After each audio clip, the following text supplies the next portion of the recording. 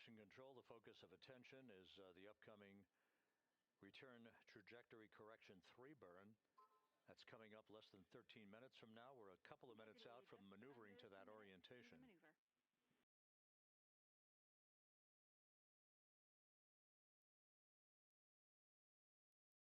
Copy that. All is calm on board, Jackie. Thank you.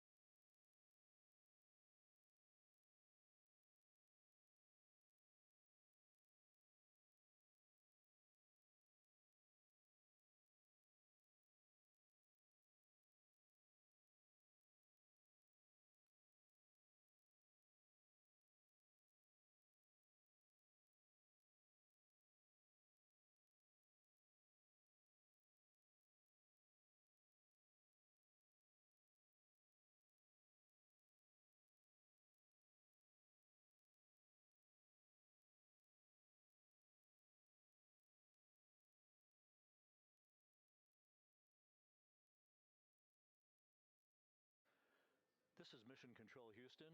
While we wait for the burn, this view from the deck of the USS John P. Murtha showing some of the armada of helicopters.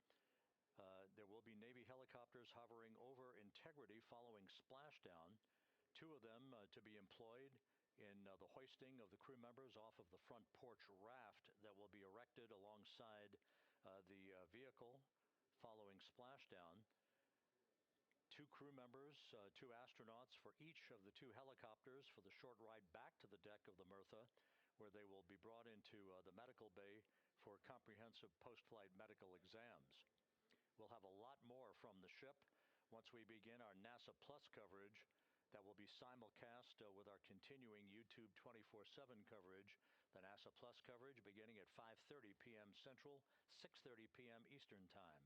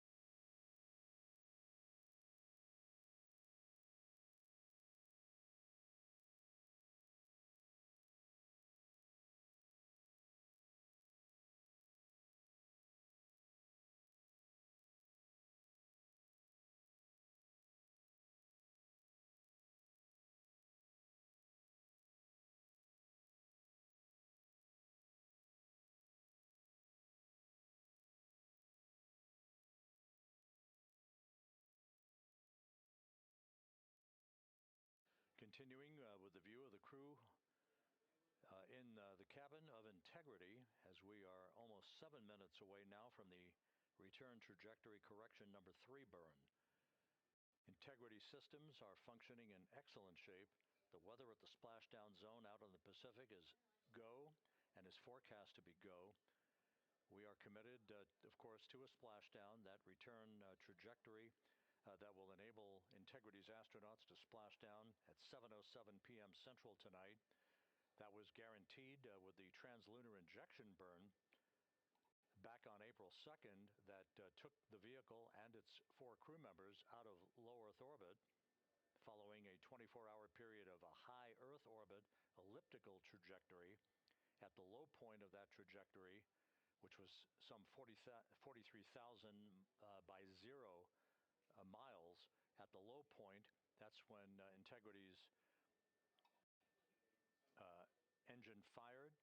The service module engine fired to break out of our Earth orbit and send humans en route to the moon for the first time since December of 1972.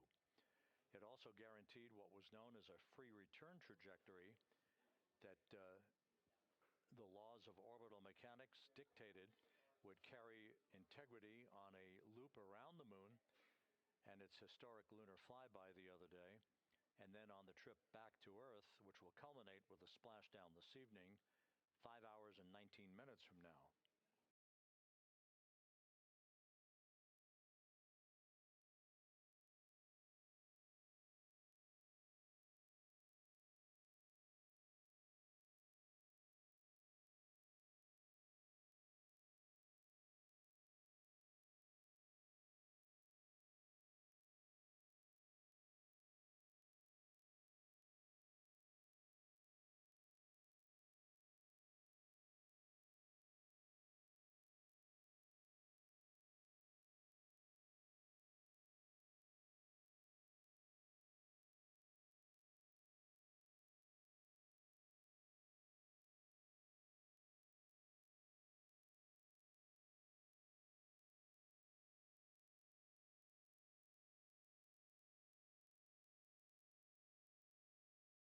As you can see, the maneuver to the burn attitude has induced quite a bit of sunlight coming into the crew cabin. We're now under 5 minutes until the burn.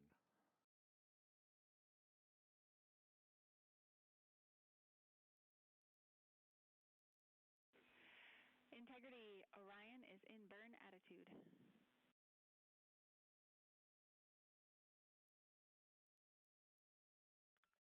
And it is an unbelievably spectacular view. Thanks, Jackie.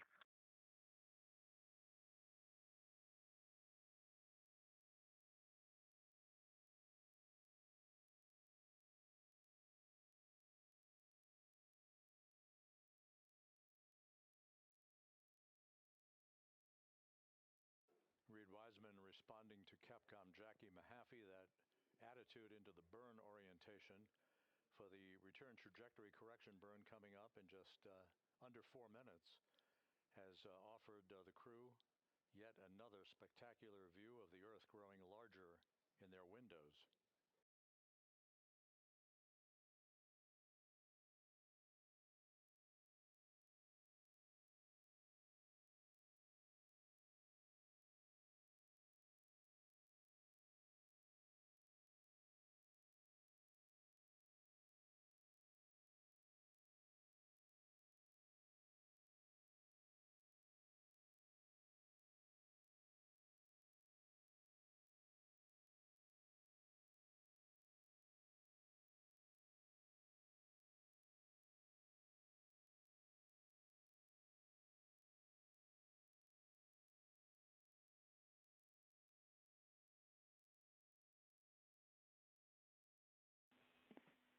Integrity Houston in 22.3 critical Q card.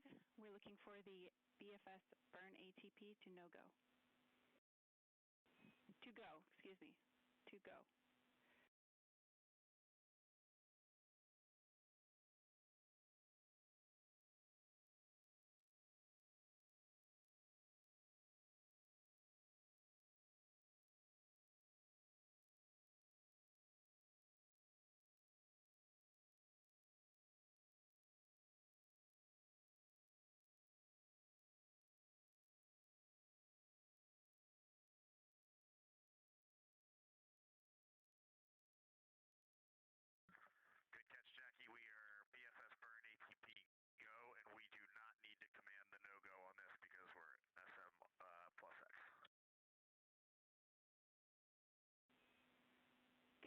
cards. Sorry about the confusion, and we see a good config.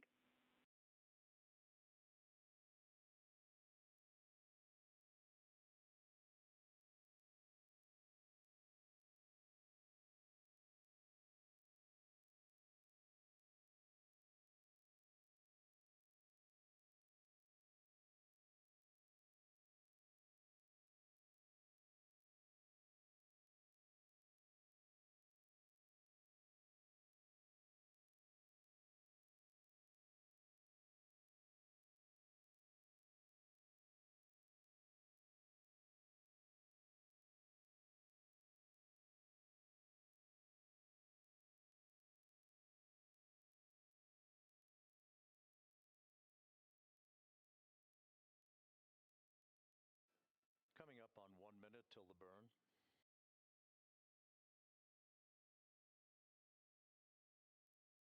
Mark, 1 minute.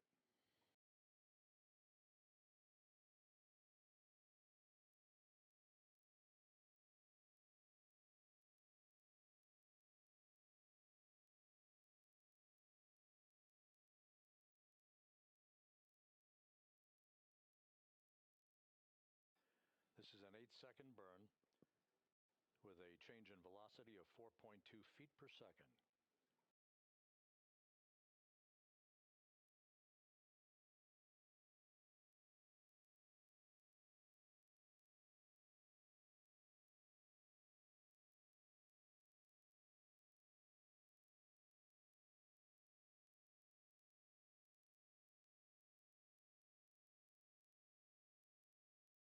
Ten seconds.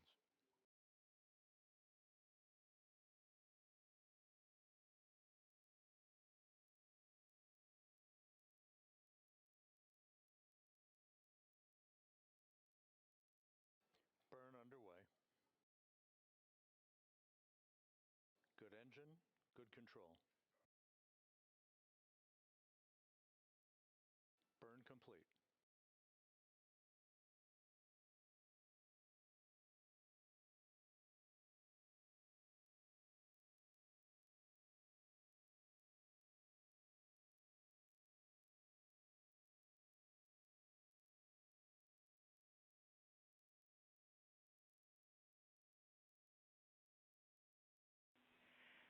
Integrity looks like a good RTC-3 burn, and we are assessing details. Hey, Jackie, we see the same on board, and we just wanted to give a huge shout-out to that ESA Airbus team, to our friends in the Netherlands and Germany and at the Glenn Research Center. This vehicle powered us, and it propelled us from the Earth to the Moon and back with extreme precision, and we are excited to be a part of your team. Houston and centers around the world, copy. Thank you.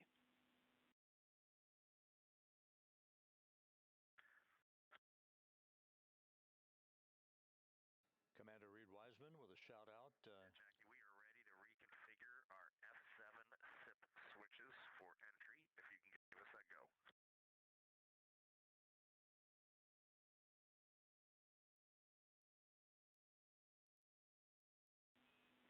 You are go for F7 switches.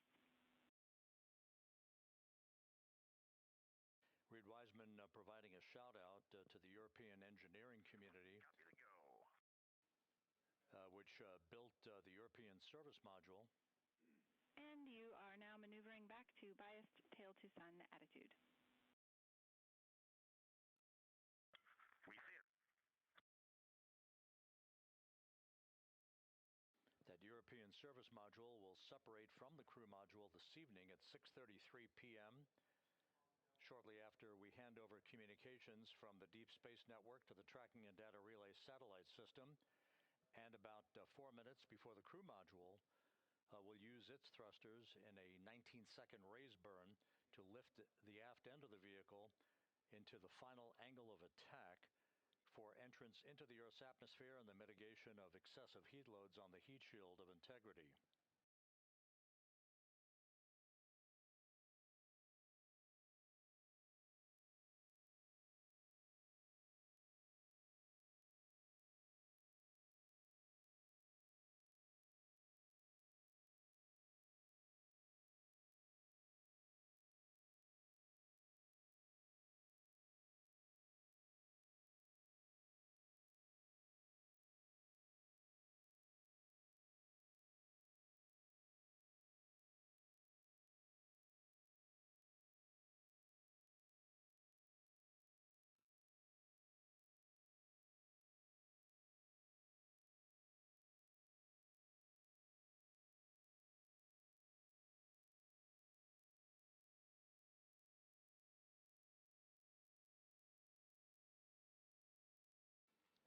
with the final major burn having been successfully completed, the crew is now preparing to complete the configuration of the crew cabin, a final stowage capability, and an opportunity to put other items away that they will not need during the entry phase. They'll move into their entry checklist about 2 hours from now at about 4 p.m. Central Time. Events will start to accelerate in terms of time as we approach the point at which entry interface will begin.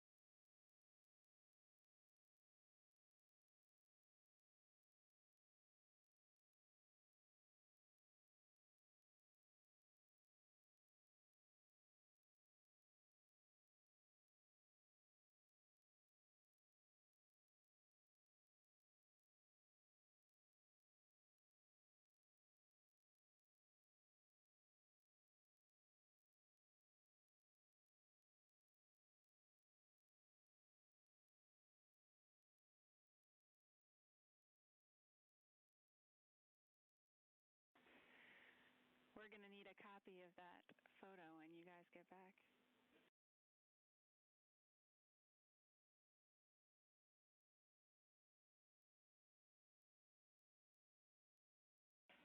Copy them.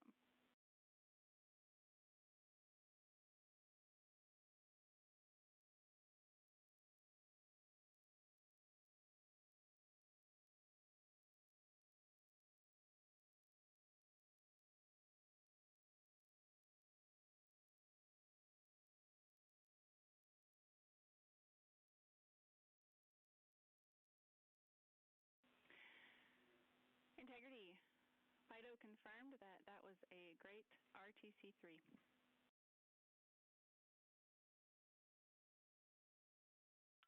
Outstanding. Thanks, Fido.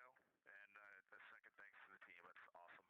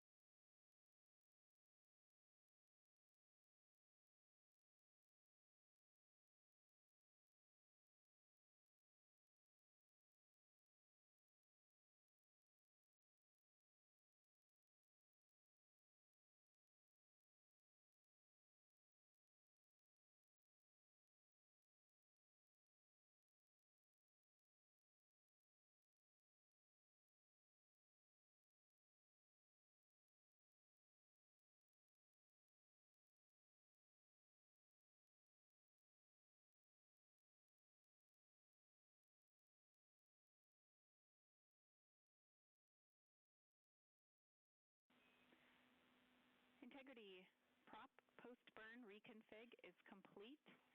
And if you were hanging out in step 23.4, you can skip it. We are in a good config.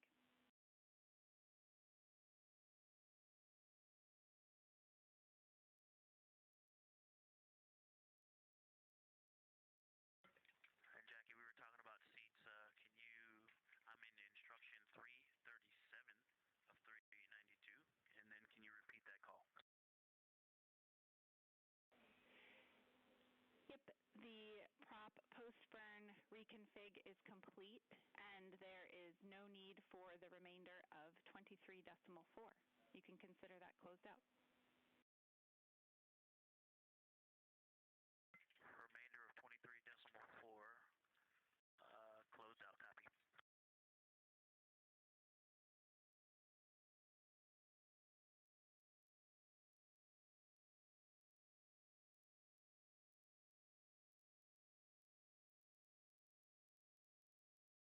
And Jackie, just confirm, I know you said the rest of 23.4. I'm not looking at this in steps, just instructions. Confirm that's the BFS configured for the burn subsequent steps as well.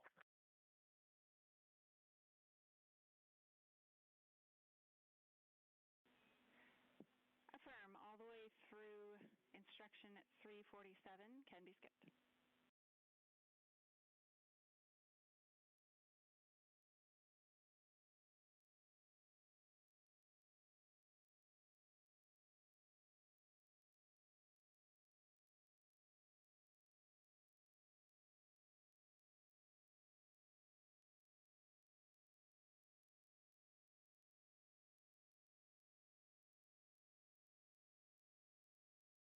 Okay, I see that takes us to step 24. I did not do any of the remaining steps in step 23, and that is over to you, MCC.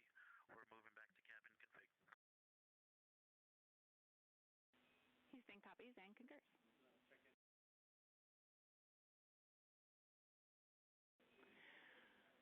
And Victor and the rest of the Integrity crew, the only DPC-related topic we had for you this morning was to sync up on cabin config and get a status of where you are in the procedure. Okay, Jackie, we're with you on that. We are complete through step 7. Actually, step 8 now is complete as well. And step 15 is complete. And we'll update you on the rest as we go along. We copy all.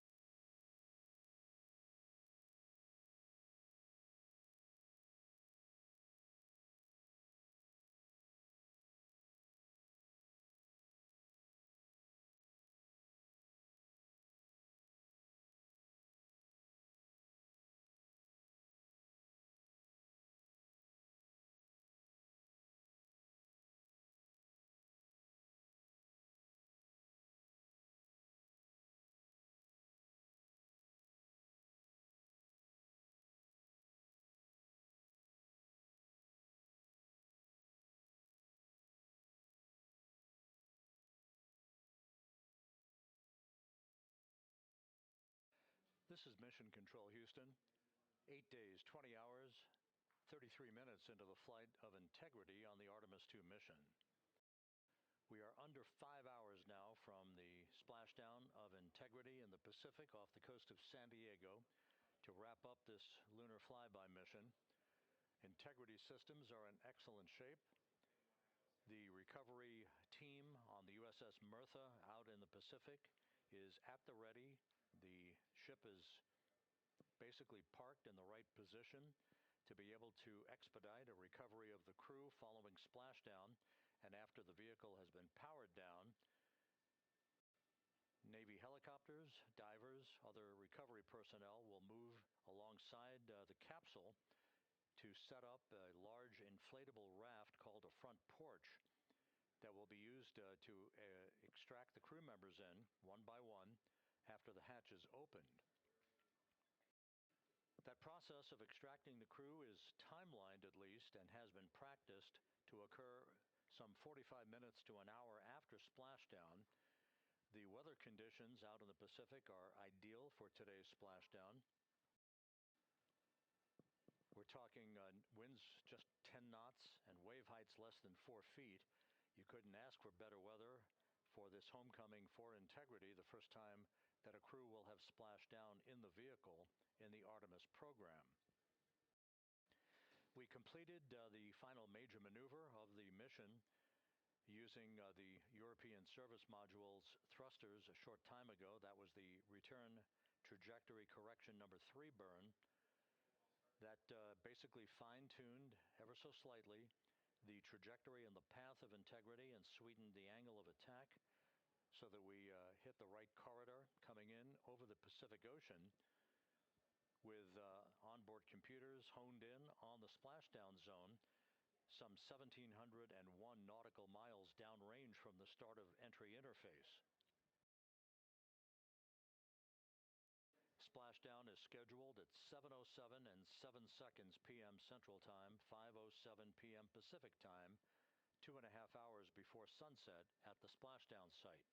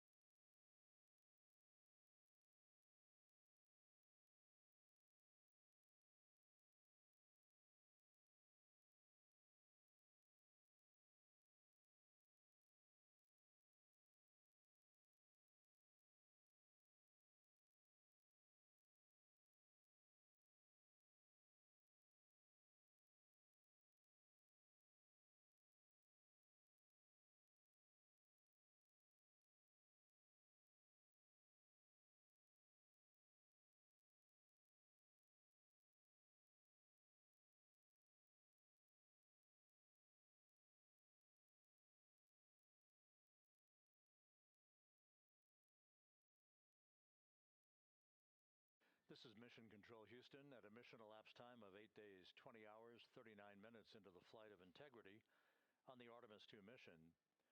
There is our planet growing larger in the field of view with each passing minute.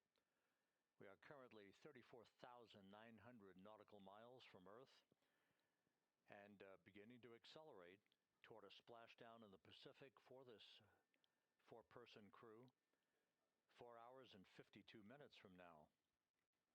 Everything on board Integrity is in great shape. All the systems are functioning perfectly. The crew is in the process of wrapping up their cabin configuration, stowing final items that they no longer need for the remainder of their journey.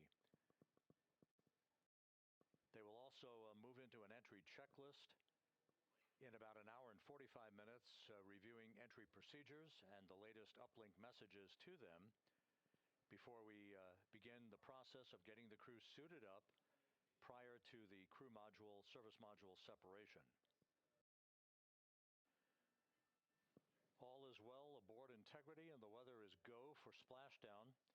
The USS John P. Murtha is in place in the recovery zone, ready to begin deploying its assets for imagery as well as for the recovery operations themselves.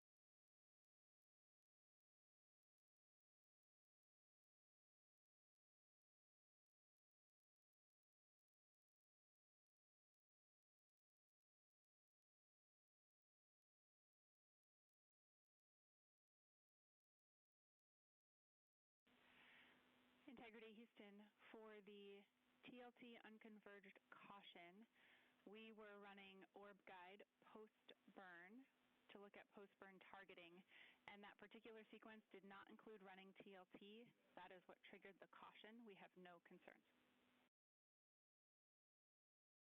Okay, outstanding. Thank you.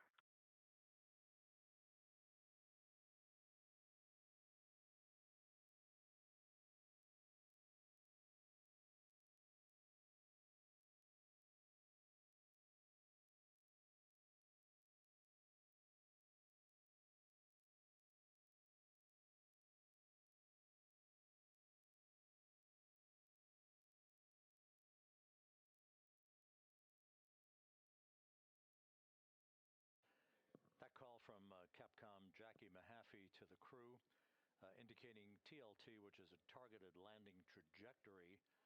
That is simply a value that was placed on board on the onboard computers, but is not being used for today's entry by the crew. The last maneuver will be conducted by Integrity will occur at 6:37 p.m. Central Time tonight. That is the crew module raise burn.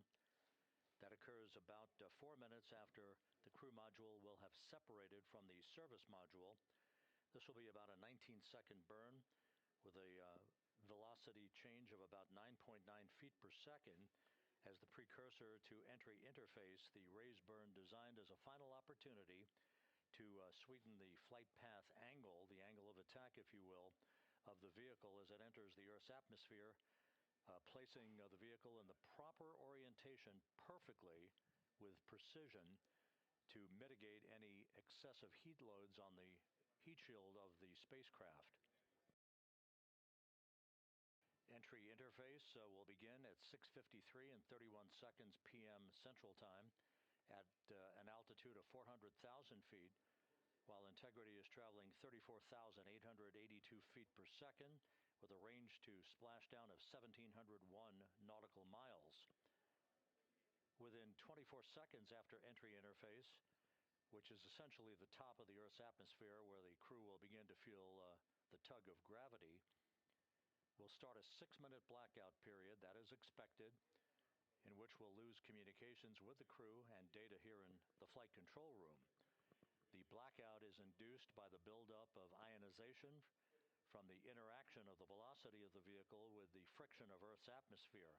It creates a plasma shield around the vehicle, preventing communications from occurring. That 6-minute blackout is scheduled to end right around 7 p.m. straight up.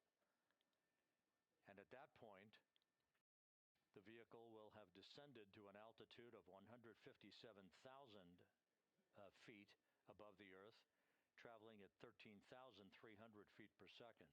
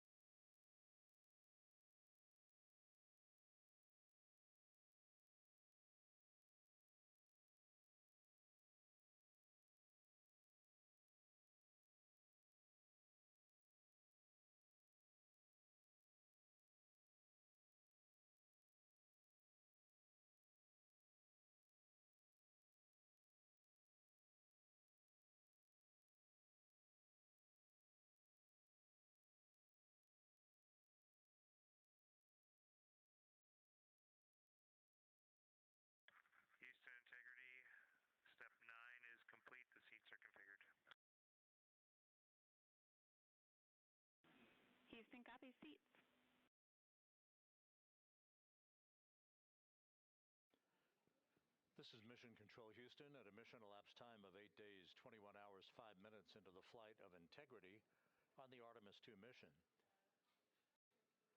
Several countdown clocks are ticking backward here in the flight control room as the Earth grows larger and larger in the field of view. In order, the next major milestone will be a raise burn of the crew module. That raise burn will follow the separation of the crew module from the service module this evening. The separation of the crew module is scheduled at 6:33 p.m. Central Time. 4 minutes later, at 6:37 p.m. Central Time, we'll conduct about a 19-second raise burn. This is a slight maneuver to tilt up the aft end of Integrity in a final opportunity to fine-tune the angle of attack that Integrity will incur as it enters the Earth's atmosphere over the Pacific Ocean.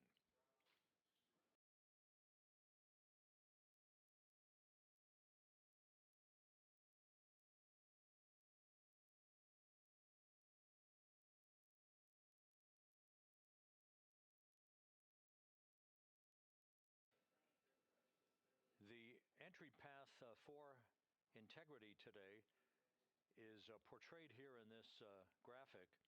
Basically, entry interface is 1,701 nautical miles uprange, if you will, from the expected splashdown point near the USS John Murtha, the recovery ship, and off the coast of San Diego. The entry interface point is critical because what we want to do is put Integrity in an orientation that will mitigate peak heating on the heat shield. For a point of comparison, during Artemis 1, we had an entry range of 3,178 nautical miles from the point of entry interface and a 20-minute entry profile. That was the so-called skip entry, in which the Artemis 1 vehicle dipped into the atmosphere to dissipate some energy, then lofted or skipped out of the atmosphere, then dipped a second and final time back into the atmosphere before splashing down. What that resulted in was a higher heat load on the heat shield, which caused unexpected char liberation. So rather than design the heat shield or replace it for Artemis 2, we elected to go into a different trajectory profile. This one with a max entry range of 1,775 nautical miles, or in today's case, all of our maneuvers and orbital mechanics will take us 1,701 nautical miles downrange from the point of entry interface. This will only be a 13.5-minute entry profile for Integrity and its astronauts and results in a much lower heat load on the heat shield. This is deliberate so that we have the lessening effect of charring on the heat shield, should there be any at all, and we do expect some. But this will more than protect the astronauts from the effects of peak heating, which will be some 4,000 to 5,000 degrees Fahrenheit during the maximum peak heating around the vehicle. That will also cause a 6-minute blackout because of ionization as heat is repelled or thwarted from the heat shield while the vehicle flies in the direction of travel towards splashdown. The raise burn that places us in our final orientation for angle of attack into entry interface. That raise burn is scheduled at 6:37 p.m. Central Time. Entry interface itself is scheduled at 6:53 and 31 seconds p.m. Central Time, when we hit the top of the Earth's atmosphere at an altitude of 400,000 feet, traveling about 34,800 feet per second. We expect our peak velocity just a few moments later, and that peak velocity is forecast by flight dynamics to be 34,965 feet per second, or 23,839 miles an hour. Now, this all occurs after we begin the blackout period of 6 minutes. We will lose communications with the vehicle just 24 seconds after we enter the Earth's atmosphere, or entry interface, as you see there. This is an expected 6-minute blackout that will begin at 6:53 and 55 seconds p.m. Central Time and will last almost until 7 p.m. straight up Central Time. Once we regain communications with the crew following the blackout, we will continue a series of role reversals. These are gentle rolls to the left and back to the right, essentially bleeding off excess energy and excess heat on the vehicle as we approach the splashdown site. The vehicle is expected to go subsonic at 7:02 and 25 seconds p.m. Central Time. That's about 8.5 or almost 9 minutes after the beginning of entry interface. And at that point, we will be at an altitude of 59,000 feet above the Pacific Ocean. A series of parachute deployments will begin. The first of that will be the forward bay cover parachutes that will basically pull the top forward bay cover off the very top of the vehicle, allowing other parachute deployment activities to occur. The forward bay cover chute deployment is scheduled at 7:03 and 22 seconds p.m. Central Time at an altitude of 23,946 feet. The forward bay cover parachutes are used in conjunction with pyrotechnic thrusters to ensure the separation of that forward bay cover, protecting Orion and its parachutes during the heat of reentry. Following that, there'll be the deployment of drogue chutes. These are 2 drogue parachutes, 23 feet in diameter. These drogue chutes will be deployed at an altitude of 23,483 feet. At this point, our velocity will have slowed from almost 24,000 feet per second to just 470 feet per second in a matter of minutes. 3 pilot parachutes will be used to lift and deploy the main parachutes from the crew module forward bay. Those main parachutes, 3 of them, are used to slow the crew module down to a splashdown at a speed that ensures astronaut safety. Each main parachute 265 feet in length from the crew module attachment to the top when inflated. The main chute deployment is scheduled at 7:04 and 44 seconds p.m. Central Time. Now that's just 11 minutes and 13 seconds after the start of entry interface. At this point, we'll be at an altitude of 5,445 feet above the Pacific. And splashdown to complete this mission is scheduled at 7:07 and 7 seconds p.m. Central Time, 5:07 p.m. Pacific Time, 2.5 hours before sunset. The crew will splash down in the Pacific southwest of San Diego at a gentle rate of just 19 miles an hour.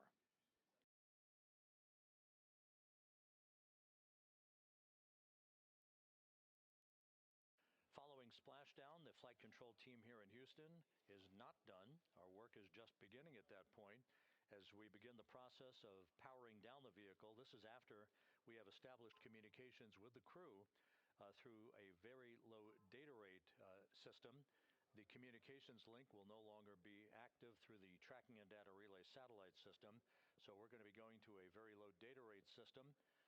We hope to establish communications with the crew fairly rapidly. That's not guaranteed. It depends on the orientation of the vehicle. The likelihood is the vehicle will splash down upright in what's known as stable 1. Whether it's upright or in some other orientation, we'll begin the process of inflating 5 inflatable airbags that are positioned in a circumferential manner around the forward bay cover at the top of integrity. These airbags will be inflated through helium. Those 5 airbags will guarantee the proper orientation upright for the spacecraft through the rest of the process of extracting the crew, which should take some 45 minutes to an hour to complete. Navy divers, fast boats, a pair of Navy helicopters, other recovery personnel will come alongside the vehicle to begin erecting an inflatable raft called the front porch that the crew will be extracted into. You've seen that in movies. You've seen it in the Apollo program and archival footage.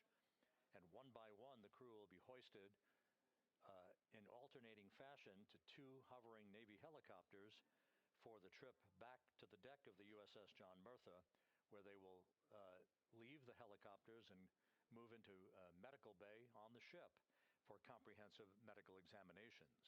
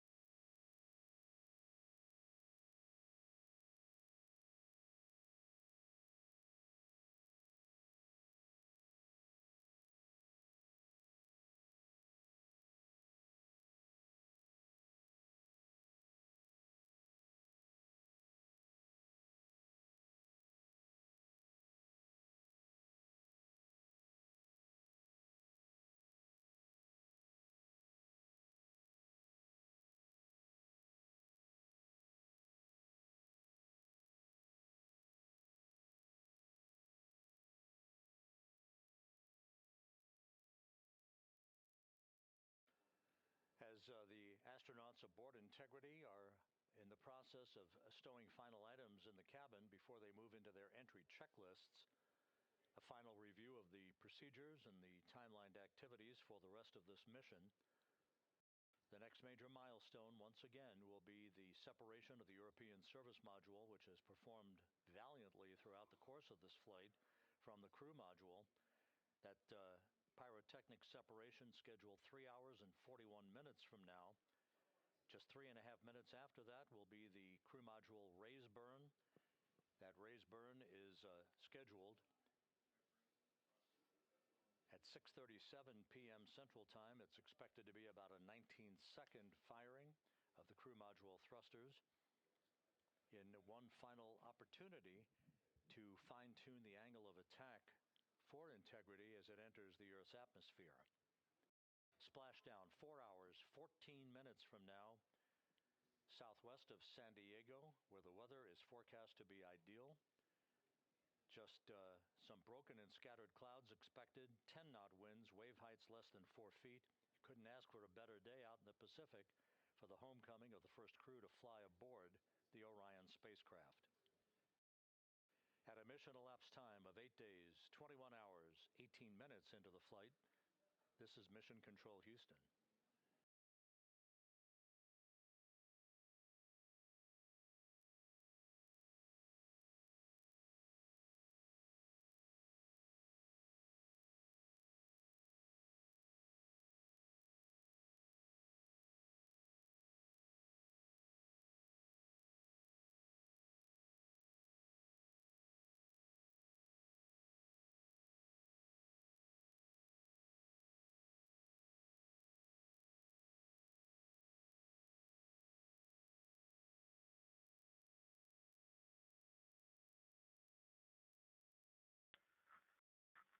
Houston Integrity, Jackie, steps 10 and 11 are complete.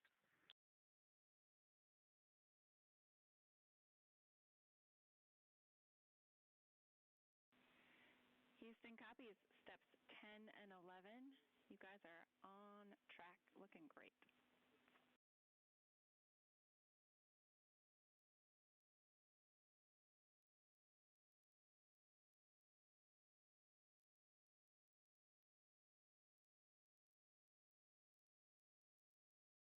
For those just joining, this view of the key players here in Mission Control, part of a flight control team. Rick Henfling, second from the right, is the entry flight director for this mission. Seated to his left is Judd Freeling, who was the flight director for Ascent back on April 1st.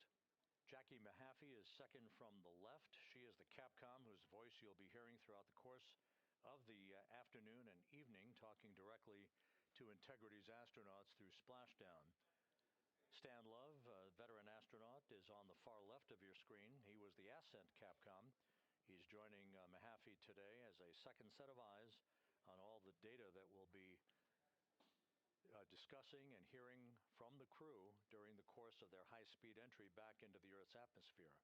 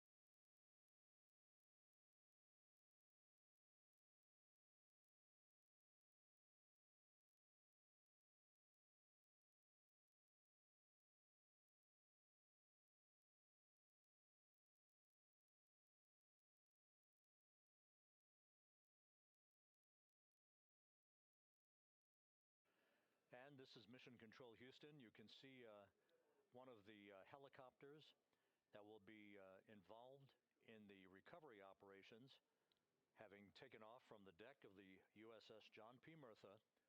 Recovery operations underway. Several helicopters will be employed not just for recovery but for imagery activities.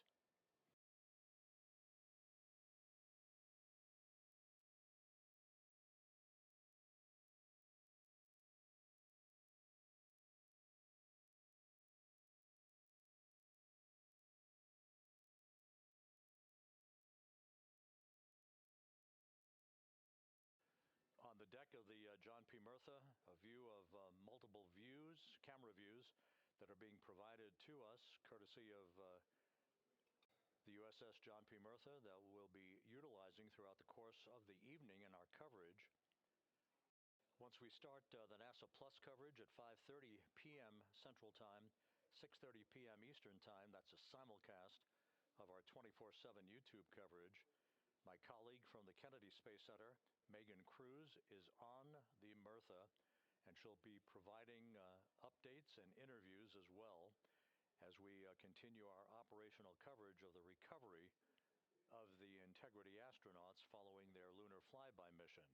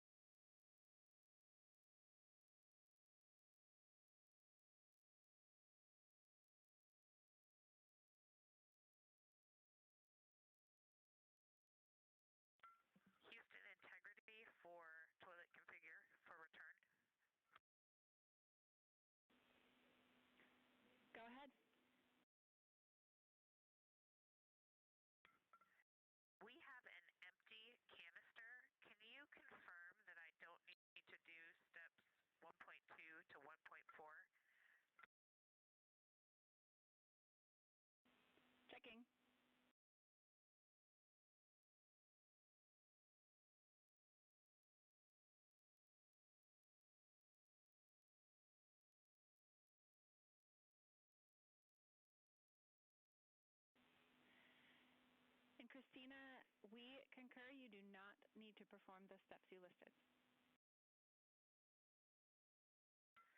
Thanks, Jackie.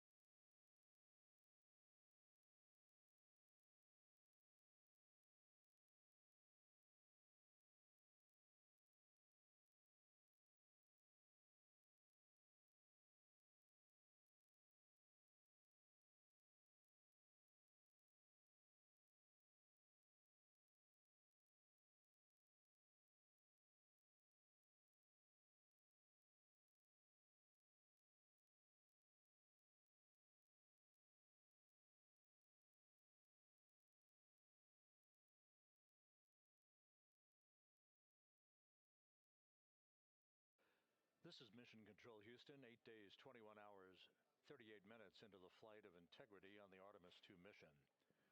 On board, all is quiet, as it is here in Mission Control, with everything moving along in trip hammer fashion, in good shape, all of Integrity's systems in great shape, and the weather at the splashdown zone off the coast of San Diego couldn't be better.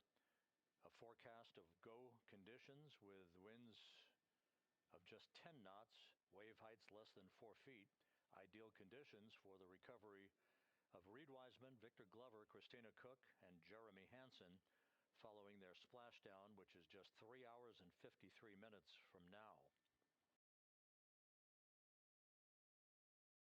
The next major milestone coming up in 3 hours and 19 minutes, that will be the separation of the crew module from the European service module that has performed perfectly during the course of the flight. The service module separation from the crew module scheduled at 6:33 p.m. Central Time. Just 4 minutes later, there will be a slight maneuver, a raise burn as it is called. This will tilt the aft end of the crew module upward ever so slightly in one final opportunity to refine the flight path angle, the angle of attack, if you will, as Integrity enters the Earth's atmosphere at the point called entry interface. That is at 6:53 and 31 seconds p.m. Central Time, or some 16 minutes after the raise burn itself. All of these events will be happening fairly rapidly as we move over the next few hours toward a splashdown of the crew and a completion of a mission that will have totaled 694,481 miles from launch to splashdown.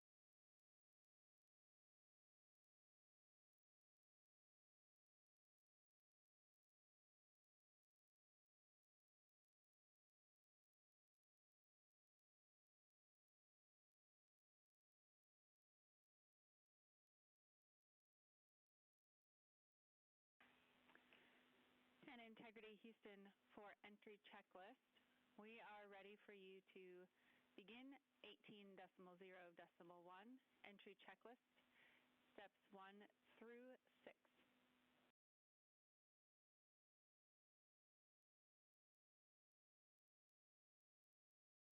Copy. We're go entry checklist 1 through 6.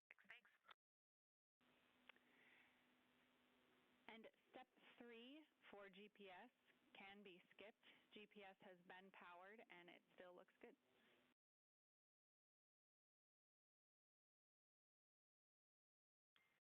Copy. Step 3 is a skip.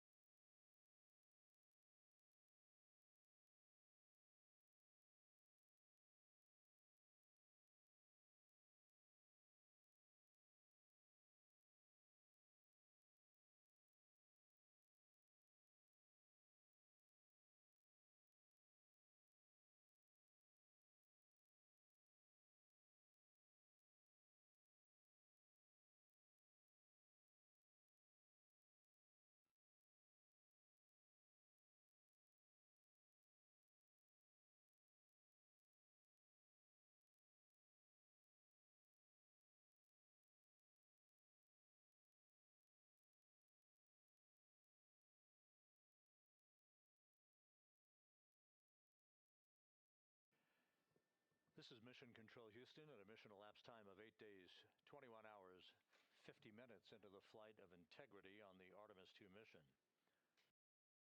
The crew is completing the configuration of the crew cabin. Soon they'll be breaking out their launch and entry suits in preparation for donning those suits and conducting leak checks as we get a bit further along in the entry preparation time frame. Meanwhile, we're looking forward to the next major milestone. That will be the separation of the crew module from the European service module 3 hours and 7 minutes from now. That's scheduled to occur at 6:33 p.m. Central Time, 7:33 p.m. Eastern Time. 4 minutes after that, we'll conduct a raise burn. This will be about a 19-second firing of Integrity's thrusters with a change in velocity of 9.9 feet per second. That will adjust the angle of attack of the vehicle by gently tipping the aft end of Integrity higher, if you will, like sitting in a reclining chair and basically leaning back a bit. This angle of attack adjustment is specifically designed and pre-planned to enter the Earth's atmosphere at entry interface later this evening at the proper angle to minimize heating effects on Integrity's heat shield.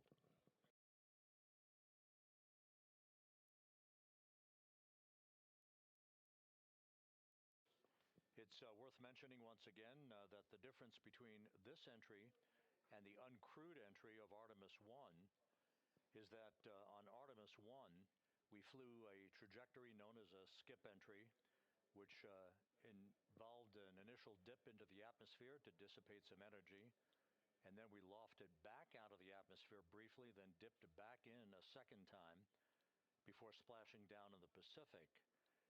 After the flight, the post-flight inspection and video analysis showed that there was an area of mechanical char liberation that was not expected.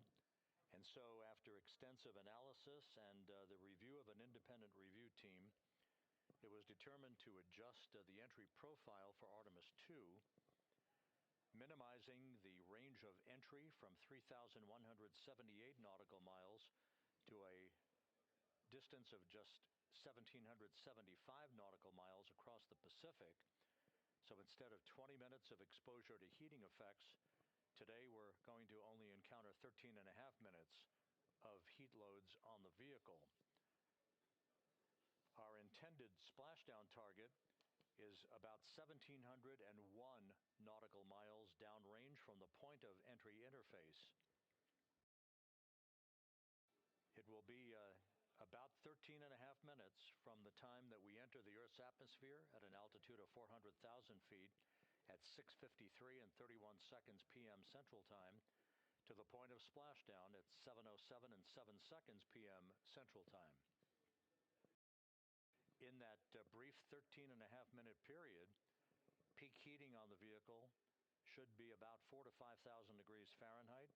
The heat to be repelled by Integrity's heat shield, as it is for any vehicle entering the Earth's atmosphere that has a crew on board. The crew should be experiencing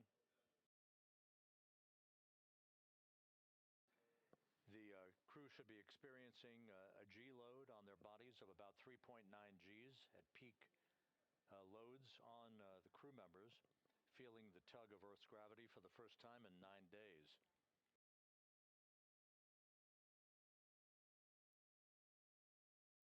We will decelerate from a speed of 23,839 miles an hour just after we begin the blackout period of 6 minutes in duration to a splashdown velocity of just 19 miles an hour, all that happening in rapid-fire succession.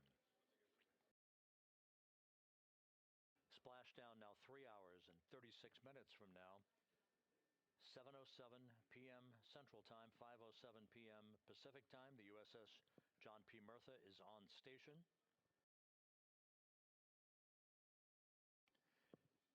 Some of the airborne assets, helicopters and fixed-wing aircraft, are taking off in sequential fashion from the deck of the ship. These are imagery assets. The actual Navy recovery helicopters that will hoist the crew out of the front porch, inflatable raft that will be erected alongside the hatchway to Integrity. And there's a view, a live view from the deck of the USS John P. Murtha. It is a bit overcast. We do expect those clouds to lift a bit over the next few hours. We should have some broken and scattered clouds. It won't be crystal clear blue skies out there in the Pacific, but the weather is go and forecast to be go by the Spaceflight Meteorology Group. The Navy helicopters will be hovering over the spacecraft once it is powered down and once it is guaranteed to be uprighted through the inflation of the 5 crew module uprighting system airbags that will take place shortly after splashdown. The Navy divers and a Navy flight surgeon will pull alongside the spacecraft to begin the process of erecting the front porch. Then they will open up the hatch and begin to extract the crew members one by one. They'll have an opportunity to get their land legs back a bit before they're hoisted one by one in harnesses up inside the 2 awaiting helicopters. They'll be hoisted up in alternating fashion So there'll be two crew members for each helicopter for the short ride back to the Mertha. Once they arrive on the deck of the ship, they'll be brought into medical bay for comprehensive medical exams. That is all part of the post-flight medical evaluation of these crew members as they complete their mission around the moon and back to Earth.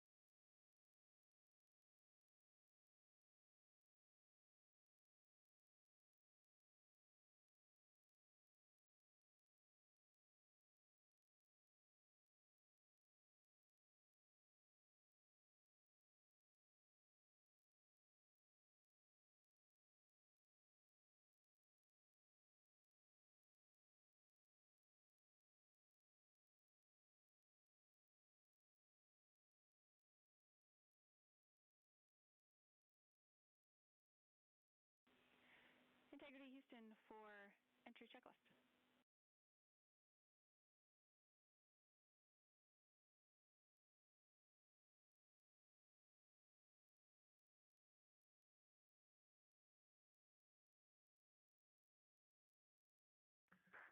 Go ahead, Jackie. Hey, Reed, a couple of questions for you. We realized we didn't give you an explicit thumbs up to perform step 1.2 for the flight path angle hash mark update, so we wanted to confirm that you did, in fact, perform the set EI FPA limits procedure. And secondly, we want your opinion on the in and out CMIS caution. Is that something that will be distracting such that we should inhibit it?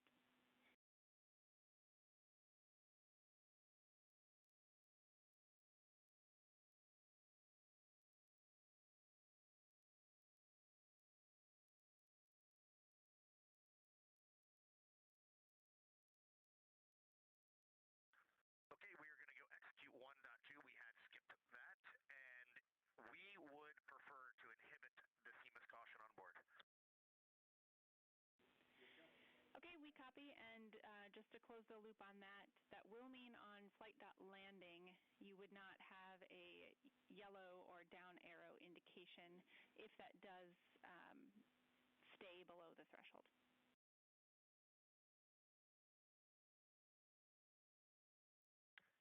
And that is totally fine.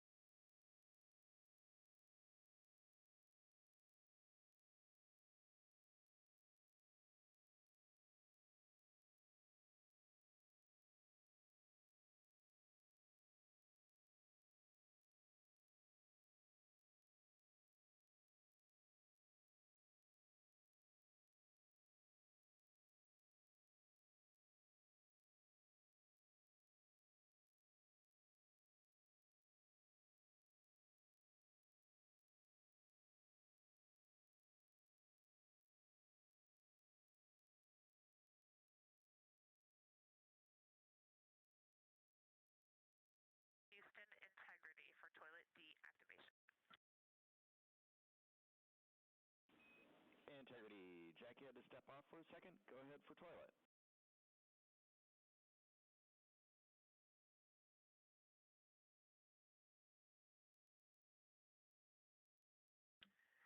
Yes, sir. Hey, Stan. Great to hear your voice. We are ready for MCC to deactivate the toilet.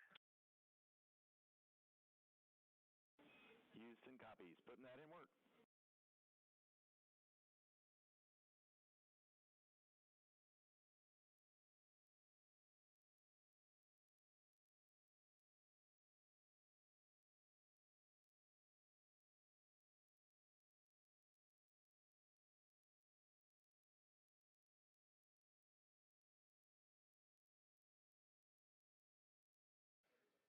This is Mission Control Houston. That communication from Christina Cook on board Integrity to spacecraft communicator Stan Love. Integrity for burn telemetry on CM raise burn. 2 questions.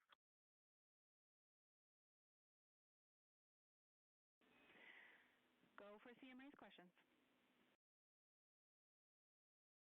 Hey, Jackie, we see a Delta V tote on our display of 9.9, which is fairly close to the 8.5 on the entry pad, but our TIGO on the display is 44 seconds, and the entry pad estimated 19 seconds. Can you all take a look at that for us?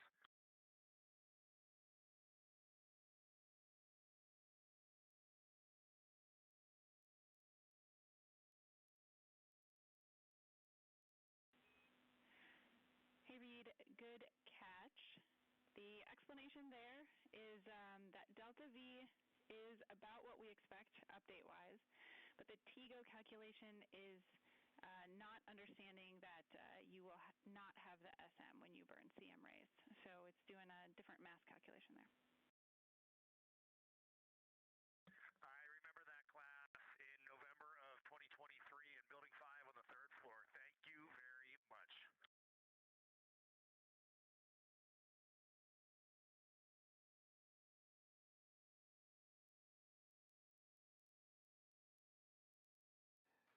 This is Mission Control Houston.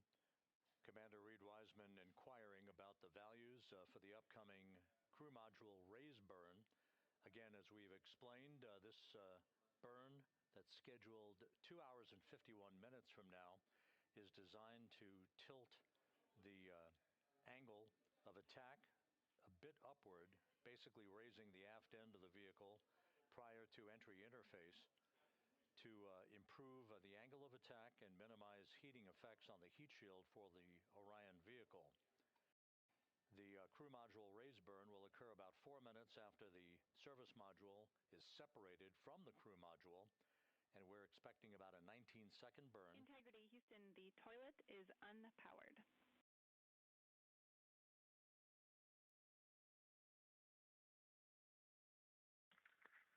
Christina Rogers, thank you. The crew module raise burn is expected to be 19 seconds in duration with a change in velocity of about 9.9 feet per second. Once again, that's designed to fine-tune the angle of attack for Integrity as it enters the Earth's atmosphere, which will occur about 16.5 minutes after the raise burn itself. And as you heard, spacecraft communicator Jackie Mahaffey relaying that we have sent commands to turn off the ship's potty, so it is no longer to be used for the remainder of the mission, with splashdown scheduled 3 hours and 19 minutes from now. The 4 crew members on board Integrity, Reed Wiseman, Victor Glover, Christina Cook, and Jeremy Hansen, are in the process of completing the stowage of items in the crew cabin before they move into their entry checklist, basically looking through all of the chronological procedures that lie ahead for the rapid-fire succession of all of the events that will unfold over the course of the next 3 hours.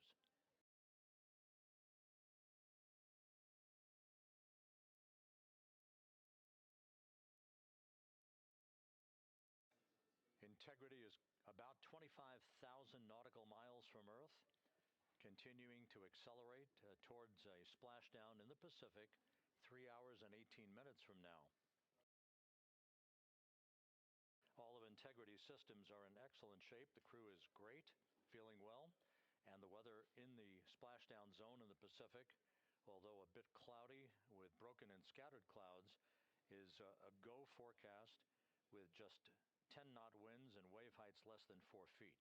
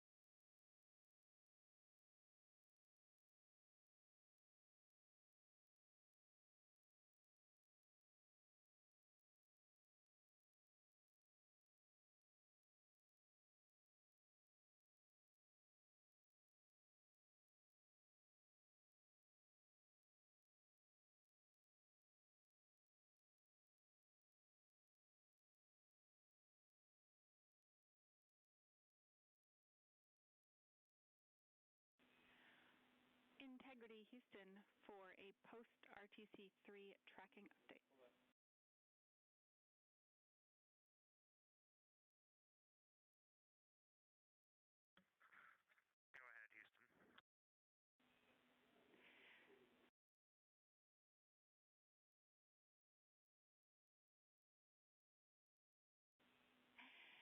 Hey, the post-RTC3 tracking looks great.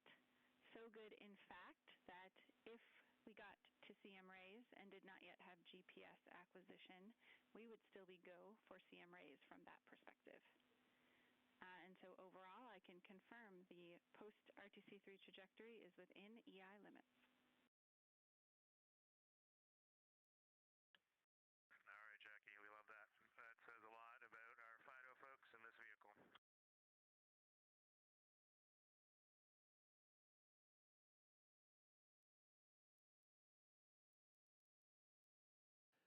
This is Mission Control Houston. A tip of the hat from Canadian Space Agency astronaut Jeremy Hansen to the flight dynamics folks and the guidance, navigation, and control officer. The RTC-3 burn that was conducted just over 2 hours ago, which was basically a final fine-tuning of the trajectory of integrity to hit the sweet spot in the corridor over the Pacific Ocean for entry interface, was so perfect that we are dead on the center line down the corridor, and the crew module raise burn that is scheduled at 6:37 p.m. Central Time and which will be conducted is only required to lift the aft end of the vehicle ever so slightly by a degree or two to improve the angle of attack of the spacecraft as it enters the atmosphere, mitigating peak heating effects on the heat shield for integrity. But our trajectory is dead set, right on the money, right down the pike, heading for a splashdown 3 hours and 10 minutes from now at 7:07 p.m. Central Time, 5:07 p.m. Pacific Time.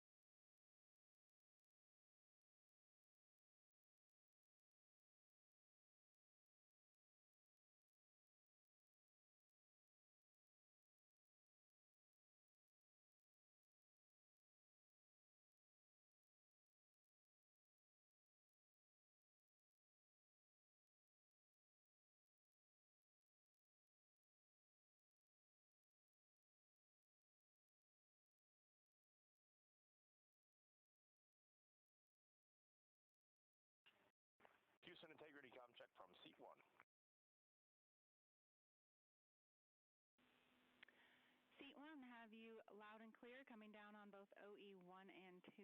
How me on 1?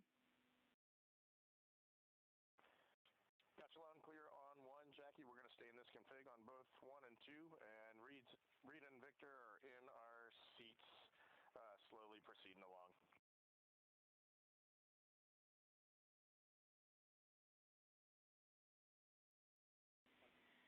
Okay, we copy, and just to confirm, that means that you've got the bulk of your suits donned, is that correct?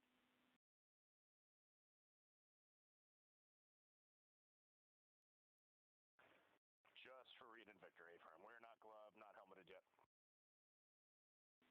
Copy all. Thanks.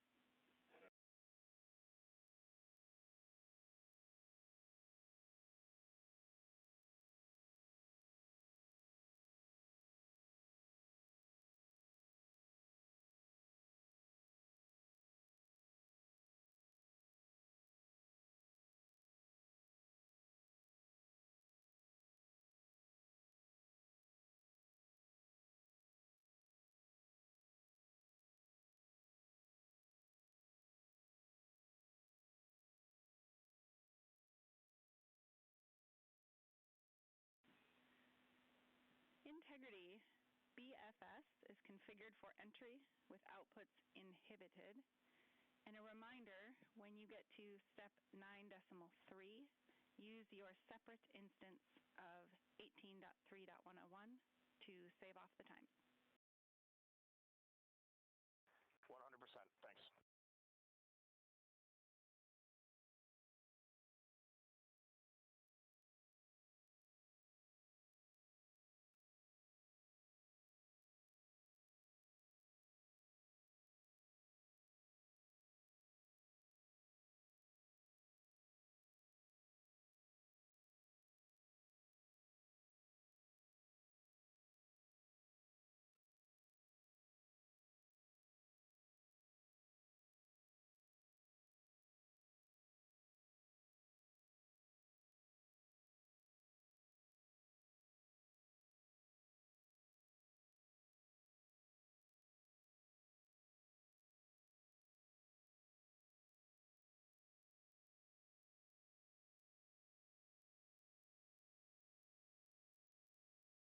Houston integrity comm check from C2.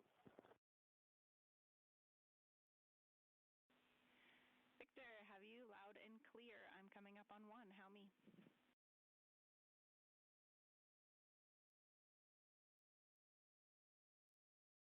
Jackie, I have you loud and clear on 1.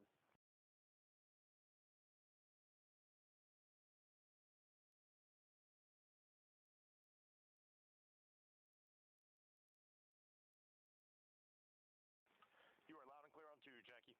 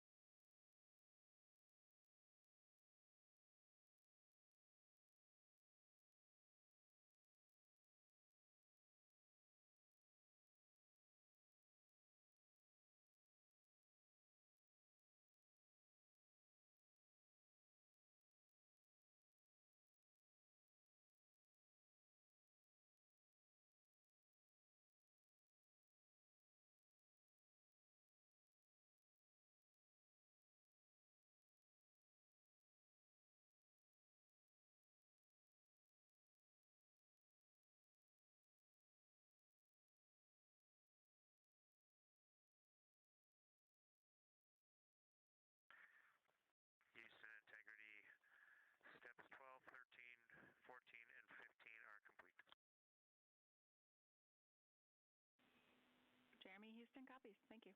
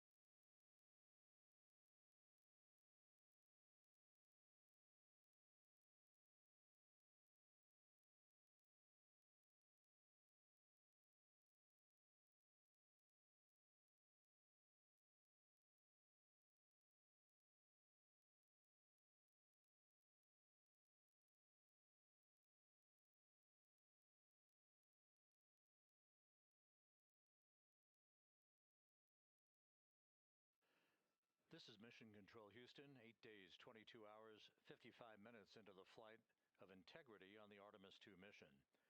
On board the vehicle, the four crew members, Commander Reed Wiseman, pilot Victor Glover, and mission specialists Jeremy Hansen and Christina Cook are suiting up in their Orion crew survival suits, the launch and entry suits that they also wore during their launch from the Kennedy Space Center back on April 1st.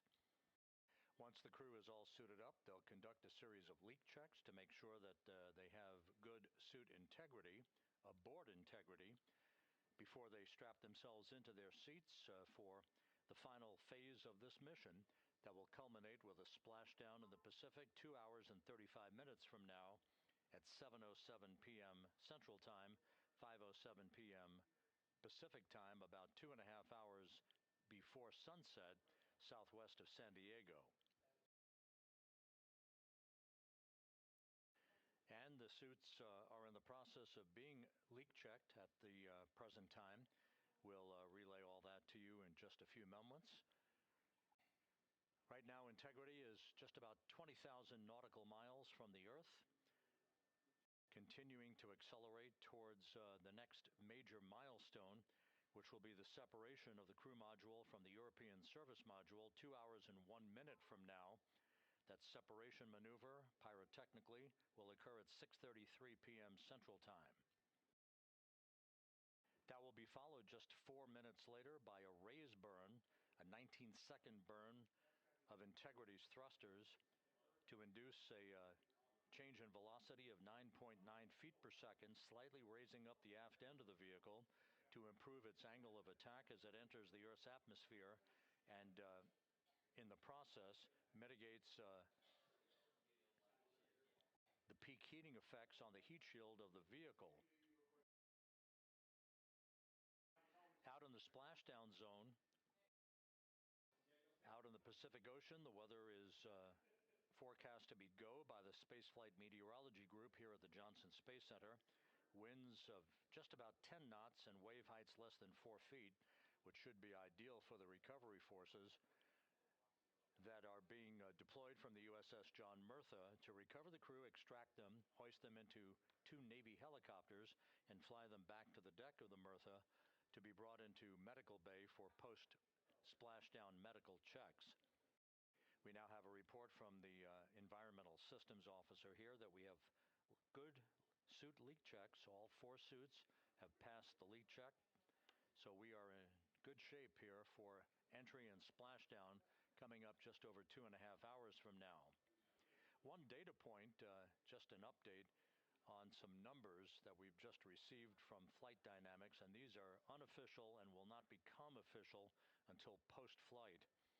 We now anticipate that the maximum speed that Integrity will encounter as it enters the Earth's atmosphere will be right around the same time as we enter a communications blackout of 6 minutes in duration.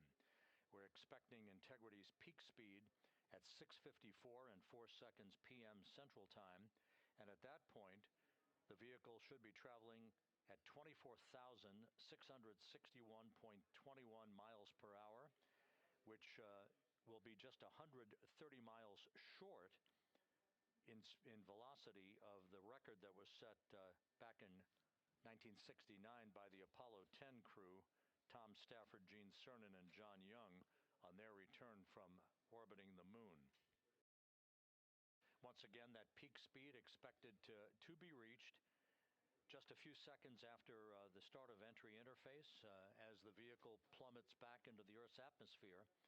The peak speed expected to be reached at 6:54 and 4 seconds p.m. Central Time, and that peak speed now estimated by Flight Dynamics to be 24,661.21 miles per hour, which equates to about Mach 33.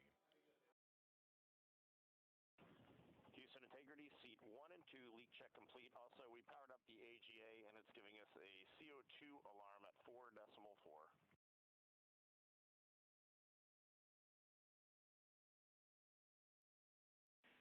We copy leak check.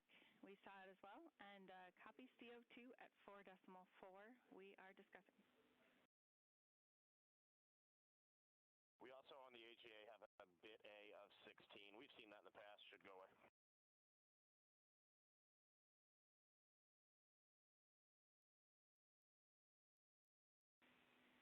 And Reed, is the AGA been powered for 5 minutes yet, or are we still in that wait period?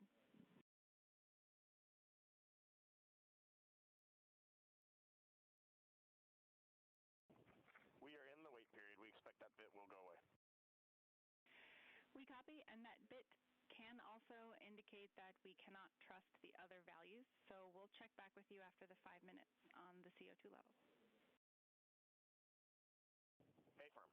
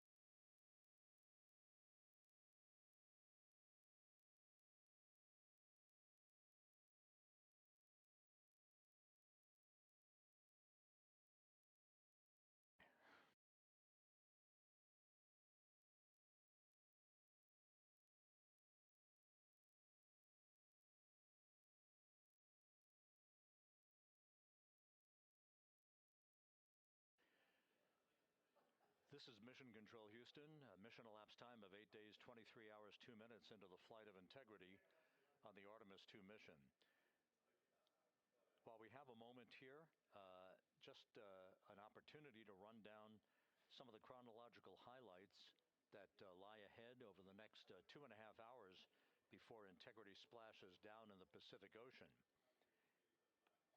Coming up at 5:30 p.m. Central Time, 6:30 p.m. Eastern Time, we will begin a simulcast of NASA Plus coverage that will accompany our 24/7 YouTube coverage that we have been providing ever since we began the mission with the tanking of the Space Launch System at the Kennedy Space Center for launch back on April 1st. Houston, Integrity, we are complete through steps 18. Seats 3 and 4 are yet to suit, obviously.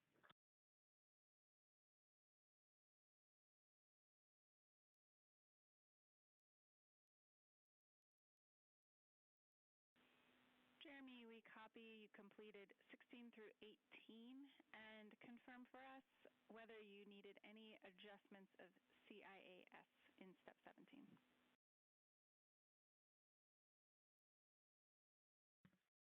Negative. All the settings were still in their launch config. Houston copies.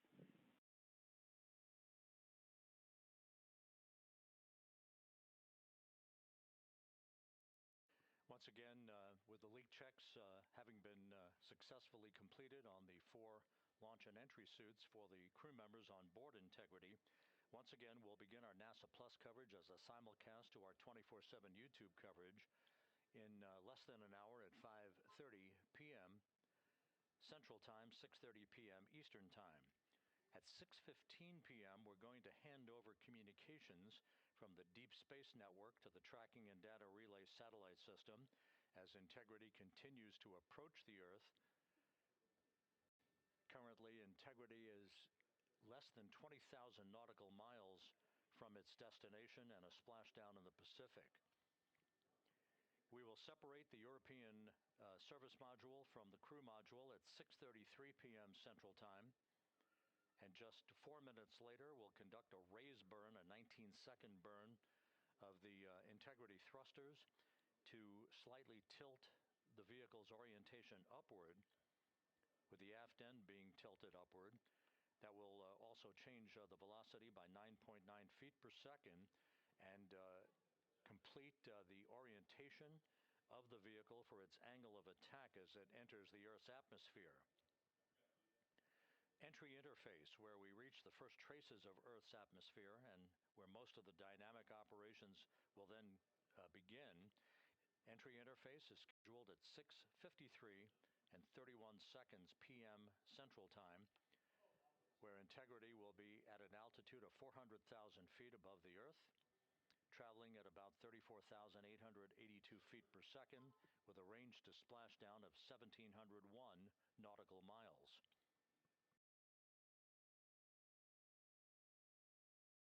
Just 10 seconds, just a few seconds later, about 24 seconds later, we'll enter a 6-minute communications blackout at 6:53 and 55 seconds p.m. That communications blackout will be due to the buildup of plasma around the vehicle, the ionization of the interaction of the velocity of Integrity with the friction of the Earth's atmosphere. So the communications blackout, to last about 6 minutes in duration, will start 24 seconds after entry interface. At 6:54 and 4 seconds p.m., we'll reach our peak velocity. This is an estimation from Flight Dynamics. We should be reaching a peak velocity of 24,661.21 miles per hour, or somewhere around Mach 33.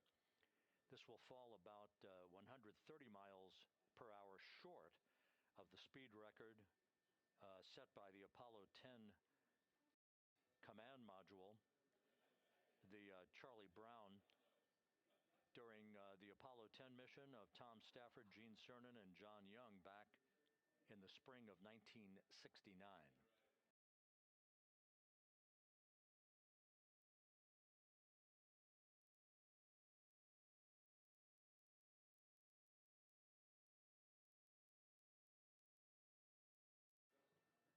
Once the communications blackout ends, which is expected just a few seconds before 7 p.m. Central Time, 6:59 and 56 seconds p.m. Central Time, we will be at an altitude of 157,000 feet over the Pacific Ocean, and at that point we should be traveling at about 13,300 feet per second with a range to splashdown of just 147 nautical miles. There will be a series of roll reversals, first to the left, allowing Integrity to bank to the left. These are computer commanded, not crew commanded, but computer commanded roll reversals to bank the vehicle first to the left, then to the right. That bleeds off excess energy and helps to reduce the speed and the heating effects on the vehicle during the final phase of flight. Starting at 7:03 and 22 seconds p.m. Central Time, we'll begin the series of chute deployments. In all, there are 11 parachutes associated with this mission. The first 3 will pull off the forward bay cover from the top of the vehicle. The forward bay cover chutes are 3. That'll be followed by the deployment of the drogue chutes at 7:03 and 23 seconds p.m. Then 3 pilot parachutes will pull the main parachutes, 3 of them, from the forward bay cover. The forward bay housing all of the parachutes at the very top of Orion. The main chute deploy is scheduled at 7:04 and 44 seconds p.m. The vehicle will have slowed to just a very glacial speed of 198 miles per hour, feet per second, I should say, at that point, at an altitude of 5,400 feet above the Pacific Ocean. The splashdown velocity, of course, will be 0. 19 miles an hour is the velocity that the crew will feel under the 3 main parachutes as they splash down in the Pacific, southwest of San Diego. So a number of major milestones lie ahead. Splashdown time is currently estimated at 7:07 and 7 seconds p.m. Central Time, 5:07 and 7 seconds p.m. Pacific Time. That will conclude a total traveling distance from launch to splashdown of 694,481 statute miles.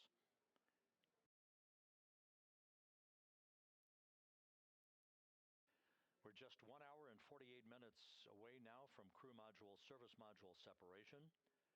The crew has donned their launch and entry suits. They've conducted leak checks. Everything is in order, and the weather is go at the splashdown site. Some of the flying assets that will collect imagery of the descent of Integrity towards splashdown have already been deployed from the deck of the USS John Murtha. The actual recovery team members will be deployed in helicopters and fast boats a bit later on as we approach splashdown, and of course after splashdown itself. Once the vehicle splashes down, we'll be deploying the 5 inflatable airbags at the top of the vehicle with helium. That will ensure that the vehicle is upright throughout the course of the recovery operations. The team here in Mission Control will check all of the systems on Integrity, make sure that we are not leaking any toxic gases from the spacecraft, and that will be the signal for the start of the power down of Integrity systems and the ability of the first members of the recovery team to approach the vehicle to set up the inflatable life raft called the front porch, which will be used to bring the crew members out of the vehicle into that front porch one by one after the hatch is open to Integrity. We expect the extraction of the crew to be some 45 minutes to an hour after splashdown, which would be about 30 to 45 minutes after the vehicle is powered down.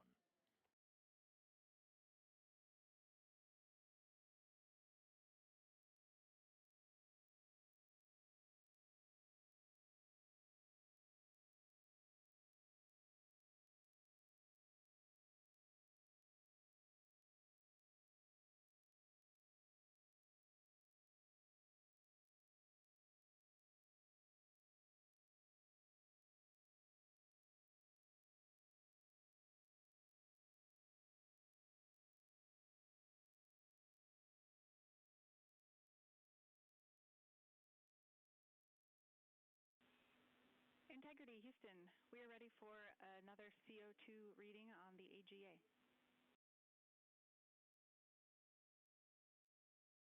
It is 5.1.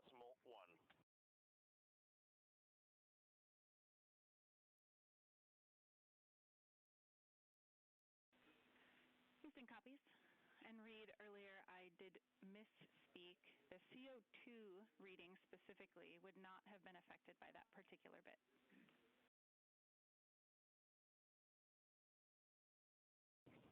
Okay, sounds good. We just know we're in ARS suit, and that's very likely contributing to that.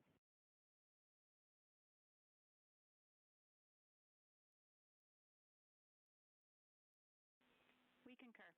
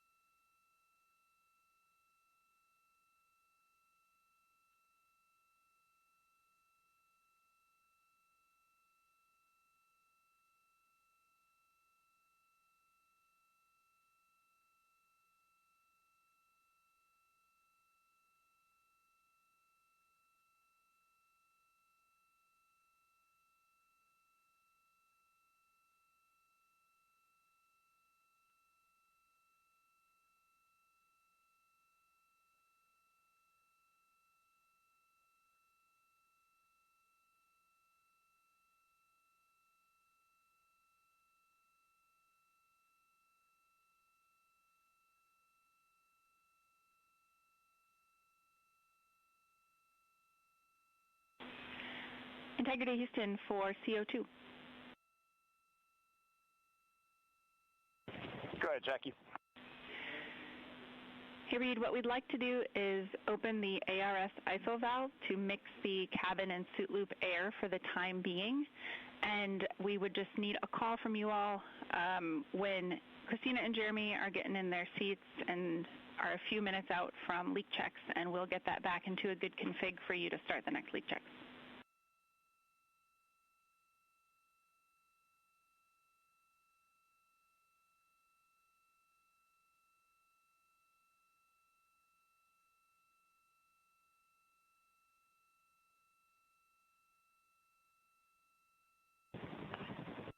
Hey, Jackie, that's a reasonably good idea. Can we just hang on that for a little bit and see how we're doing? Yep, up to you. We will wait. Let us know if you'd like that cabin air mixing. Is there a CO2 number where you guys would advise that?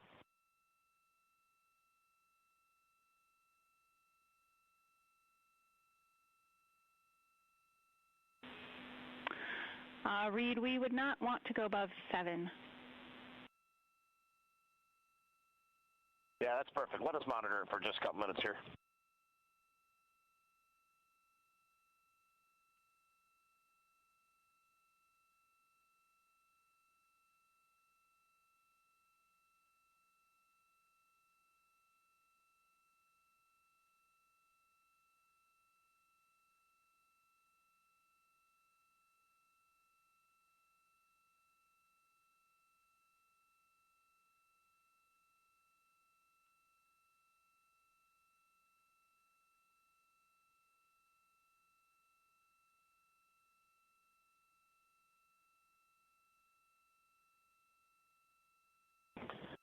Houston, cabin entry config is complete, and Christina and Jeremy are about to start suit done. Excellent on cabin config and copy suit down.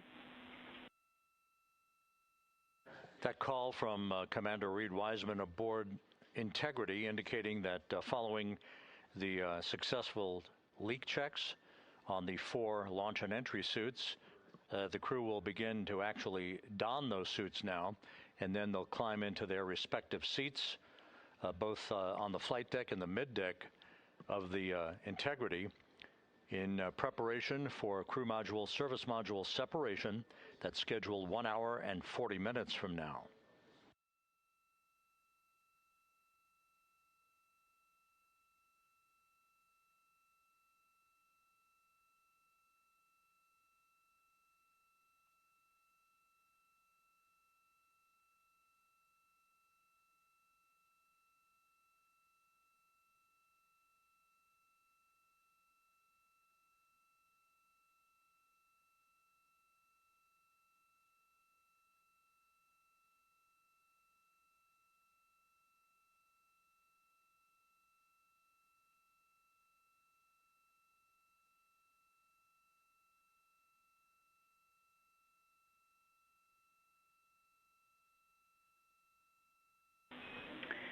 Integrity, Houston, for entry checklist. Your CMSM SEP ATP is set to go. We see that on the PFD, Jackie. And the call from Capcom Jackie Mahaffey here in Mission Control to Reed Wiseman, indicating that the pyros are armed for crew module service module separation coming up 1 hour 38 minutes 52 seconds from now.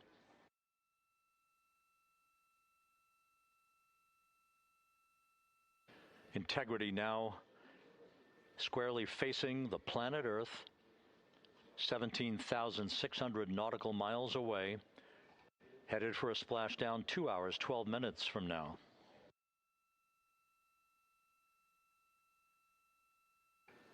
All of the recovery assets, the helicopters, the Navy P-3s, the para-rescued divers, they're all in place, ready to recover this crew following splashdown. And again, the chronology after splashdown will call for the flight control team here in Houston to assess integrity systems, make sure no toxic gases are leaking from the spacecraft. And first order of business will be the command to inflate the crew module uprighting system bags, the 5 inflatable airbags that will be inflated with helium to maintain its upright position as it bobs in the Pacific before the recovery forces reach the crew.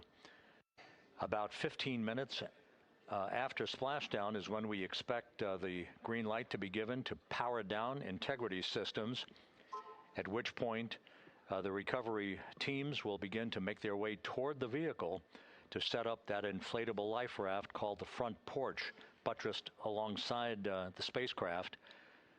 That will be the precursor to the opening of the hatch and the extraction of the crew members, one by one, into that raft, giving them a chance to get their land legs back as they feel the first sensations of Earth's gravity in 9 days and their high-speed return to Earth, with their peak speed reaching some 24,661 miles an hour.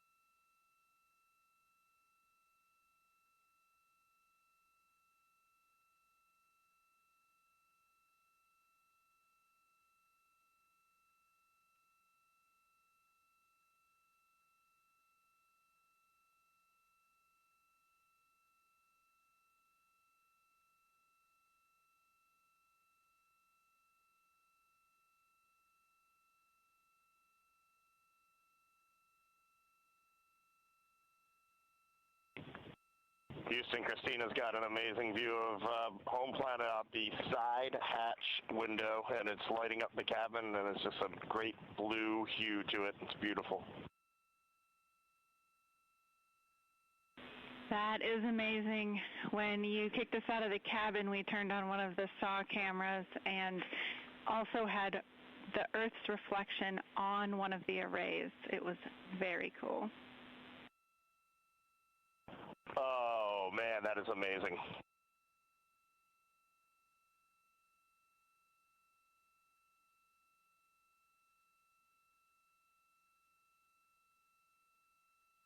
This is Mission Control Houston. Commander Reed Wiseman reveling about the view of the Earth from a distance of less than 17,000 nautical miles now. The cabin audio cable and boom mic are in F3 large, stowed. We copy. The view that Reed Wiseman is describing is the view you're looking at right now as the Earth grows larger in the field of view with each passing moment.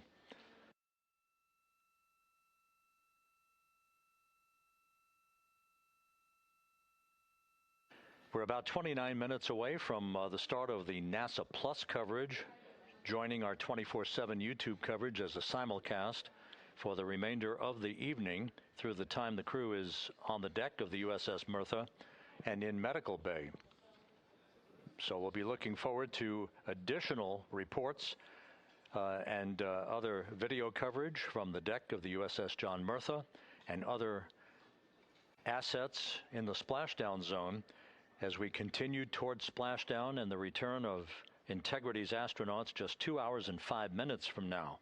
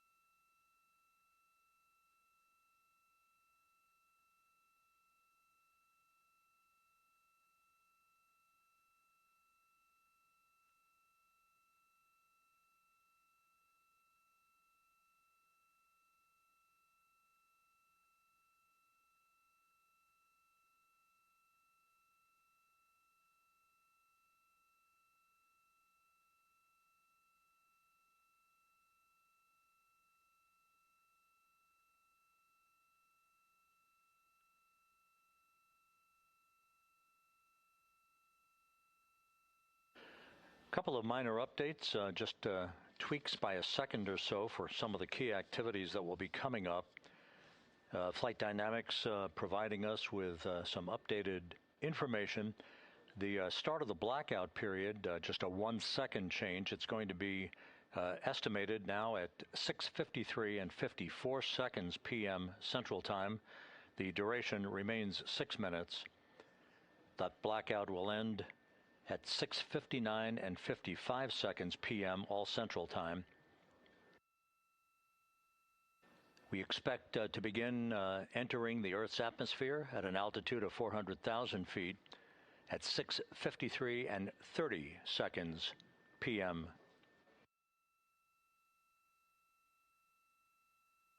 And 1 second difference now in our splashdown time, if everything unfolds the way we believe it will. Splashdown now scheduled at 7:07 and 8 seconds p.m. Central Time, 7:07 and 8 seconds p.m. Central Time, 5:07 and 8 seconds p.m. Pacific Time at the splashdown zone off the coast of San Diego.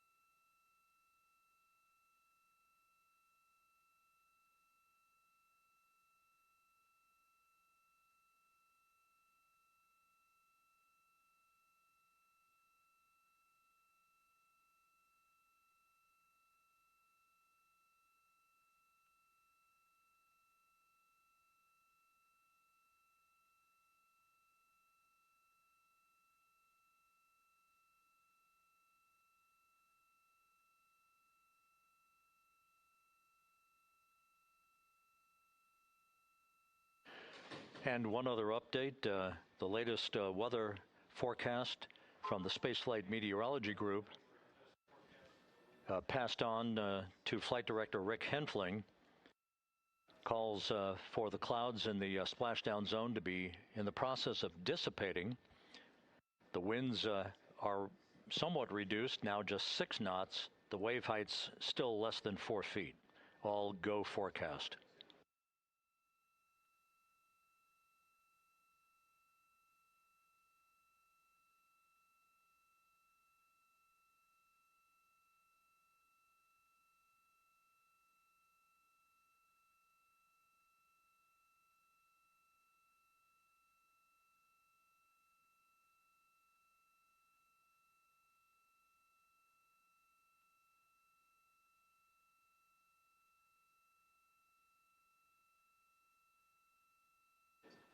So once again, the stage is set as Integrity continues its inexorable march toward a splashdown in the Pacific 2 hours from now. 16,000 nautical miles away from the Earth.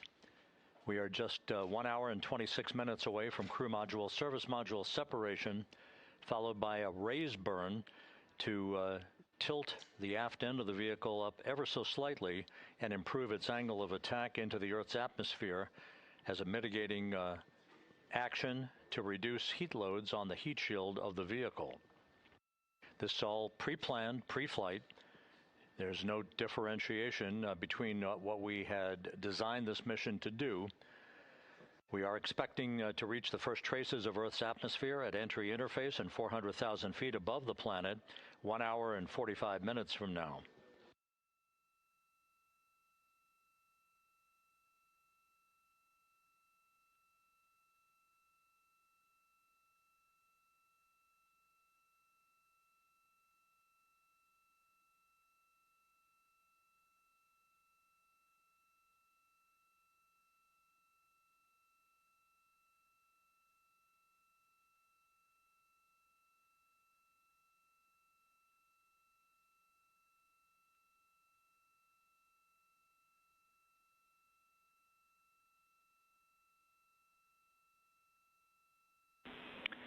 Integrity, Houston.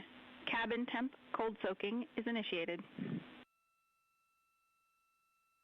Copy that, Jackie. CO2 is 5.5, and we are still doing good on board. Christina and Jeremy are beginning suit on.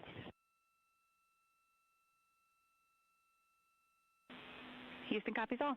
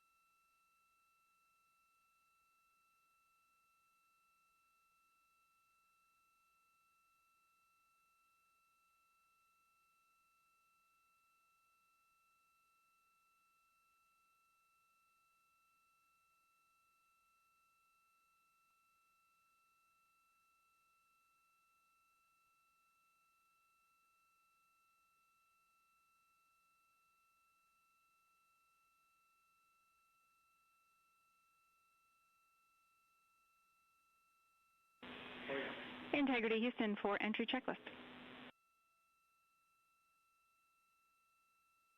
Go ahead, Jackie. Reed, with this time to EI, we expect you're about to be stepping into steps 9 and 10 in the entry checklist. In step 10 for the SIP switch config, there are no deltas. No deltas to step 10. Copy all.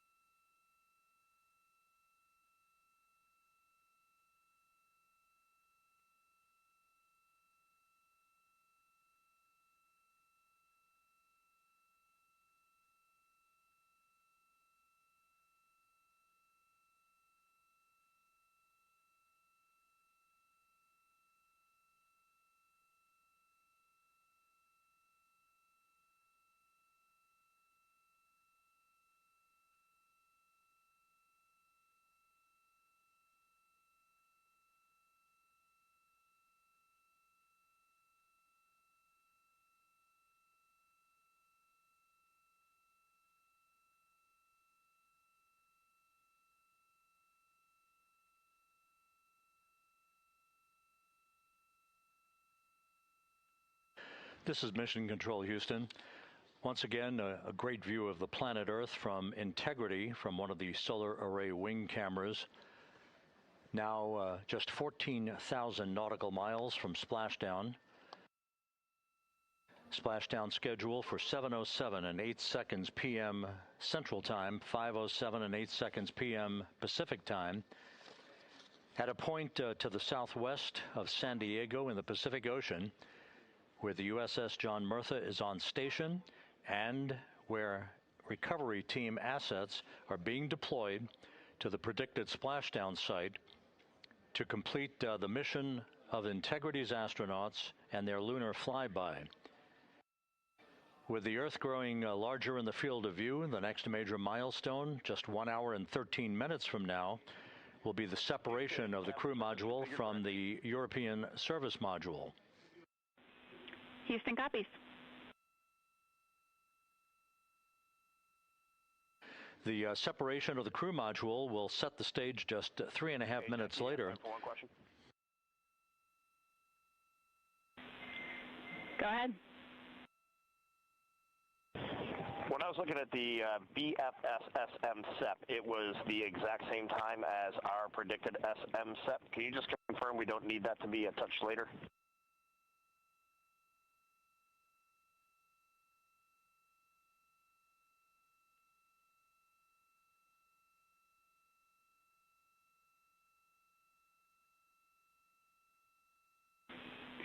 And Reed, matching is expected. That's when the sequence will begin for that whole SEP config.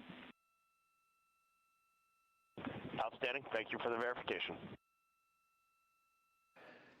Here in Mission Control in the Artemis Flight Control Room, Capcom Jackie Mahaffey confirming some of the timeline activities with Commander Reed Wiseman aboard the vehicle. The crew has suited up in its launch and entry suits, ready to begin the critical phase of this mission. Their homecoming to a high-speed entry and a parachute-assisted splashdown in the Pacific. Once again, the next major milestone, 1 hour, 11 minutes from now, the separation of the crew module from the European service module as Artemis's astronauts head home to complete this historic flight.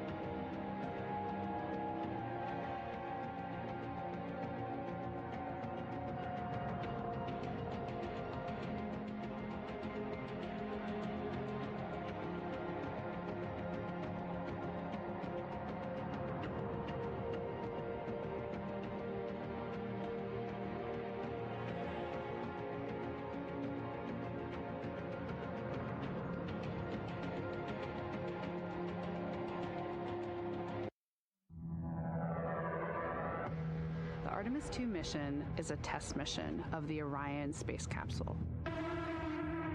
Artemis 2 will be the first time we put humans on this rocket.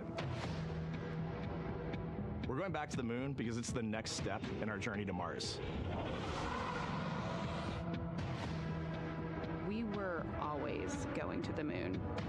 Pushing ourselves to explore is just core to who we are. That's a part of being a human. And liftoff. We shall return.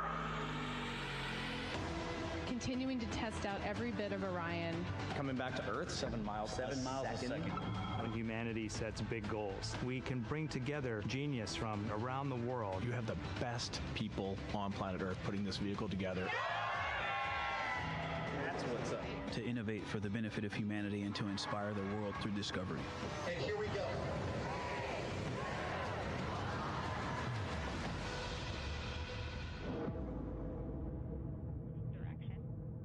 19th, 1972, 2:25 p.m. Eastern Standard Time.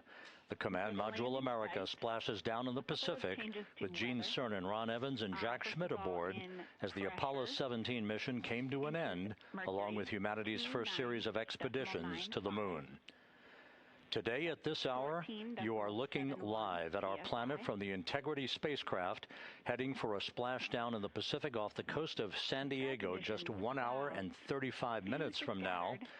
And good day from the Artemis Flight Control Room here at the Johnson Space Center in Houston, where the entry flight control team is on duty at this hour, led by Flight Director Rick Henfling, joined on console with the voice you'll hear talking to the crew throughout the course of the day. That is Jackie Mahaffey, second from your left.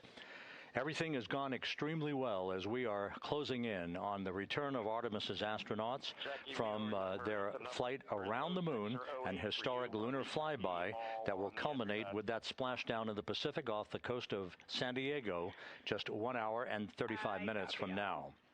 And with that, it's a good entry pad, and we can continue in the procedure. Integrity. You're looking at a live view inside Integrity. Reed Wiseman on the left doing a fist bump with pilot Victor Glover on the right, and down in the middeck area just below their feet, suited up in their launch and entry suits, are mission specialists Christina Cook and Jeremy Hansen of the Canadian Space Agency. A number of milestones yet to unfold before splashdown just over an hour and a half from now. Earlier today, the crew woke up at about 10:35 a.m. Central Time. They completed the final major maneuver of the flight, that being the return trajectory correction 3 burn. It was an 8-second burn that fine-tuned its trajectory to enter a corridor over the Pacific Ocean a short time from now. That will be the point of entry interface, where the crew will reach the first traces of Earth's atmosphere at an altitude of 400,000 feet. The crew moved into its entry checklist just after 4 p.m. Central Time, suited up in those launch and entry suits, conducted leak checks, and now are in the final stages of their entry checklist. Instruction 115 of entry checklist. SM separation ATP is go. Houston copies. The next major milestone on the route home. Fully zipped, and they're working on EBS and then seating up. We copy. Thanks for the status. Jackie Mahaffey talking to Reed Wiseman aboard Integrity. The spacecraft now about 12,000 nautical miles from the Earth's surface. The next major milestone on tap for the crew will be the handover of communications from the Deep Space Network to the Tracking and Data Relay Satellite System. The Deep Space Network came into play after the translunar injection burn back on April 2nd that propelled Integrity toward its lunar flyby. We'll be back on the TDRS network here in about 41 minutes. Following that, the next activity will be the pyrotechnic separation of the crew module from the European service module. That is scheduled at 6:33 p.m. Central Time, followed 4 minutes later by one final critical maneuver. That will be a 19-second burn of Integrity's thrusters in what is called the crew module raise burn. Now, what that does is it basically acts If you were sitting in a reclining chair, you'd basically tilt yourself back. It raises the aft end of Integrity ever so slightly, and that is the final opportunity for us to fine-tune the angle of attack of Integrity through the area of peak heating at entry interface that will come a bit later on, about an hour and 18 minutes from now. So after the raise burn, we will be in the final orientation that will minimize any peak heating on the heat shield of Integrity and prior to the time the crew enters the Earth's atmosphere at an altitude of 400,000 feet. Entry interface. This is the critical time where the crew will reach the first traces of Earth's atmosphere at an altitude of 400,000 feet, traveling 34,882 feet per second. Just 24 seconds after entering the Earth's atmosphere, we will experience a communications blackout expected to last 6 minutes in duration. This is planned, and it is caused by the interaction of the velocity of Integrity with the friction of Earth's atmosphere. There will be a buildup of plasma around the vehicle, and that ionization will prevent any communications with the crew and any receipt of data by flight controllers here in Mission Control. That blackout is scheduled to begin at 6:53 and 54 seconds p.m. Central Time. Again, a 6-minute blackout that will end, if all goes as planned, at 6:59 and 55 seconds p.m. Central Time. At that point, we expect to regain communications with the crew and a reacquisition of data through the Tracking and Data Relay satellite system.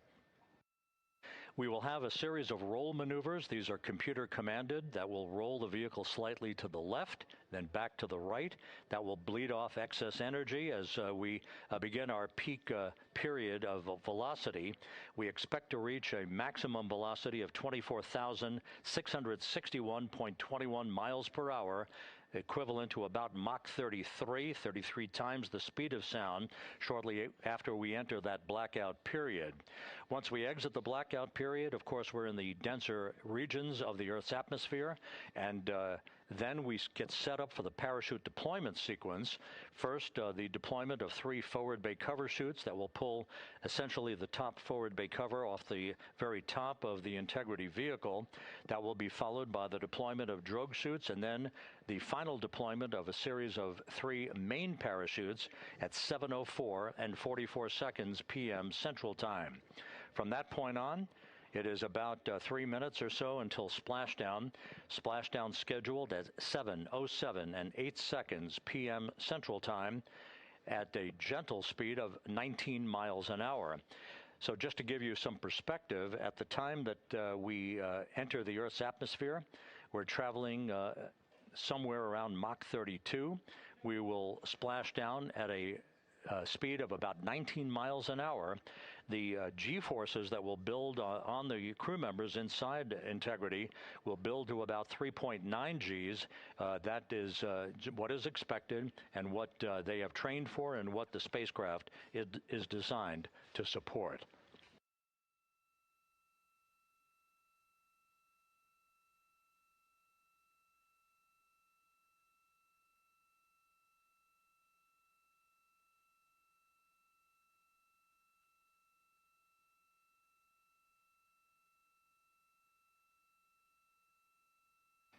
The latest weather forecast out in the recovery zone off the coast of San Diego is a go forecast from our meteorologists here at the Spaceflight Meteorology Group at the Johnson Space Center.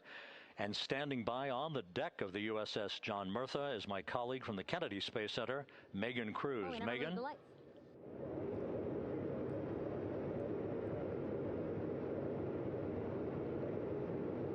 Hey there, Rob. Yeah, welcome to the bow of the USS John Murtha. This is where we will report out live updates from the ship as NASA and the U.S. military work to recover our Artemis 2 astronauts in just about an hour and a half. How exciting. Now, right now, as you can see, we are out in the Pacific Ocean. We are just west of San Diego. We're actually staged about 6.5 miles away from where we expect Orion to splash down. And then we will incrementally move closer. So at the time of splashdown, we'll be about 5 miles away, and then we will will move to 3.2 miles away. At that point, we'll pause, make sure that all the debris that might be coming down with Orion, because basically some parts of like the parachute system, they're jettisoned off Orion during descent. So we'll just want to make sure that those all land in the water and that we are safe to move even closer. So we will make sure that we can move a little closer, and at that point we will move to a mile away from Orion. And at that point the ship will circle the capsule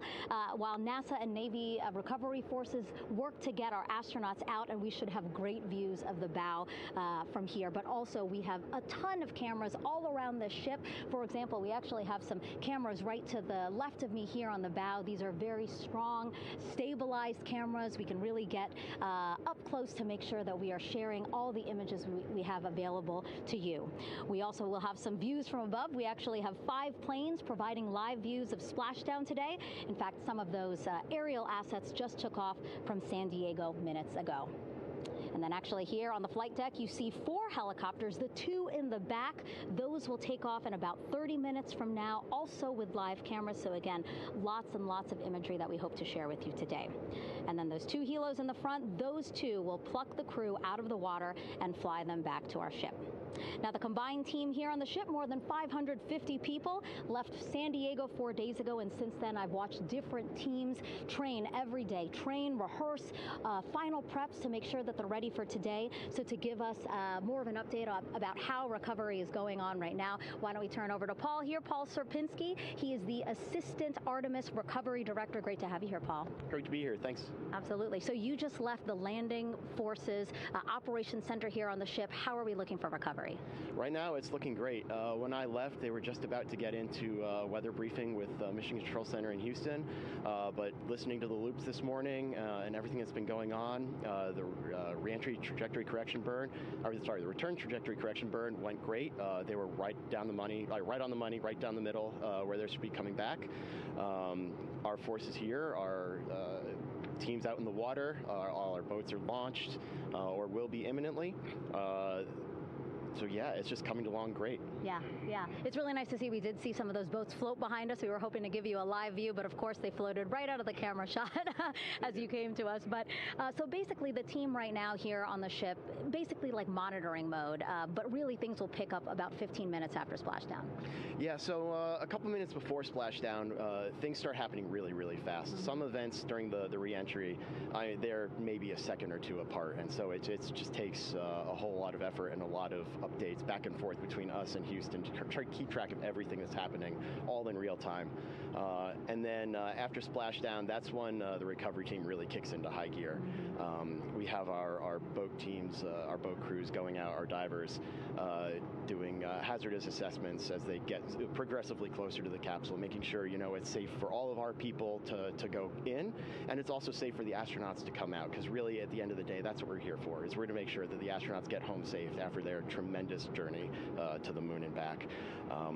But then also we have, like you mentioned on a minute ago, all of our imagery helicopters are taking imagery, camera shots of it as it's coming in all the way through splashdown. I mean, they'll see it as soon as it crosses the horizon, all the way to the ocean here.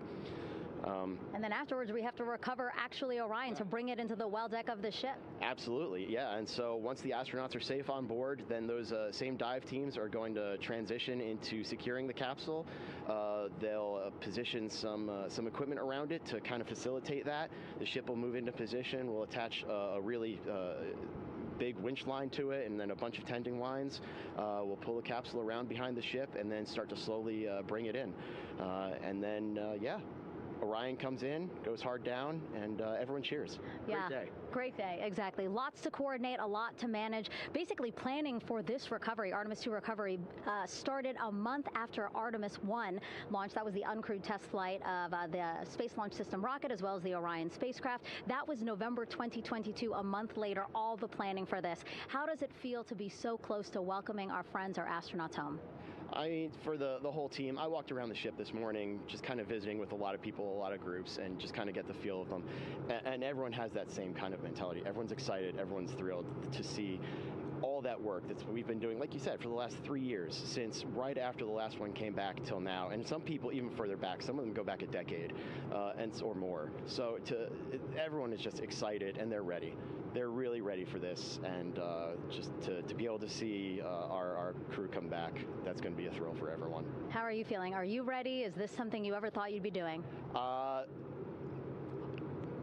I'm ready. I'm excited. This has been the pinnacle of my career so far. It really has. I've seen a lot of firsts, a lot of lasts, but I can't think of ever topping seeing the first crew to go to the moon and back in 50 years, and to be here and be a part of that. And it's just a tremendous privilege. And on behalf of the whole team, I'm thrilled, and so are all of us. We're ready. Yeah, I definitely think that those words really embody how everybody on the ship is feeling. So thank you so much, Paul. I appreciate you being here. And so, Rob, we'll toss it back to you again. We will continue to join you with live updates from the ship as much as possible.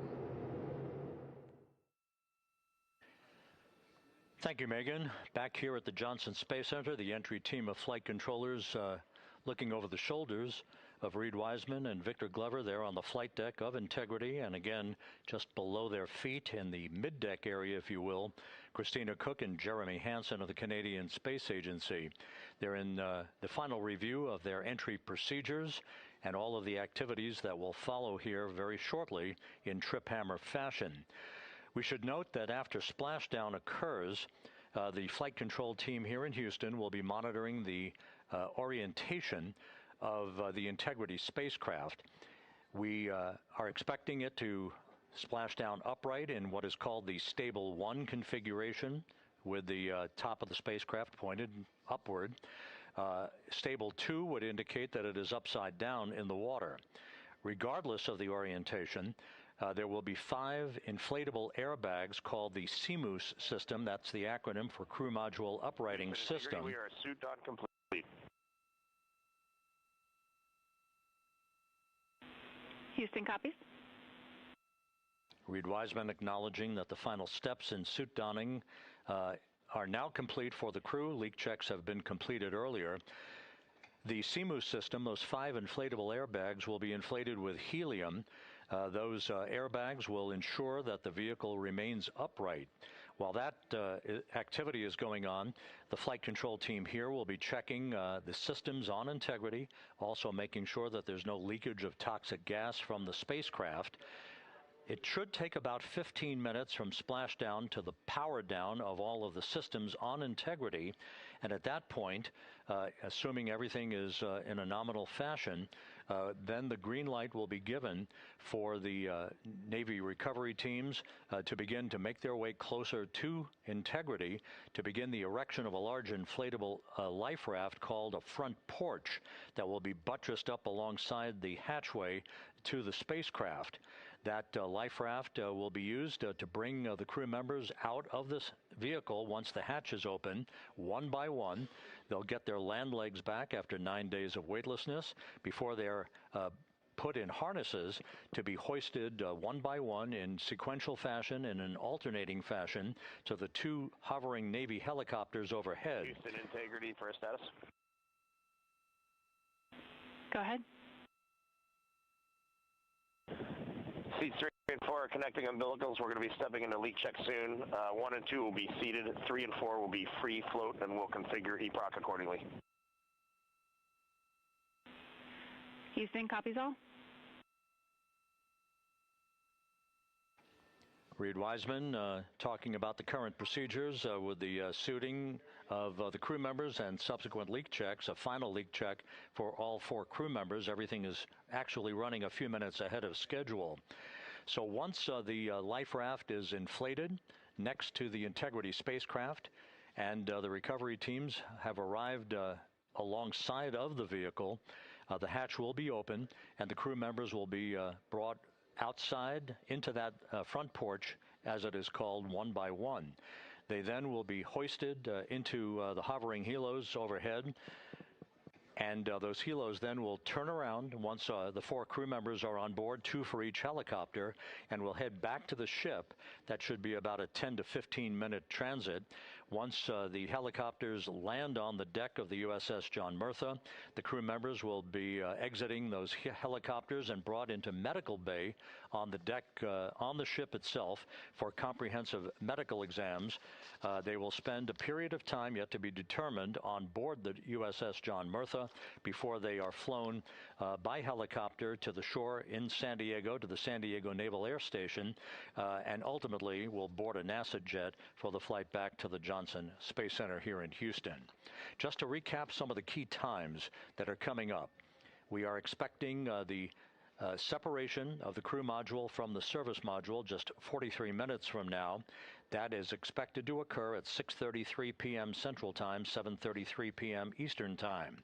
That will be followed just 4 minutes later by the crew module raise burn, the use of Integrity's thrusters one final time in a 19-second burn to slightly tilt the vehicle up into the correct orientation or angle of attack to ensure that it enters the Earth's atmosphere at the right angle, if you will. That will help deflect the buildup of heat against Integrity's heat shield. This was a deliberate move, a change in the procedures from the Artemis 1 mission that resulted in unexpected char loss on the Avcoat heat shield that had not been intended based on the entry trajectory for the Artemis 1 mission. What we're doing is we deliberately changed the trajectory of the entry from a skip entry that was about a 3,000-mile transit across the Pacific Ocean.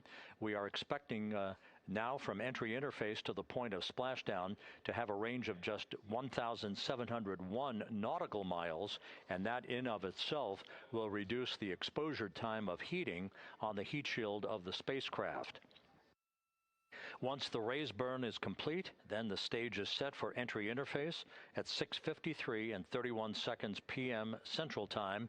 That means that Integrity will be entering the Earth's atmosphere at an altitude of 400,000 feet, traveling at about 34,882 feet per second, heading for its splashdown site off the coast of San Diego, as you just heard from Megan Cruz on the deck of the USS John Murtha. Splashdown once again under those 3 main parachutes is expected at 7:07 and 8 seconds p.m. Central Time, 5:07 p.m. Pacific Time, 2.5 hours before sunset. The actual total distance traveled for Integrity from launch to splashdown is estimated at 694,481 statute miles. Now that includes the first high elliptical Earth orbit following launch that enabled Integrity to move to 43,000 miles above the Earth at its apogee, and enabling a 24-hour period of systems checkouts before the flight control team here and the mission management team gave approval for Integrity to conduct its translunar injection that propelled it on its way to the moon and its historic lunar flyby. So the total distance we expect this vehicle to have traveled at splashdown, 694,481 statute miles.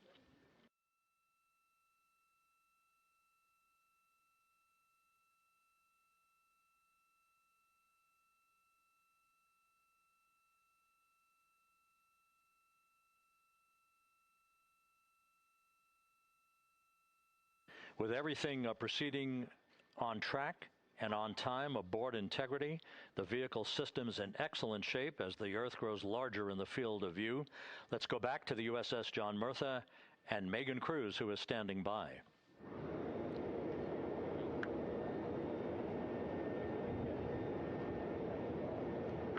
Hey, yeah, Rob, welcome back. Again, we are out in the Pacific Ocean, staged just about 6.5 miles from where we expect Orion to splash down now in just over an hour. How exciting. And the weather awesome conditions here. I know you see some wind blowing around my hair, but really nothing to speak of when it comes to having to recover our astronauts, as well as no waves here, really. So yeah, we're expecting a really great day. Also, hopefully, some really great views. You can see behind me that some of the clouds are starting to break up, so that's really exciting. And now, of course, this ship has a lot of people ready and excited to welcome our crew back home, including Dr. Rick Schuring here. He is a NASA flight surgeon. Great to have you here, Rick. You too, Megan. It is a blessing to be out here this day with our teams. We've trained 3 years for this nonstop with the U.S. Navy and along with EGS, and we've so looked forward to this day. And you know, just by God's grace, everything's parting, the skies and everything. The crew's doing great. Looking forward to come back, and our teams are ready. So this is one of those days you've dreamt about, and now it's finally here, and we're ready, and just thankful to be a part of it. Yeah, and you play a really integral role. When was the last time you spoke to the crew, and how are they feeling in this last hour before splashdown? Sure. Yeah, so the crew woke up. When they splashed down, they were woken up about 8.5 hours ago. Me and my fellow crew surgeons, Doctors Chris Haas and Rafi Kumjian from this Canadian Space Agency, spoke with them about 6.5 hours ago, just to double check on how they were doing, if there's any medical issues, you know, how they slept, and then kind of go over their landing day protocol for their medications, for what we call a fluid load, to try to replace some of the fluid and electrolytes that they've lost with just a normal space adaptation. Once they got to space, they kind of have to replace some of that fluid to help them with the whole landing kind of readaptation to 1G, which they haven't done for the last 10 days. And then just kind of let them know how things are going to play out, you know, out with the open water teams all the way until we finally get to the med deck. So they were very pumped up, very hurried though. They had a lot of cabin configuration, a lot of things to get ready. So they're excited, but also very focused on the job that they had to do. So like again, we've trained a long time for this, and we're ready. And you said some medications. I mean, those are kind of just to mitigate the effects of, obviously, their more than 695,000 mile journey back to Earth. It's just like anti-nausea medication, right? Yeah, exactly, Megan. The you know, astronauts are very healthy, fortunately, and even when they come back in reentry, you know, the human system is very kind of dynamic. It has to readapt very quickly, and one of the most common responses they get is just some stomach awareness, to some nausea, even to some vomiting. And you know, with our crews that land out in Karagana, the Soyuz crews or our SpaceX crews, you know, they all kind of experience the same thing. This will be the first time we're landing in water since December 1972, and I worked with all the Apollo astronauts years ago, and they all told me that, you know, landing in the water, especially in the Pacific, can be very provocative.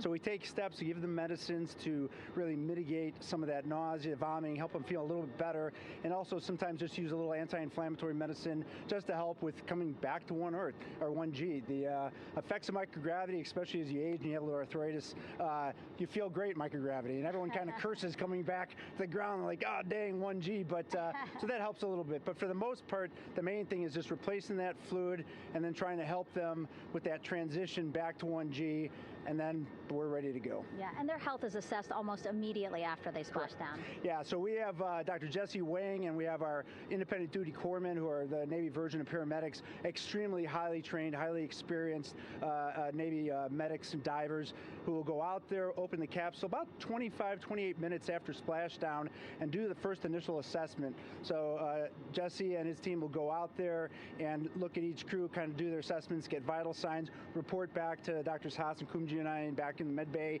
let them know how they're doing, and then you know, if they've got the normal kind of space adaptation kind of things, we expect that they're good to go on that. If anything, you know, didn't go the way we want, they're all prepared for that as well. And Jesse and his team, I mean, you know, this is their full-time job, taking care of, you know, sailors and folks who might be injured. We don't expect any injuries, but coming back, you know, going 25,000 miles an hour down to, you know, 20, you know, miles an hour is still a dynamic process.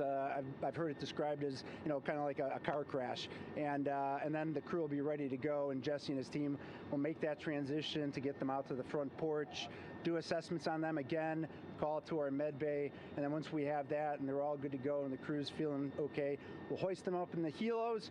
It's about a 3-minute flight back to the flight deck, and that's where me and the astronaut chief, Scott Tingle, will actually meet them. I'll get eyes on them, make sure they're all good, just take very slow transitions.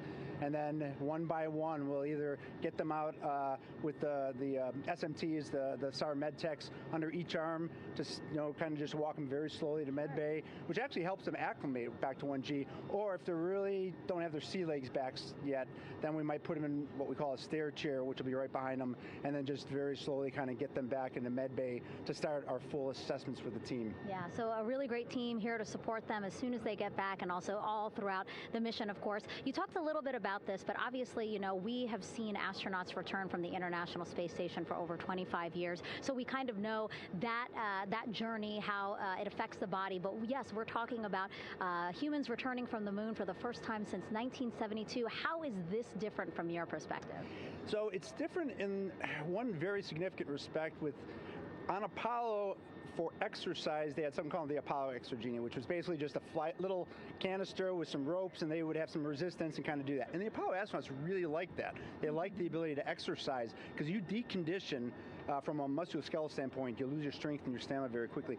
We had something called the Orion flywheel, which was able to impart much greater loads in terms of resistance, so they're able to do squats, deadlifts, different things, not dissimilar to what the ISS astronauts do, but with a lot less room to do it. And they also did rowing activities for cardiovascular health, and the crews loved it. But for the lunar crews, the future lunar crews, maintaining that physical conditioning, which our astronaut strength conditioning rehabilitation specialists, affectionately known as the ACERs, back in Houston, really work hard to get them in the best shape they're going to have to be in to get to the moon.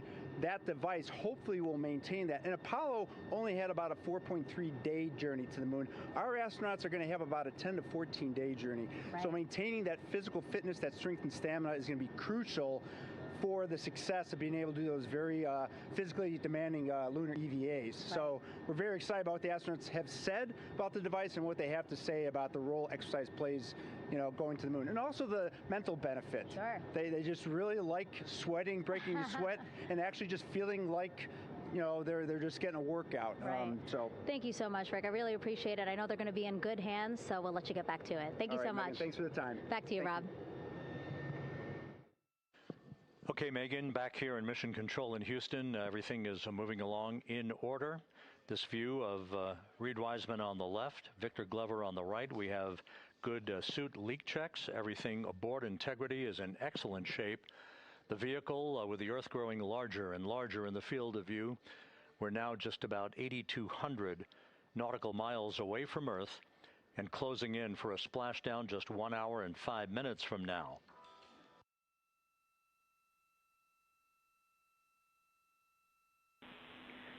Integrity, just under a minute till your GPS maneuver initiates, and both GPS units look eager to acquire.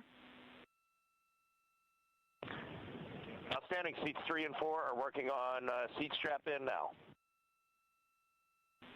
Houston copies. Once again, as we start to close in on some of the major milestones, the first one coming up in just 31 minutes. And Integrity, just confirming the LCG gas trap was able to be closed out. Affirmative. Copy. Crew module, service module separation scheduled just 31 minutes from now.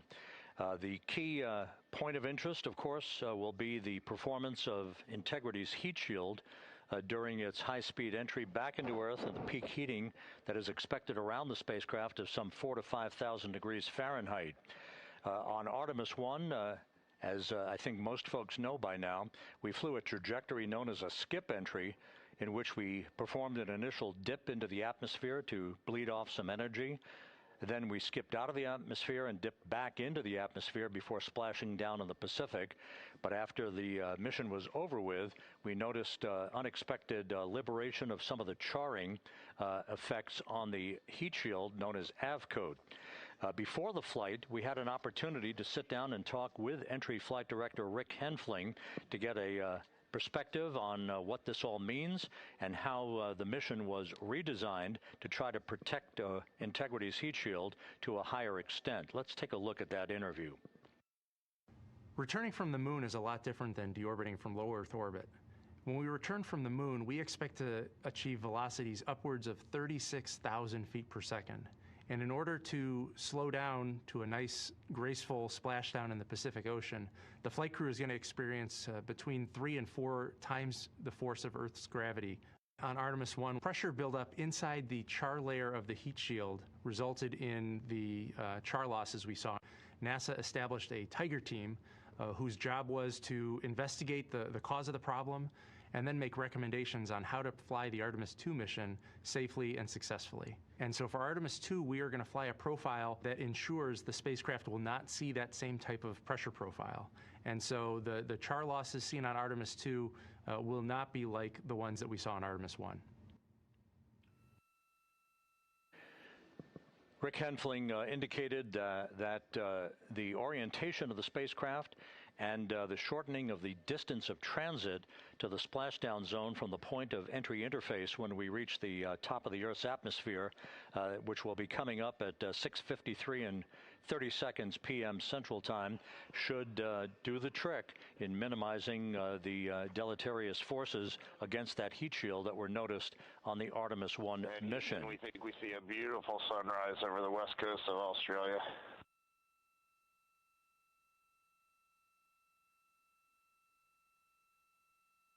We copy. Commander Reed Wiseman reveling in his final hour in space on this mission as Integrity is passing over the southwest coast of Australia now at an altitude of some 7,600 nautical miles. That will begin the southwest and northeasterly transit across the Pacific Ocean. Let's talk a little bit more about some of the highlights and some of the numbers associated with the points of interest here. We are 27 and a half minutes away from crew module service module separation.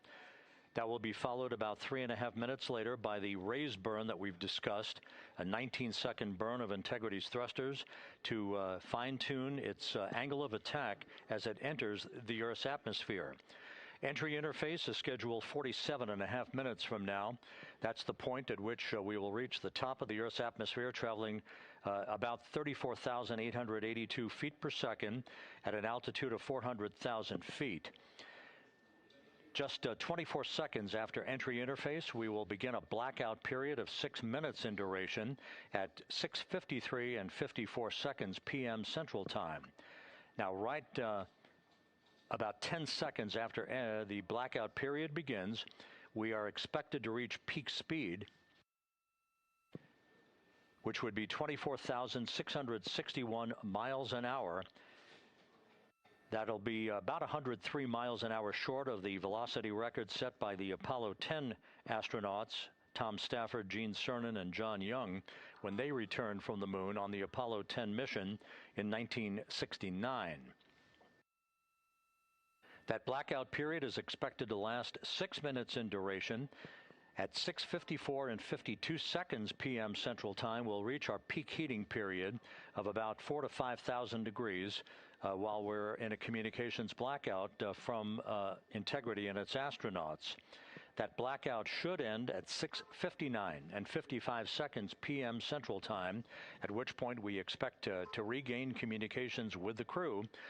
Capcom Jackie Mahaffey here in the flight control room will be talking to the crew, calling them, and we'll await a response from the crew as they come out of that blackout period. And at that point, their altitude will be just 157,000 feet above the Earth, traveling at 13,000 feet per second with a range to splashdown of just 147 nautical miles.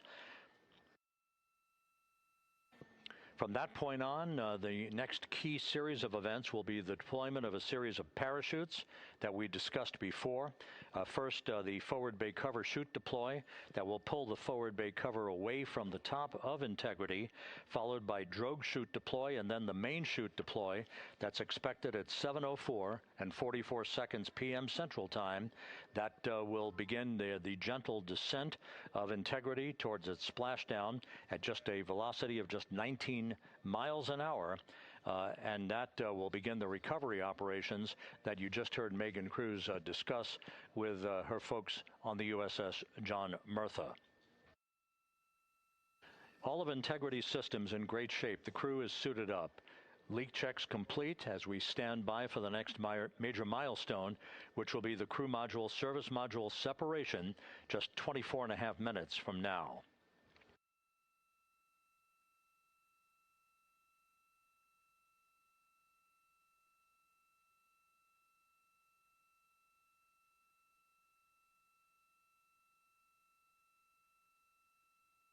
All of the activities from the start of entry interface to the point of splashdown will be quite rapid fire, just 13.5 minutes from the point at which we begin descent into the Earth's atmosphere till splashdown.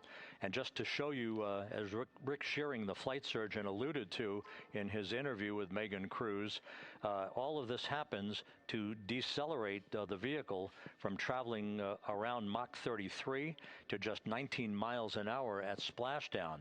All of that happening in just 13.5 minutes. But the vehicle and the parachutes are all designed to support all of that, so we'll be standing by to report all that to you in sequential fashion as these milestones are ticked off and as we hear from the crew during its entry back into the Earth's atmosphere and ultimately when they emerge from the blackout period, and at that point we'll be just minutes away from splashdown.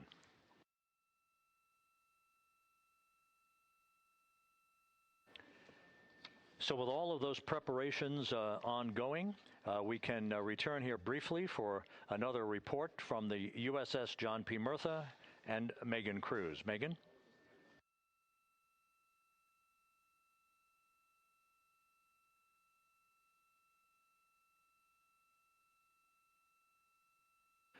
And we'll regain that communication with the USS John P. Murtha just momentarily. In the meantime, everything is on track aboard Integrity, the flight control team here in Houston, led by Entry Flight Director Rick Henfling. The voice you will hear talking to the crew is that of Jackie Mahaffey. She will be reporting everything to the crew and receiving their reports as they enter the Earth's atmosphere for their 13.5-minute plunge back into the atmosphere for splashdown off the coast of San Diego. Now we have the ship back with us and Megan Cruz aboard the USS John P. Murtha. Megan? 11 balloon, right?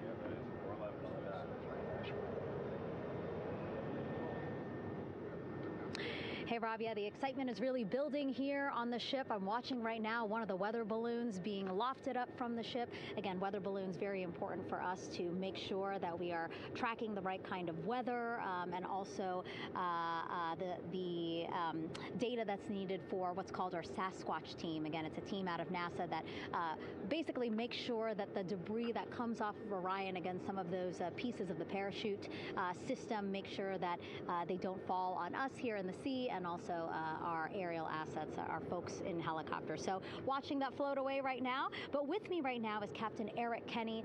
He's the commanding officer of the John P. Murtha naval ship. Thank you so much for being here. There are so many moving parts that you have to keep an eye on. That's absolutely right, yeah. But first of all, on behalf of the crew of USS John P. Murtha, Megan, thanks for having me on today.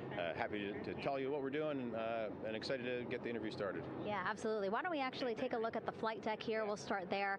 Basically, we also, while watching this weather balloon float away, we noticed all 4 helicopters leave the flight deck. We now have an empty flight deck. We had 2 imagery helos as well as the 2 crew helicopters that will go recover the crew. This is just one of the many things that, again, our ship of 550 people, it's something that you oversee as commanding officer. Yeah, absolutely.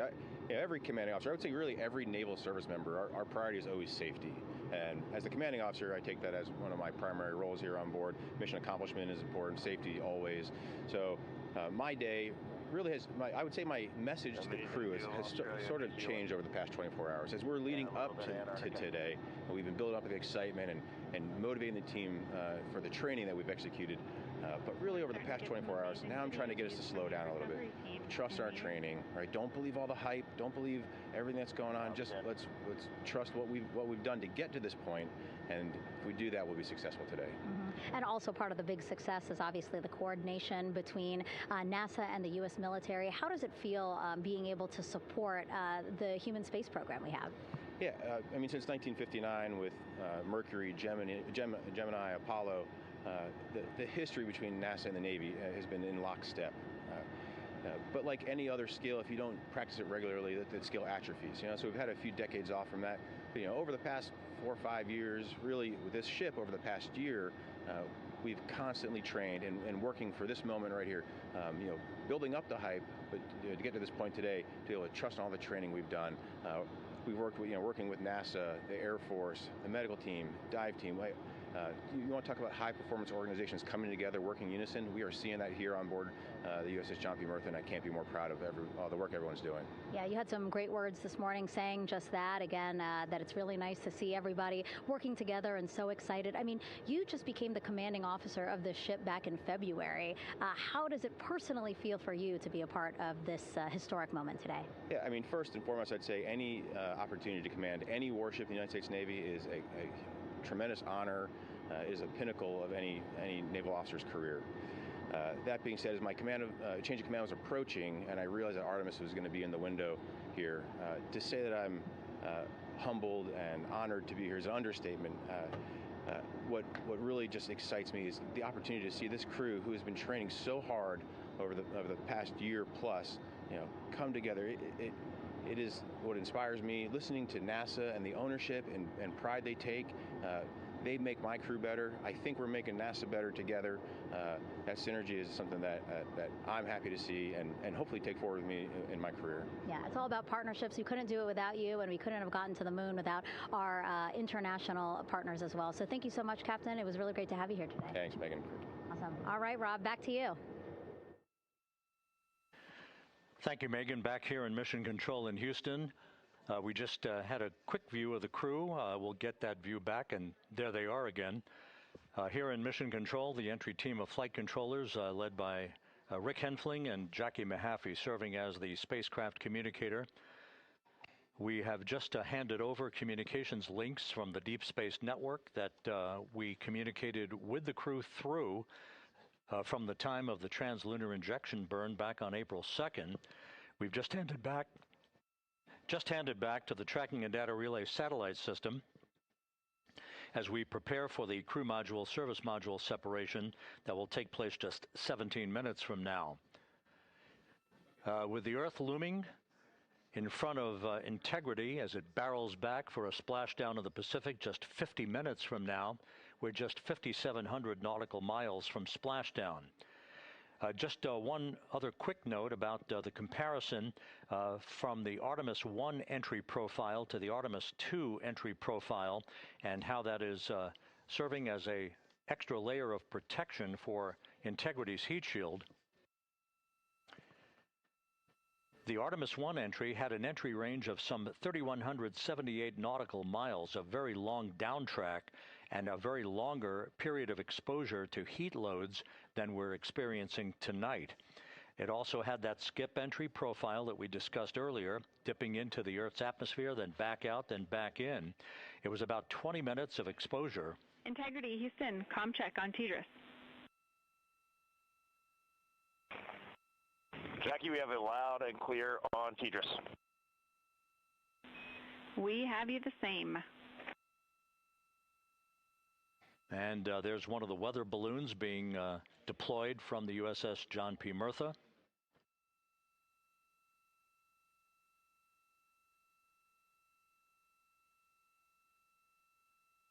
So the Artemis 1 entry had the vehicle. The update on GPS, we haven't seen it track in yet.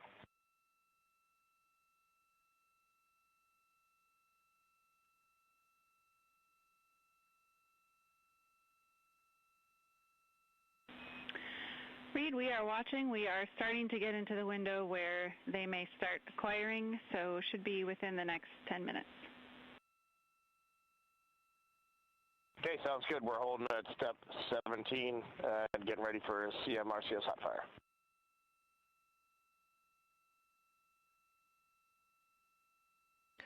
And that exchange indicating that we are expecting to acquire data from the GPS system on board. That'll be a navigational tool that will basically tell Integrity's computers that they're on track down the center line of the corridor for the entry interface that will lead them to their splashdown point. Once again, the Artemis 1 entry exposed the heat shield for about 20 minutes of peak heating. For Artemis 2, we're going to reach a downtrack distance of 1,701 nautical miles from the point of entry interface with just 14 minutes of duration. And it's basically a different angle of attack, a little bit steeper angle of attack that will protect the heat shield from excessive heat loads. So that is the difference between Artemis 1 and Artemis 2, all designed into this mission to gather data, to protect the heat shield, since the Artemis 3 mission and beyond will have a different designed heat shield that will allow that skip entry type of profile to be resumed for all of the future missions coming back from the south pole of the moon when we initiate lunar landings. So we've handed over to the Tracking and Data Relay Satellite System. That's where we'll have communications for the rest of the flight.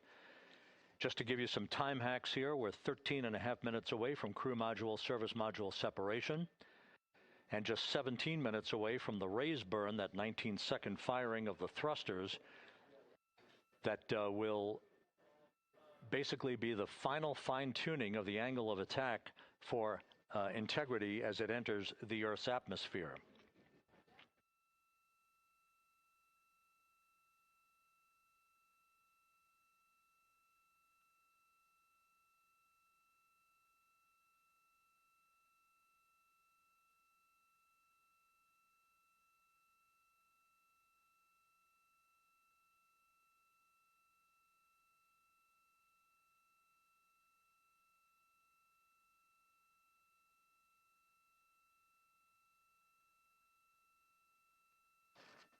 And once again, a dueling box view of some of the assets that are involved in recovery operations today. The Integrity, cabin configured, all crew suited and seated. Houston, copies. That confirmation from Reed Wiseman aboard Integrity, as you see the assets being deployed to the splashdown zone. At the time of splashdown, we expect the John P. Murtha to be about 5 miles away from Integrity, keeping a safe distance until we are sure that the vehicle is in the water and upright, and that it is in a good configuration system-wide for the recovery teams to begin to approach the vehicle to erect that inflatable raft. 2 minutes to CM RCS warm-up hot fire. We're ready. That call from spacecraft communicator Jackie Mahaffey indicating that we're 2 minutes away from a quick burst of the reaction control system. Thrusters, that will be a hot fire test prior to the separation of the crew module from the service module. The European service module has performed flawlessly throughout this flight. Everything, all the burns that had been prescribed for that service module have been executed on time and without a problem. There is the European flight control room that has overseen the manufacturing, the design of the European service module. They deserve quite a bit of credit on this mission for not only propelling the Integrity and its astronauts toward the moon, but also conducting the fine-tuning of its trajectory to bring it to this point where we are dead spot on down the middle of the corridor trajectory-wise to bring Integrity down for its splashdown in the Pacific just 44 minutes from now.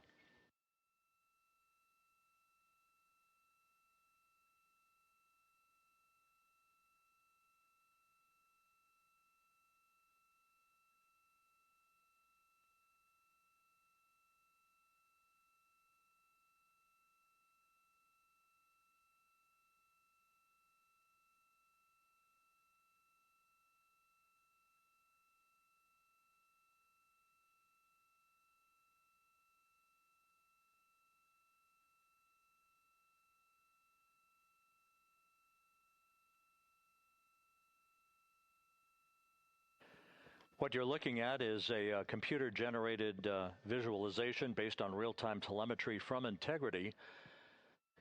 Currently traveling about 16,000 miles an hour.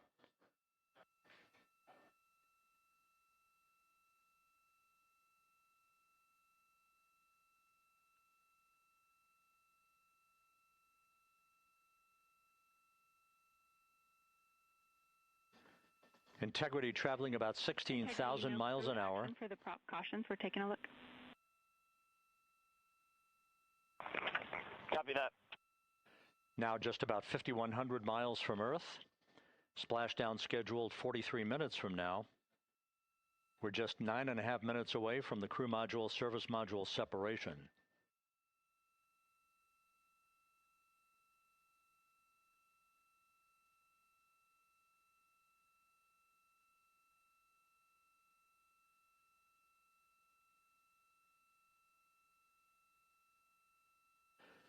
We are confirming. Integrity, we are assessing details, but so far looks like a good hot fire. Looks good on board, Jackie. Thank you. And Jackie Mahaffey took the words out of my mouth. I was just about to say that we had a good hot fire test of the thrusters in advance of the crew module service module separation that's coming up just 8.5 minutes from now. This will begin the period in which we will have rapid-fire succession of critical activities on board that will lead to entry interface just 28 minutes from now, where the vehicle will enter the Earth's atmosphere at an altitude of 400,000 feet. The time of entry interface, 6:53 and 30 seconds p.m. Central Time.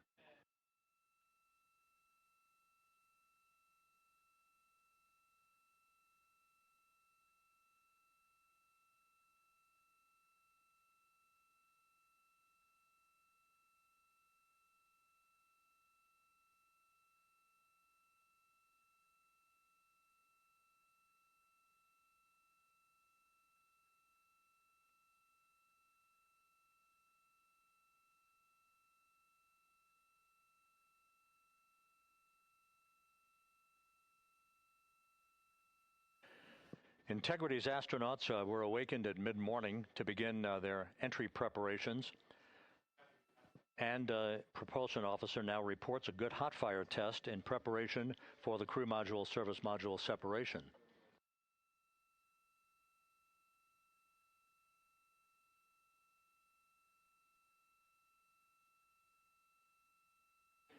We're now inside 41 minutes until splashdown. Integrity Houston, we have confirmed a good CMRCS hot fire. And although we are not seeing GPS acquired yet, you can skip the troubleshooting steps in 157 for now. Integrity copies.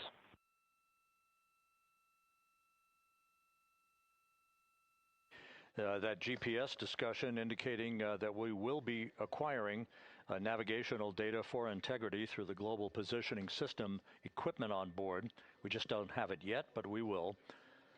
All of Integrity's systems are in great shape to support its high-speed entry into the Earth's atmosphere. It, once again, will reach a peak speed of 24,661.21 miles an hour. You're calling GPS. We at least have GPS 1 looking good on board.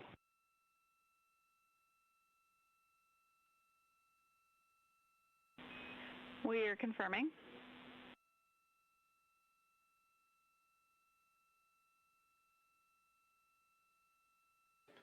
The guidance, navigation, and control officer here in Mission Control confirming that we have good lock on GPS data. We are on a communications link now through the tracking and data relay satellite system. Now, following splashdown, we're going to lose that link and go to what's called a VLDR, a very low data rate communications link, so that we can talk to the crew inside Integrity as they are on the water. Integrity, confirm we do see good GPS. We do too, especially GPS 1 is accepting in nav channels 1 and 3. That GPS data is basically telling Integrity's onboard computers its position relative to the Earth, but its trajectory and its orientation according to flight dynamics and the guidance, navigation, and control officer is spot on. We have now armed the pyros for the crew module service module separation coming up less than 5 minutes from now.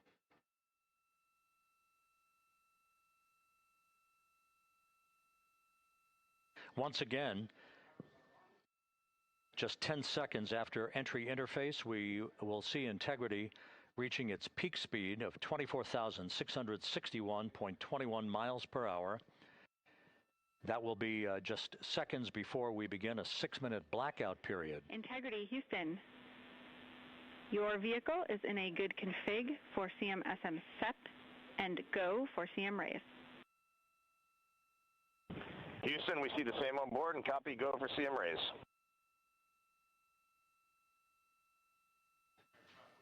That CM raise referred to as the slight firing of 19 seconds by Integrity's thrusters with a change in velocity of 9.9 feet per second, a slight nudge of the aft end of the vehicle so that it's tilted a bit upward, providing the final angle of attack as the vehicle enters the Earth's atmosphere.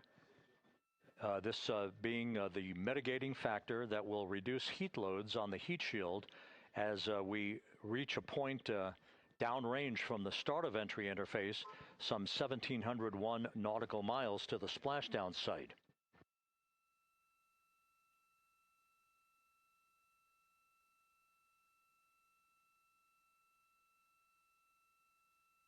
Integrity systems in excellent shape. We are currently 3,300 nautical miles left in this mission.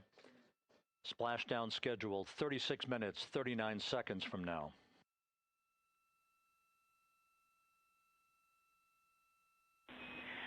Integrity, Houston. For the 2 enabled prop cautions, what happened is while the thrusters were firing, multiple pressure sensors on each of the strings diverged a bit from each other. Those limits look to be set pretty tight.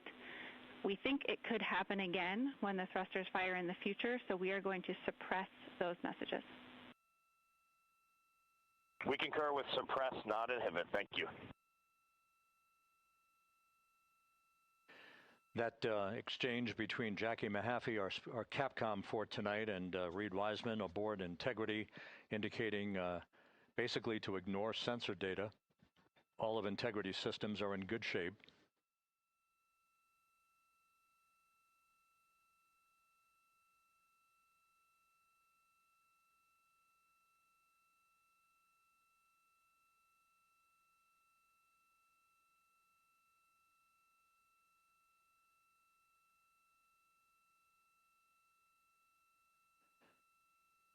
Now, coming up on about 90 seconds till the crew module, service module separation.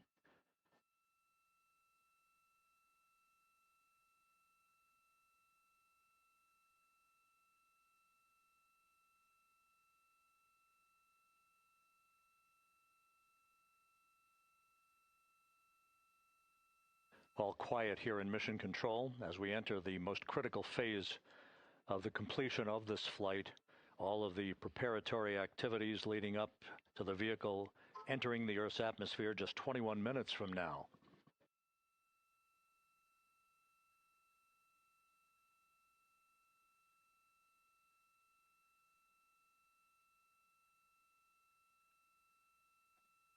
Coming up on 1 minute. Mark 1 minute till crew module, service module separation.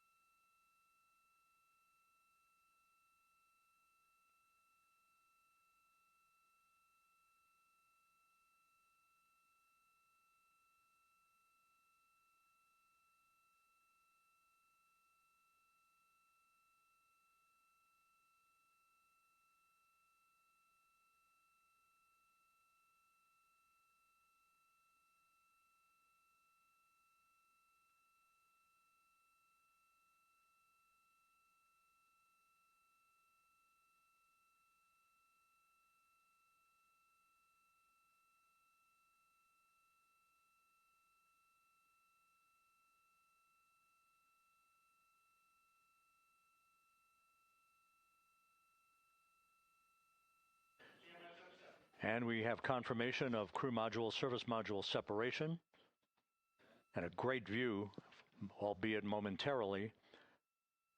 Houston, good step on board. Houston copies and concurs. The European service module now separated from Integrity, a job well done. Integrity, no action for the 4 CDH cautions. Those are SM related, not applicable. Integrity.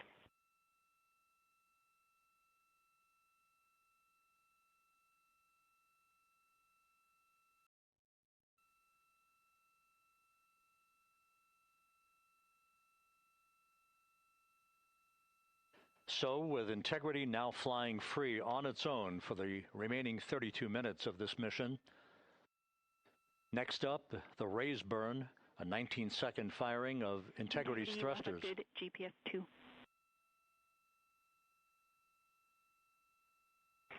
Integrity copies, good GPS 2.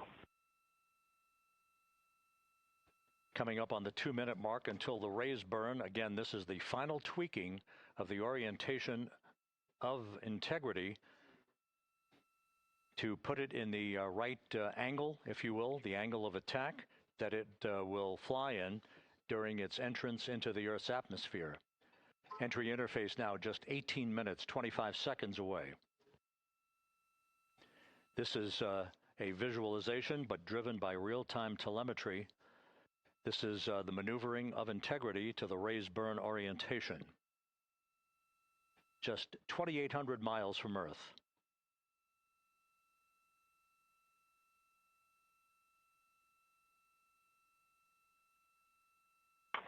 Houston, we got a great view of the European service module out the window with the sun hitting the side and the solar rays and the NASA worm right there. It's a beautiful looking machine.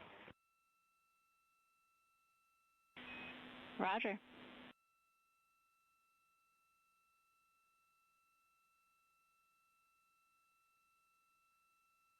And we have completed the maneuver to the raise burn orientation, 1 minute away from the raise burn.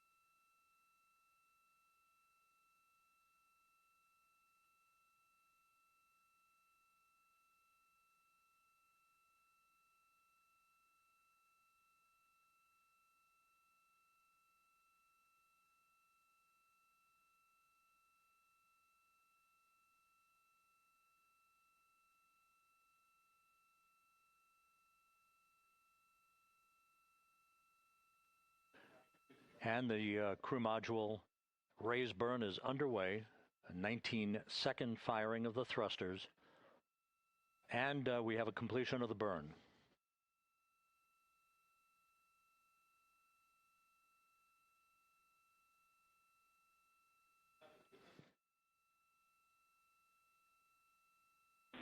Integrity, good. CM raise burn. Your flight path angle is within limits.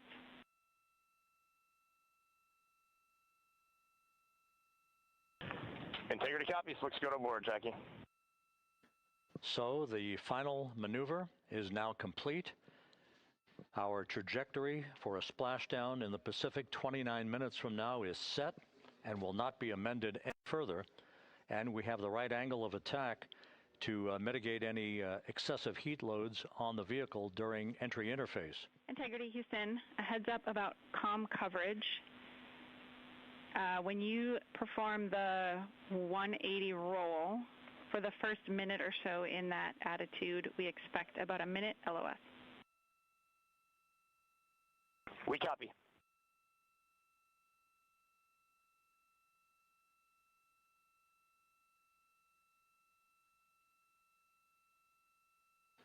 So for those who are watching, The series of events coming up, we will enter the first traces of Earth's atmosphere 14 minutes, 45 seconds from now.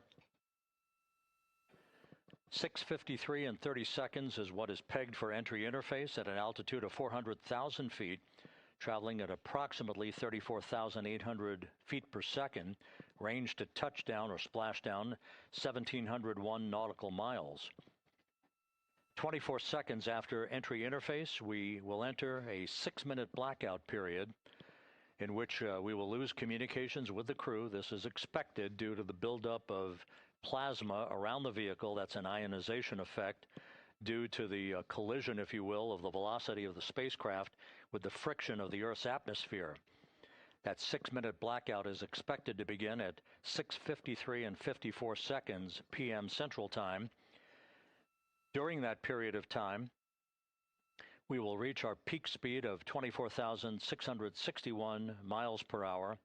That comes just short, based on unofficial data from the flight dynamics officer right now, will come just short of the velocity record set by Apollo 10 of 24,791 miles per hour in 1969. We expect peak heating on the vehicle at 6:54 and 52 seconds p.m. Central Time, a minute and 22 seconds into entry interface. At that point, we will be just 204,000 feet above the Earth, traveling at 33,000 feet per second. The blackout period is expected to last 6 minutes. We expect that blackout period to end at 6:59 and 55 seconds p.m. Central Time. From the end of the blackout period until splashdown, it is just 7 minutes, at which point we'll start deploying the series of parachutes to slow integrity down to an ultimate splashdown velocity of just 19 miles an hour. We see the same, waiting for the 180 rolls.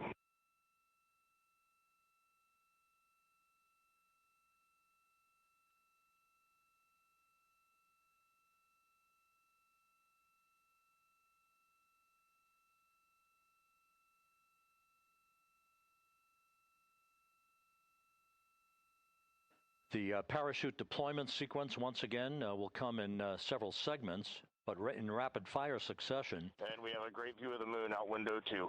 Looks a little smaller than yesterday.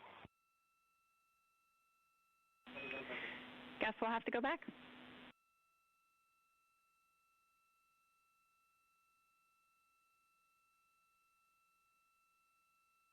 Reed Wiseman and Jackie Mahaffey exchanging discussion on a view of the moon that Integrity's astronauts are seeing in the final minutes of this mission that will be completed with splashdown just 25 minutes from now. 3 forward bay cover parachutes will be used to pull the forward bay cover off the top of the vehicle. Then 2 drogue parachutes will be deployed to slow and stabilize the crew module during its descent, followed by 3 pilot parachutes that will lift and deploy the main parachutes from the forward bay. The final sequence will have 3 main parachutes deployed. These will be 116 feet in diameter, each main parachute approximately 265 feet long when reefed. The parachutes will ultimately slow Integrity down from its peak speed of almost 33 times the speed of sound to a gentle 19 miles an hour at splashdown.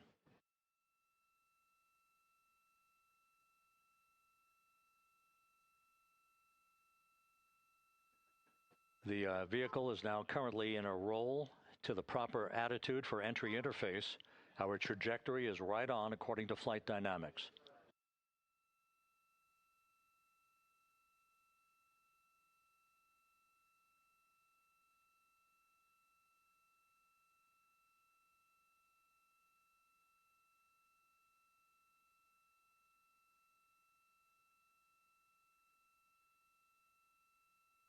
Integrity is on a trajectory from southwest and northeast across the Pacific Ocean, descending at a rate of 15,000 feet per second.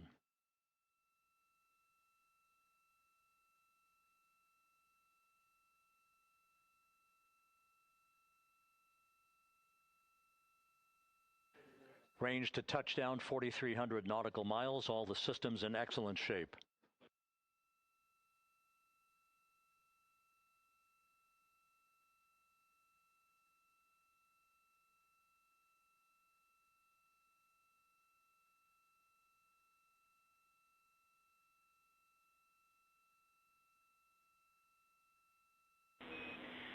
Integrity, Orion in the EI roll 180 attitude. Looks good on board, Jackie.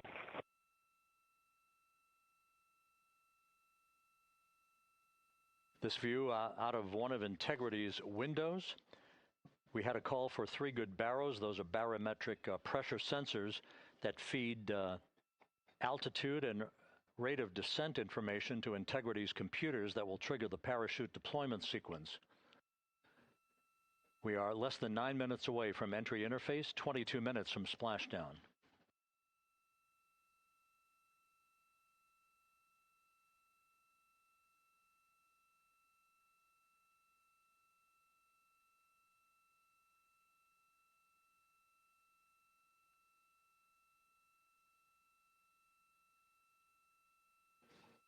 You can see the reflection of one of the crew members in the window.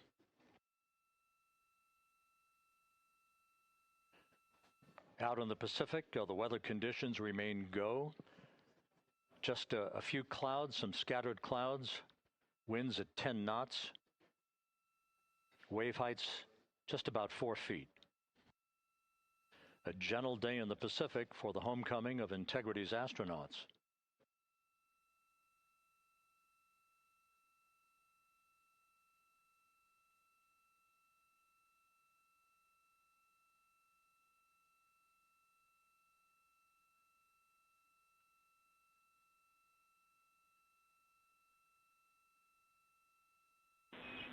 Integrity back in EI attitude.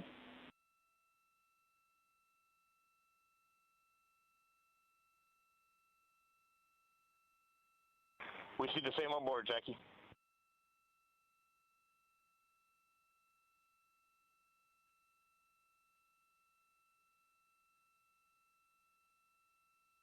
Houston, purge is complete. Crew and vehicle are configured for entry. Houston copies. And we're in step 37, transferring nav state to BFS.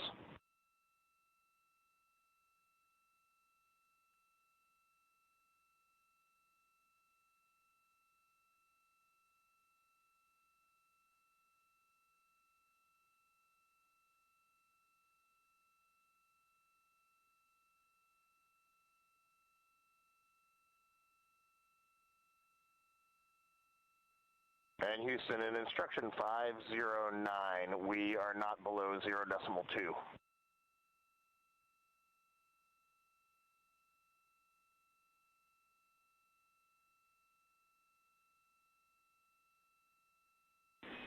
Integrity, no action required. Integrity.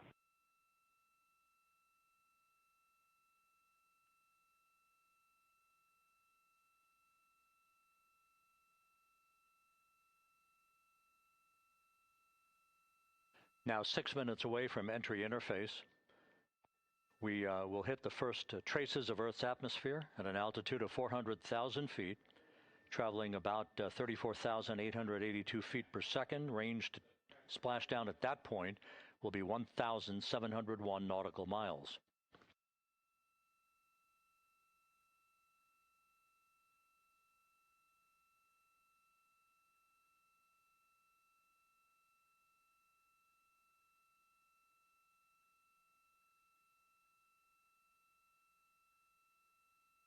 And once again, just a reminder, some 24 seconds after entry interface, we do expect to lose communications with the vehicle and the crew during a 6-minute blackout period when a plasma shield will build up around the spacecraft due to the ionization, due to heating effects. And Flight Dynamics has just confirmed we will have a blackout period of exactly 6 minutes in duration.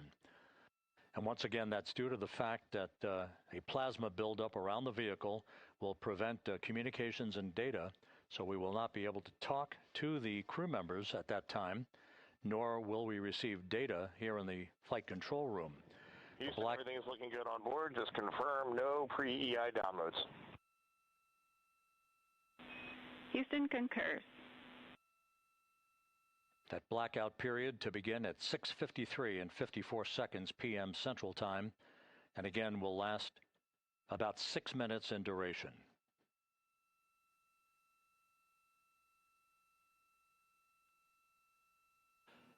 We're 4 minutes away from entry interface.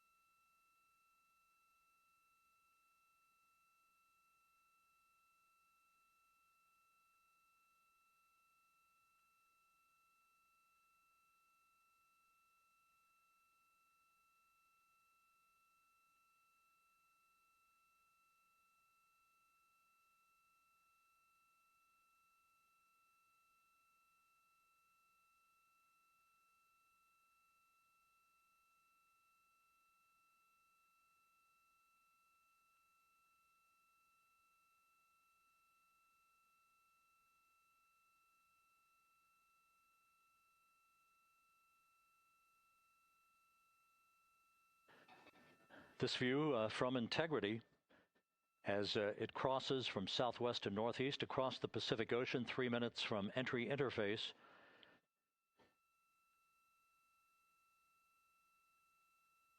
"16.5 minutes till splashdown."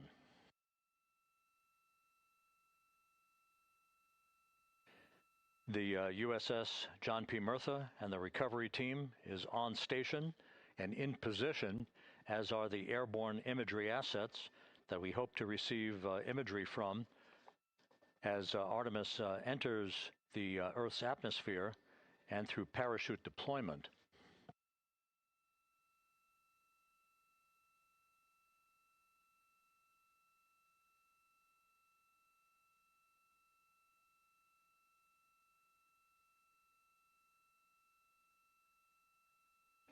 All of Integrity's systems are in great shape. The crew is ready to complete its mission just 15.5 minutes from now. All of the activities today have gone off in perfect fashion. No issues with the vehicle, no issues with the crew. And the weather at the splashdown site is go.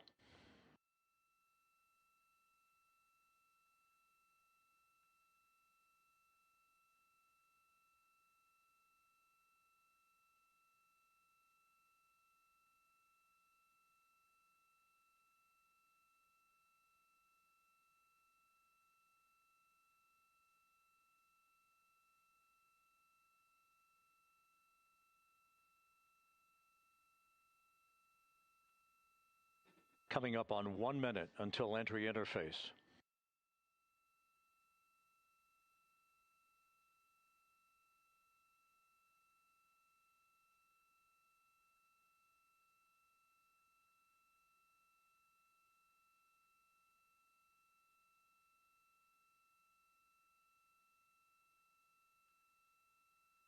Mark 1 minute until entry interface.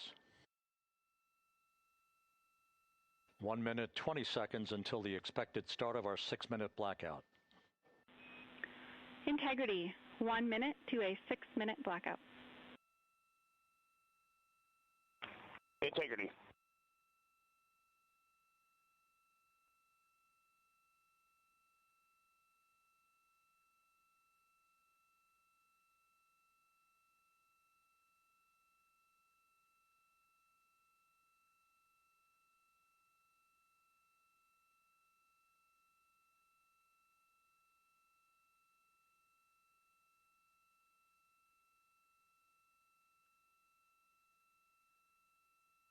Ten seconds till entry interface.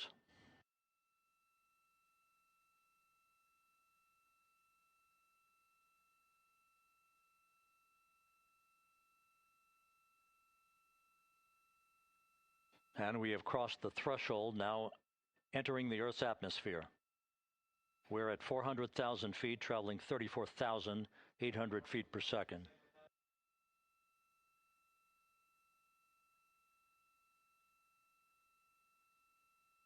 Time to splashdown, 13 minutes, 10 seconds.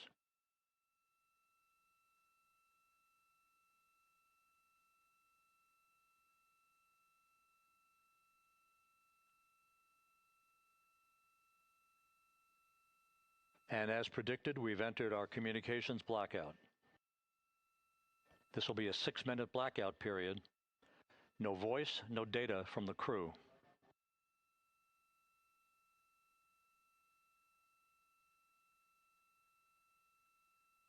We're 30 seconds away from the anticipated point of peak heating on the vehicle, where temperatures will rise to about 4,000 to 5,000 degrees Fahrenheit. This is the true test of our trajectory.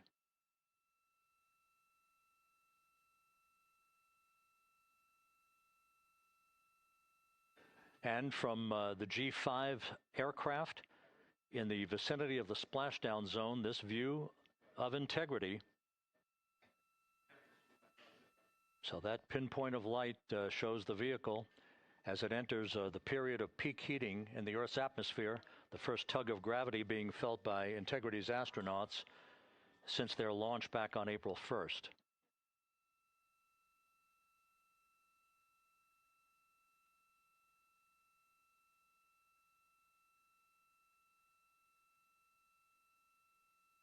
Four and a half minutes until the end of the blackout period. Time to splashdown, 11 minutes, 33 seconds.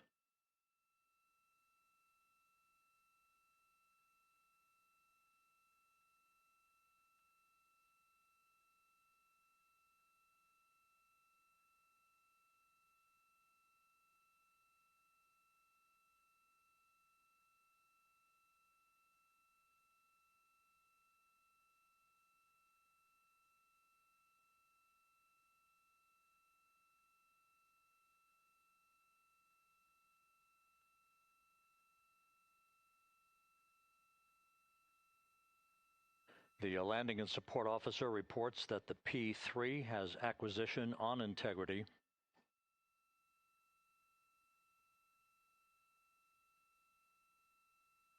Three and a half minutes left in this blackout period.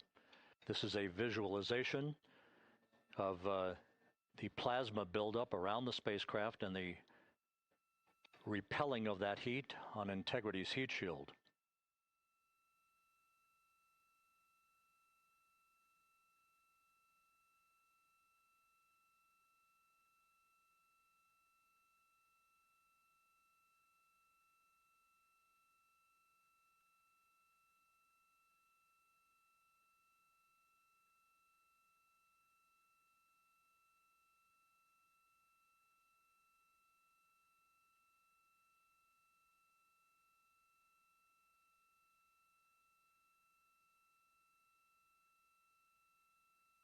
Flight Dynamics reports that airborne assets in the vicinity of the splashdown zone do have a visual on Integrity. Still 2 minutes and 40 seconds left in our blackout period. Time to splashdown, 9 minutes, 35 seconds.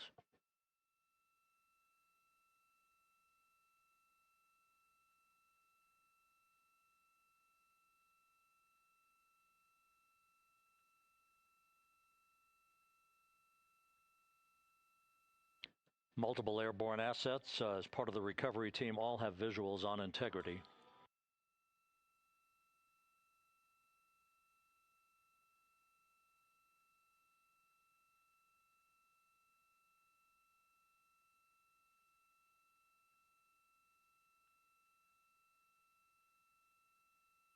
And the WB-57 flying in the splashdown zone also has a visual. And the Navy helos also have visuals.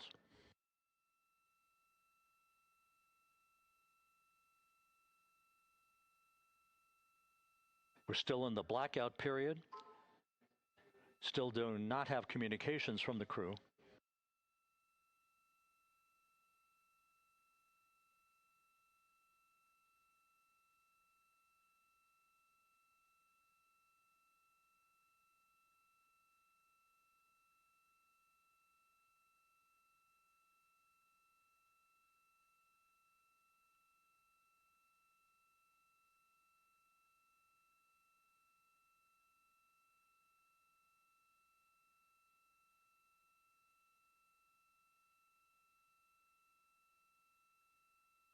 We're standing by for communications from the crew.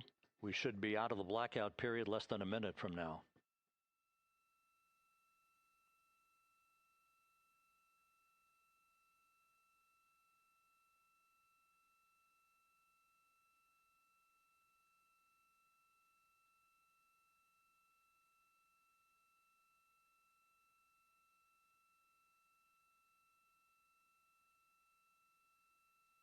We are now processing data from integrity.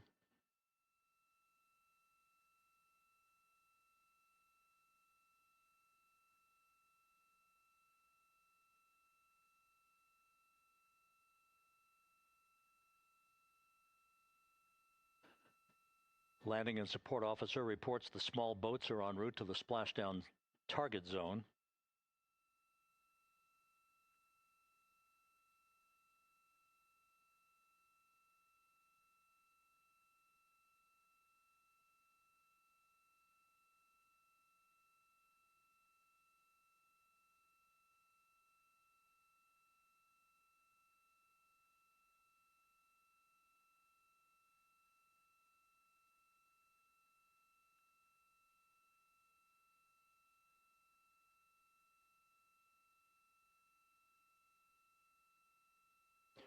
Passing through 150,000 feet, our trajectory is perfect.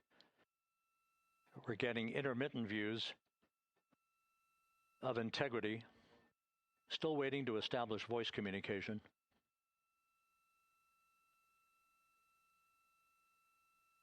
Integrity, Houston, comm check, post-blackout.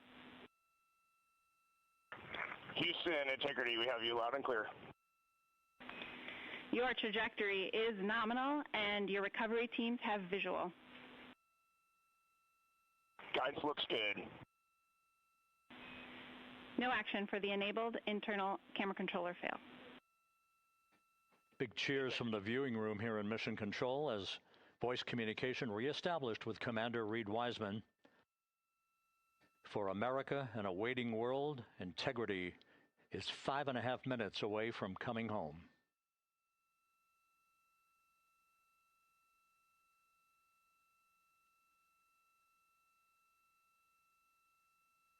Passing 100,000 feet now. Range to splashdown 19 nautical miles.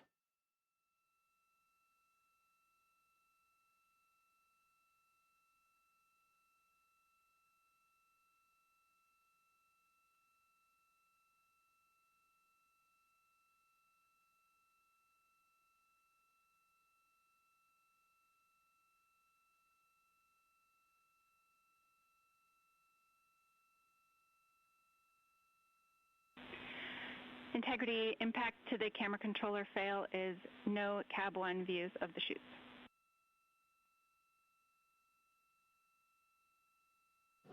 Integrity. We're processing good data through the GPS system. A good view of Integrity, time to splashdown 4.5 minutes.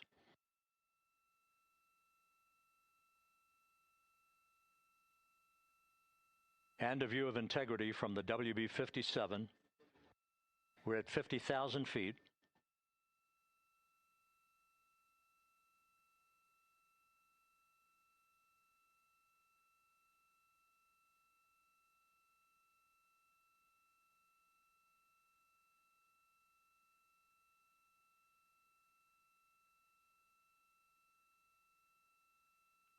The pyros are armed for forward bay cover jettison.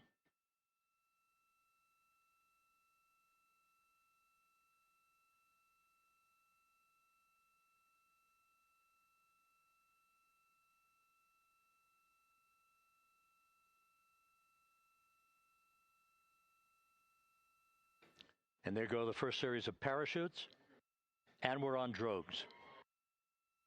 And Houston, we're visual 2 drogues out the window. 2 good drogue chutes. Next up. We copy, we see them. Next up, the deployment of pilot parachutes that will pull the main chutes out. Time to splash down 3 minutes and 10 seconds.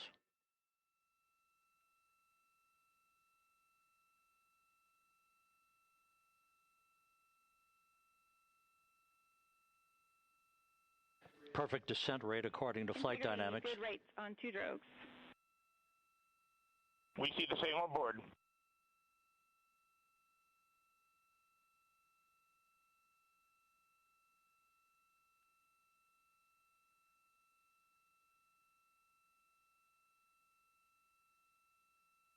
Passing through 10,000 feet, still on drogues.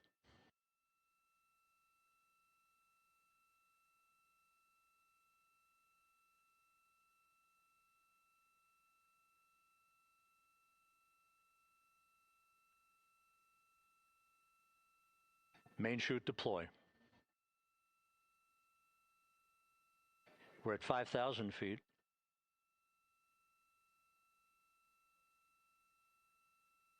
Search and recovery beacon has been activated on integrity.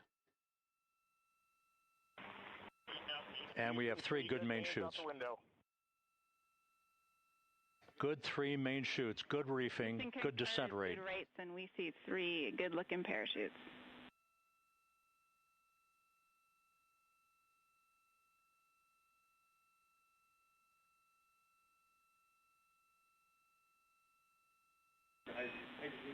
Integrity. Cabin pressure indicates no need for hydrazine checks. Integrity copies.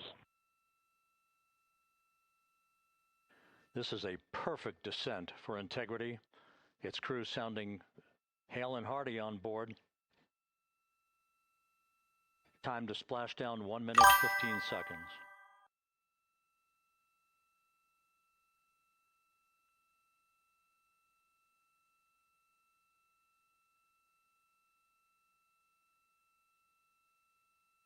Integrity about to complete a journey spanning 694,481 miles from its launch from the Kennedy Space Center back on April 1st, and a trip around the moon.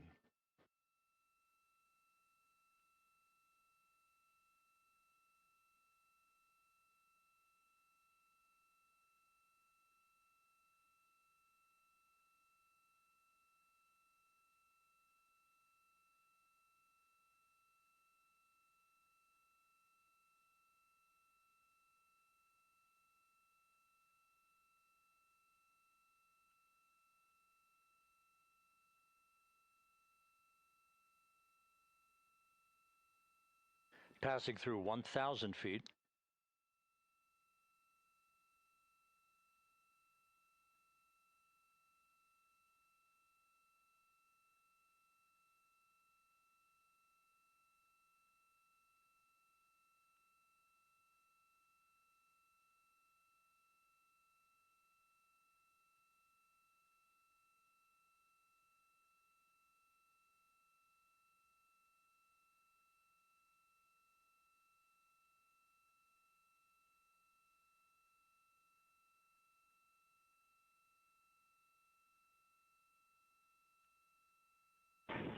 Integrity, splashdown, sending post-landing command now.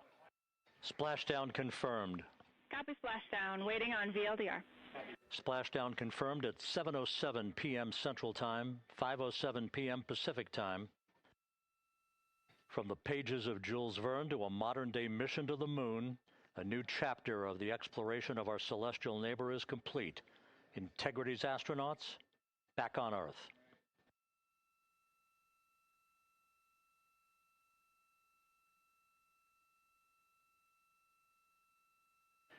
And the landing and support officer reports the vehicle is stable 1. We still will be deploying the crew module uprighting system to maintain that orientation. A perfect bullseye splashdown for Integrity and its 4 astronauts.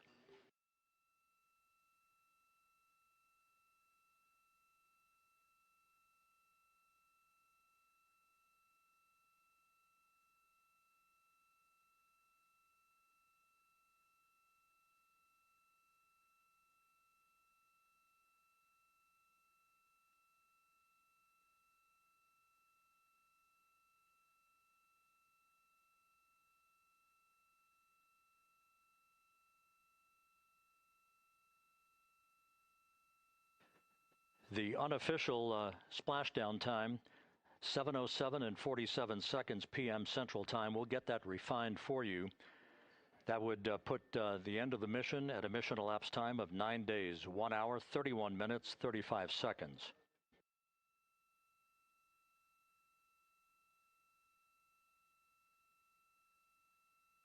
And we're configuring for very low data rate.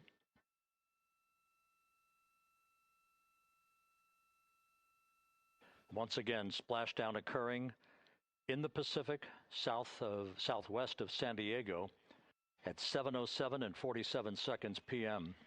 Integrity Houston, comm check on VLDR.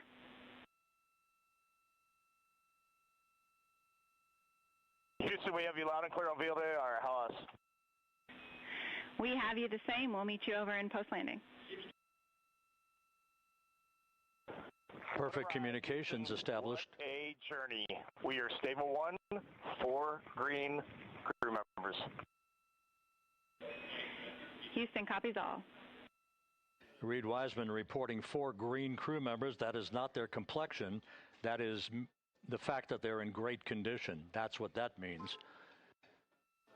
So stable 1, upright. The crew module uprighting system is being deployed. The 5 airbags being inflated through helium to maintain the upright configuration for the vehicle.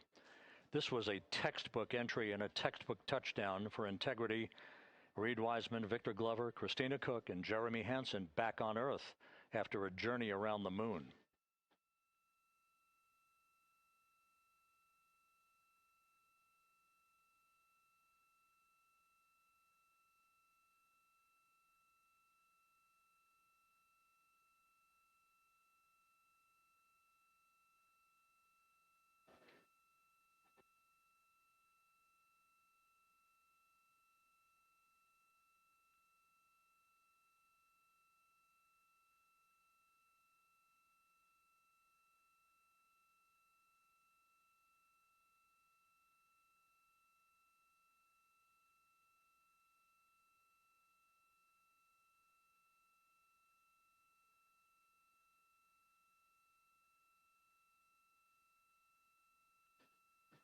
We continue to monitor the functioning of the CMOOS system.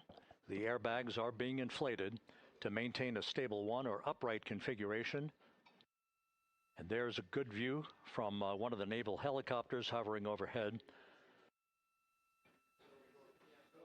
Reed Wiseman reporting 4 green crew members, meaning they're all in excellent shape.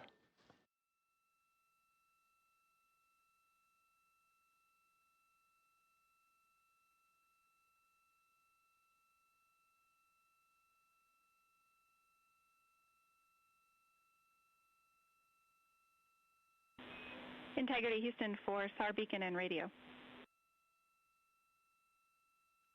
SAR beacon is in 406, and we're powering the radio now. Go ahead.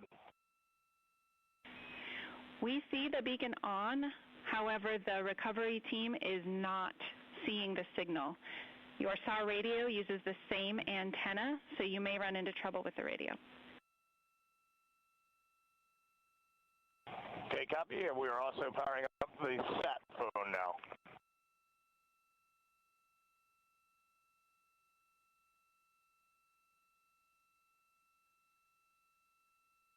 So Integrity is in great shape, and as the crew continues its post-splashdown timelined activities on board, Reed Wiseman once again reporting that all 4 crew members are in excellent shape.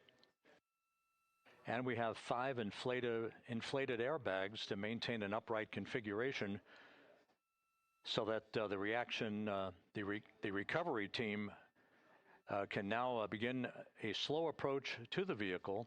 Meanwhile, here in the flight control room, Entry Flight Director Rick Henfling is polling his team of flight controllers for the start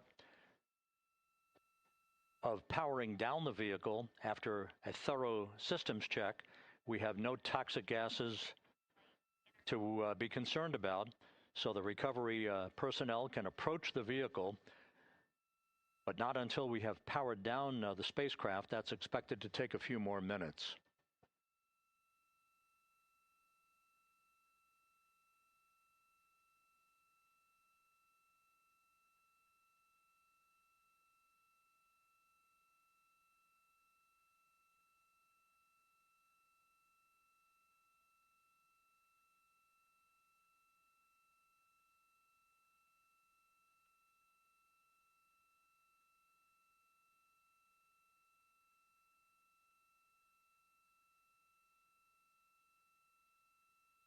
Integrity back on Earth following its historic flyby of the moon. It was, for all intents and purposes, a textbook mission. On 2828, but I'll remain on this frequency. We copy.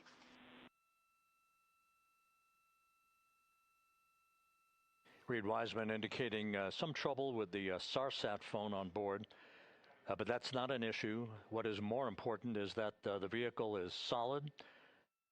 No issues as we begin the power down of the vehicle to begin the recovery process.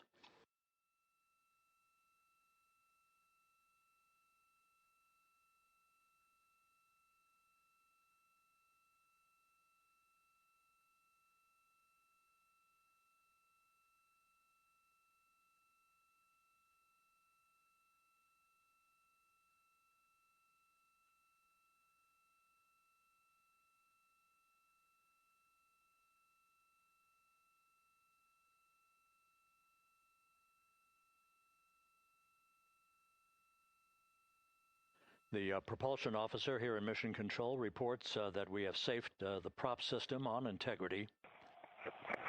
Can you say again? That was very weak and broken.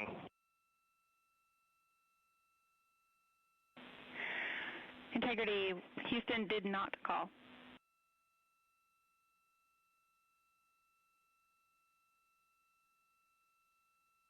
Copy that, Houston. It might have been on the SAR radio. Stand by.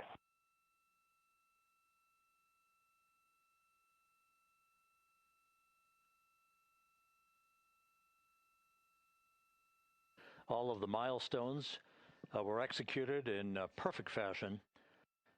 Integrity entering the Earth's atmosphere right on time, reaching its peak speed shortly after a blackout period began. We emerged from the blackout period, but the recovery imagery airborne assets were able to pick up Integrity's descent almost immediately through entry interface, tracking the vehicle all the way down. And finally, you saw the sequence of chute deployments. First, the forward bay cover being pulled off the top of the vehicle by a series of 3 parachutes. Then the drogue chutes were deployed, followed by the 3 main chutes that slowed the splashdown velocity of Integrity to just 19 miles an hour.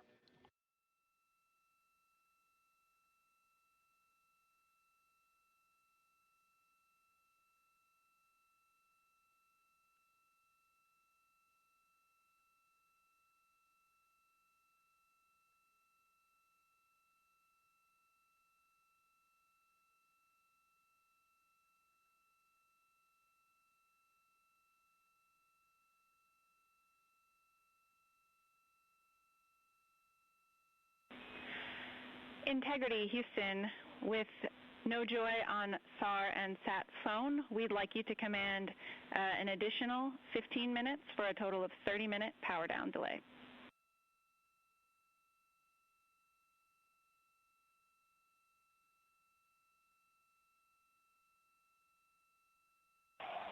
All right, Jackie, we have selected T/D+30.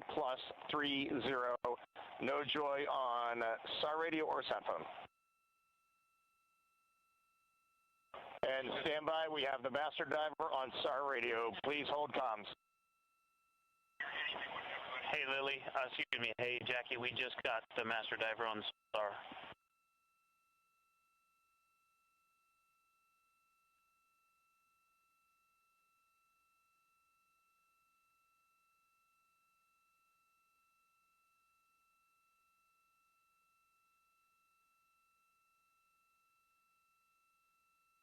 A good view of one of the fast boats. Integrity, Houston, if you are happy with your comm with Master Diver, you can go back to the 15-minute power down. Okay, stand by. Yeah, we'll confirm here in a second.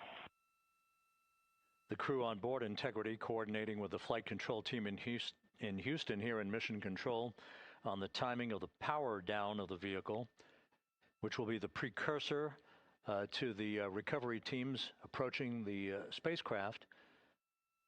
There are no issues with integrity.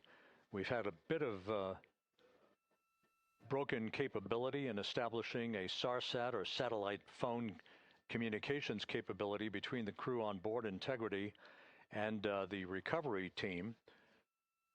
That will get sorted out here shortly. There's plenty of cooling on board Integrity, so there's no rush to begin the power down. I tried to call you on the sat phone and not getting an answer there either. Concur. We haven't had anything come through.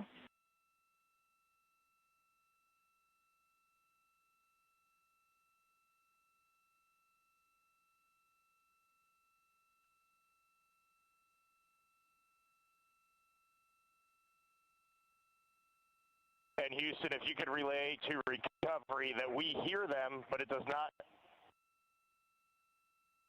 appear as though they are hearing us.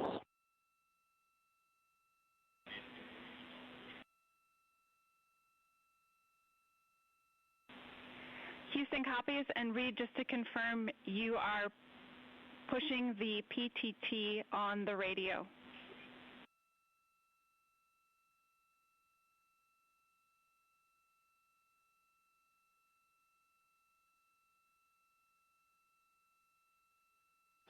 So as we continue to sort out the communications between Integrity and the recovery teams, we are standing by for the initiation of the power down procedures that, as you see, the recovery teams are moving towards the side of the capsule. The next major event will be the erection of that large inflatable raft called the front porch. That will be the port of call for the crew as they're being extracted one by one from the vehicle.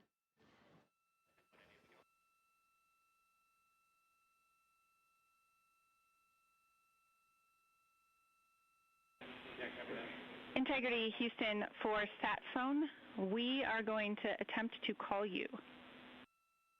Good idea, standing by.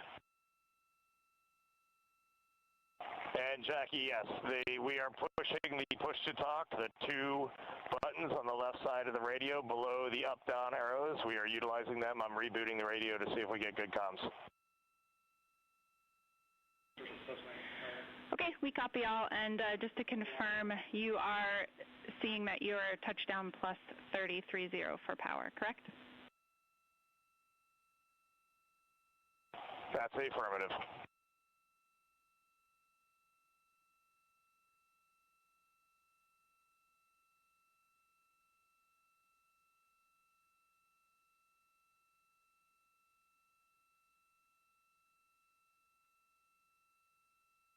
We are trying a backdoor approach to have Mission Control here call the crew on their satellite phone.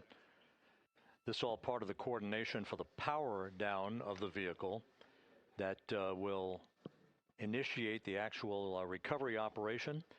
The first boats with the Navy divers on board are standing by, waiting to close in on Integrity to begin the process of erecting the large inflatable raft. That's called the front porch. That will be where the astronauts are extracted from so that they can have a few minutes to get their land legs back before they're hoisted aboard the Navy helicopters for the flight back to the deck of the USS John P. Murtha.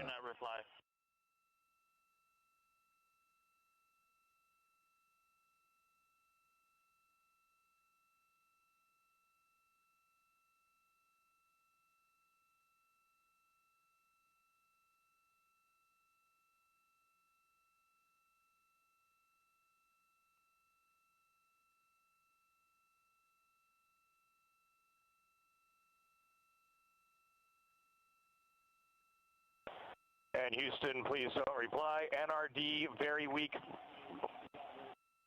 but readable. Master diver, we can hear, but they cannot hear us.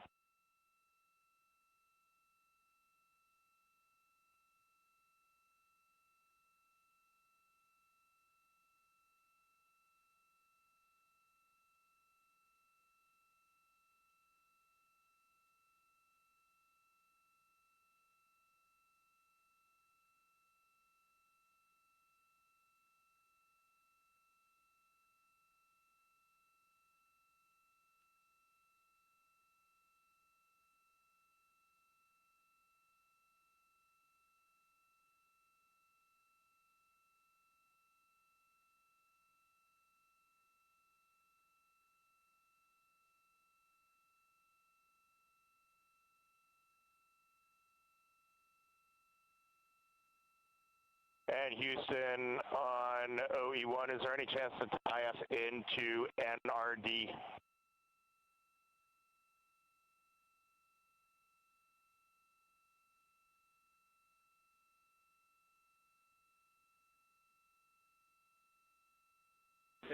Checking.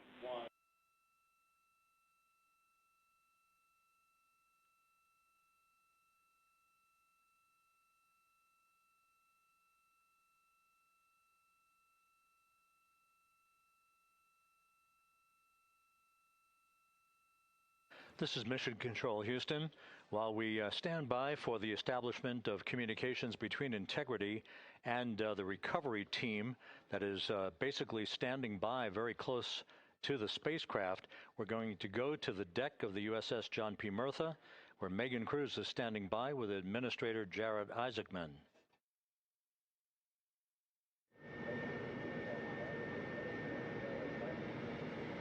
Hey, Rob, yeah, just such an honor to be able to be here on the ship, to be able to share and experience this moment with everyone together. And of course, as you just said, yes, here with NASA Administrator Jared Isaacman. Administrator, how did you feel getting to witness this and seeing NASA at its best? Oh, I mean, I'm honestly, I'm still at a loss for words. I mean, you know, like the childhood Jared right now can't believe what I just saw. I mean, almost been waiting my whole lifetime to see this, and then it's NASA Administrator. I just couldn't be more proud of the entire workforce, the years, the effort, the late nights, all the hard work from across the country that contributed to this incredible moment right now. And yeah, incredibly grateful too for our teams here on the John P. Murtha right now. Yeah, look at them behind us here. Got everybody. What do you guys think? We just brought some astronauts back from the moon, huh? Unbelievable.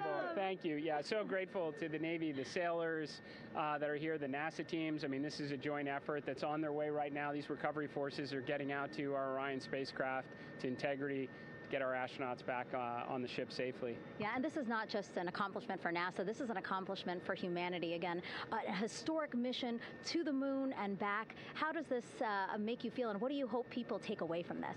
Well, I'll tell you, I think about the crew members that we've all had an opportunity to observe over the last 10 days, right? I mean, they're absolutely professional astronauts. I mean, wonderful communicators, almost poets. But then I think these were the ambassadors from humanity to the stars that we sent out there right now. And I can't imagine a better crew than the Artemis II crew that just completed a perfect mission right now. So yes, it's a huge moment for everybody, right? I mean, we are back in the business of sending astronauts to the moon, bringing them back safely, and to set up for a series more. I mean, this is not a once in a lifetime, which you hear sometimes around here. It's like, this was a once in a lifetime. No, it's not. This is just the beginning. We are going to get back into doing this with frequency, sending missions to the moon until we land on it in 2028 and start building our base. Yeah, are we going to build on the momentum for Artemis 3? I mean, it's just around the corner.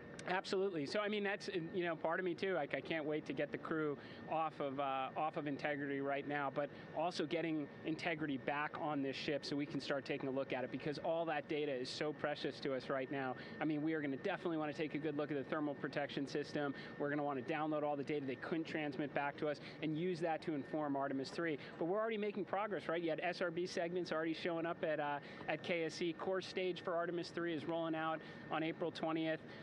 We're getting Mobile Launcher 1 back in vehicle assembly building. So yes, there is a lot to celebrate right now on a mission well accomplished for Artemis 2, and at the same time, we got to start getting ready for 3. Amazing. And last question, for people who joined us for all 10 days to see what we can accomplish together with our international partners, what do you think about the fact that we're going to keep doing this more and more and more? It's incredibly exciting. I mean, yes, it's the contributions, like the best and brightest across the NASA workforce from across the country, our industry partners, our international partners. We had a Canadian Space Agency astronaut on board in Jeremy. We had the European Service Module. And you think, in the days leading up to this launch, I mean, 48 hours prior to launching Artemis 2, I was meeting with the Italian Space Agency. We signed a memorandum of understanding to build a habitation module on the moon. I mean, you have countries, all of our allies Horizon partners coming together saying, we are committed to this effort. We are returning to the moon. We're doing it to stay. We are building that enduring presence. We are going to master the skills on the surface of the moon so someday we can undertake missions to Mars. It's just an incredibly exciting time, and we're not going at it alone. We're bringing everybody along with us. Absolutely. And speaking of everyone, one more time, we're going to ask the crew here, you guys ready to land on the moon? Awesome. I love that. Okay, well, thank you so much, Administrator. Appreciate you being here. We're, of course, going to stay on to watch the crew get extracted from Orion, so stay tuned, and we'll see you back here shortly.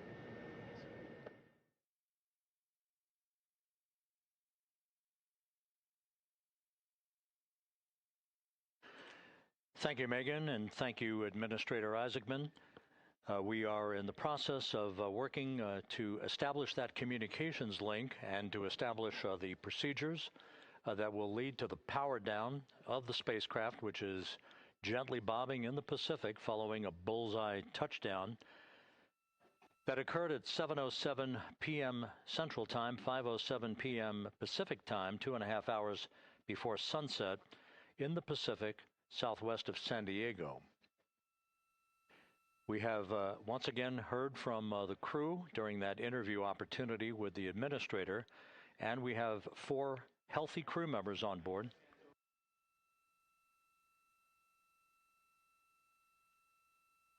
We now have confirmation that the vehicle has been powered down as per the procedures. So we have vehicle powered down, and the flight control team here in Houston, Flight Director Rick Henfling, has handed over mission authority to the Exploration Ground Systems team out in the Pacific. Now, we will physically not get off console with this team until the crew has been extracted into the front porch, that inflatable raft that will be erected along the side hatch of Integrity. So we're standing by for that in the next step in the recovery procedures. But everything is in great shape, and we have 4 healthy crew members on board the vehicle.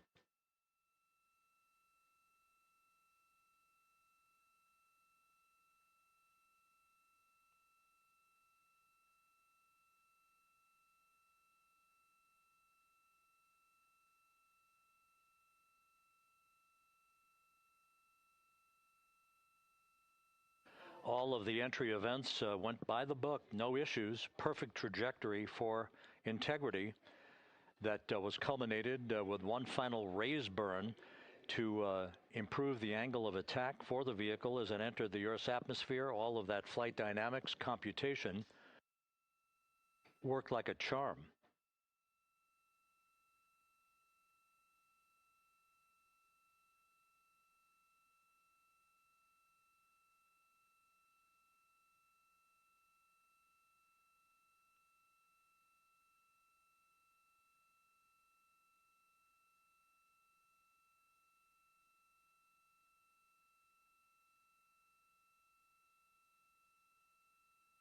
So we are standing by for the recovery team to approach Integrity and begin the process of erecting that inflatable raft called the front porch, which will see the crew members be extracted from the hatch of Orion into that inflatable raft before they're hoisted aboard 2 Navy helicopters in a variety of different configurations. Each crew member will be hoisted in sequential fashion, in alternating fashion, 2 crew members for each helicopter before they turn around to head back to the John P. Murtha. Once on the deck of the ship, they'll be brought into medical bay for comprehensive medical exams. But Reed Wiseman has reported several times that the crew is in excellent shape.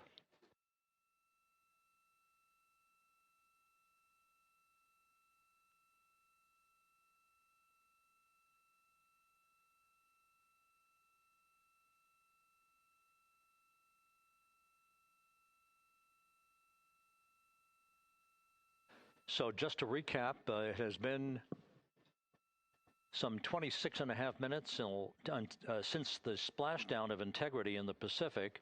The vehicle is in excellent shape. It performed like a champ all the way down through the Earth's atmosphere. All of the vehicle functions were checked off in excellent trip hammer fashion. The parachutes all deployed as planned. Splashdown occurring at 7:07 p.m. Central Time, 5:07 p.m. Pacific Time.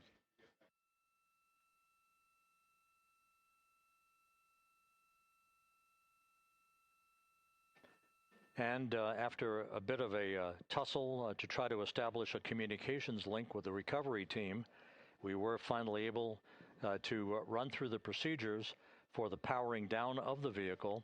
We've handed over mission authority to the Exploration Ground Systems folks out in the Pacific, and the recovery team will be approaching the vehicle shortly to erect the inflatable raft called the front porch before opening the hatch to Integrity to bring the crew members onto that raft before they're hoisted onto two Navy helicopters, two crew members for each helicopter, before they're flown back to the deck of the USS John P. Murtha.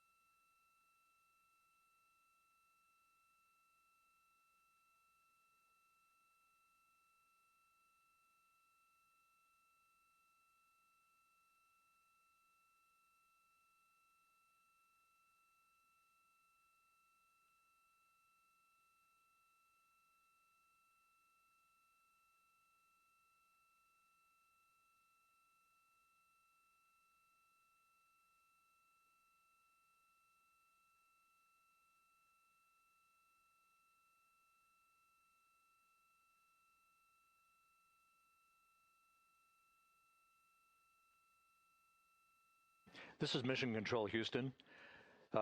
After talking to the flight dynamics folks, we have a bit of a refinement on the splashdown time for you. Their computation shows a splashdown time of 7:07 and 27 seconds p.m. Central Time, 7:07 and 27 seconds p.m. Central Time.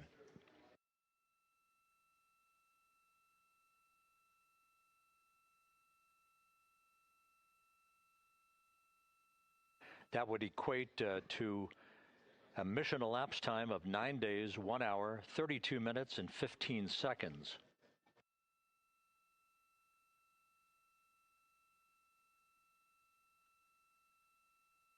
Once again, from Flight Dynamics, a splashdown time of 7:07 and 27 seconds p.m. Central Time.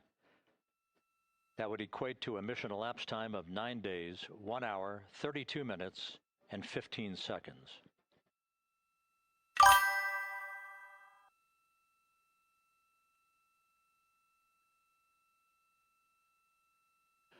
Reports from the Pacific indicate that the recovery team in communications with the crew aboard Integrity, that the crew remains in excellent shape as they await the approach of the team for a final hazard gas evaluation before they move to the side of the vehicle to erect the inflatable life raft called the front porch.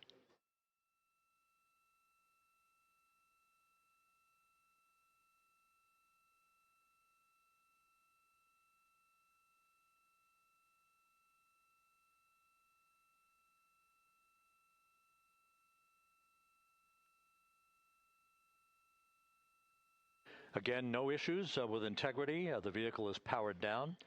All of its systems are now safed. We have handed over mission authority to the Exploration Ground Systems folks in the Pacific, but we will not stand down and have the entry flight control team depart its positions until that inflatable raft, the front porch, is erected, the hatch open, and the crew having exited the vehicle. So that's the next step in the recovery process that will lead to the hoisting of the crew members. For 2 crew members for each helicopter, they'll be hoisted to a pair of Navy helicopters that will then fly a short distance back to the USS John P. Murtha. What you're looking at is one of the fast boats circling the vehicle to make a hazard assessment.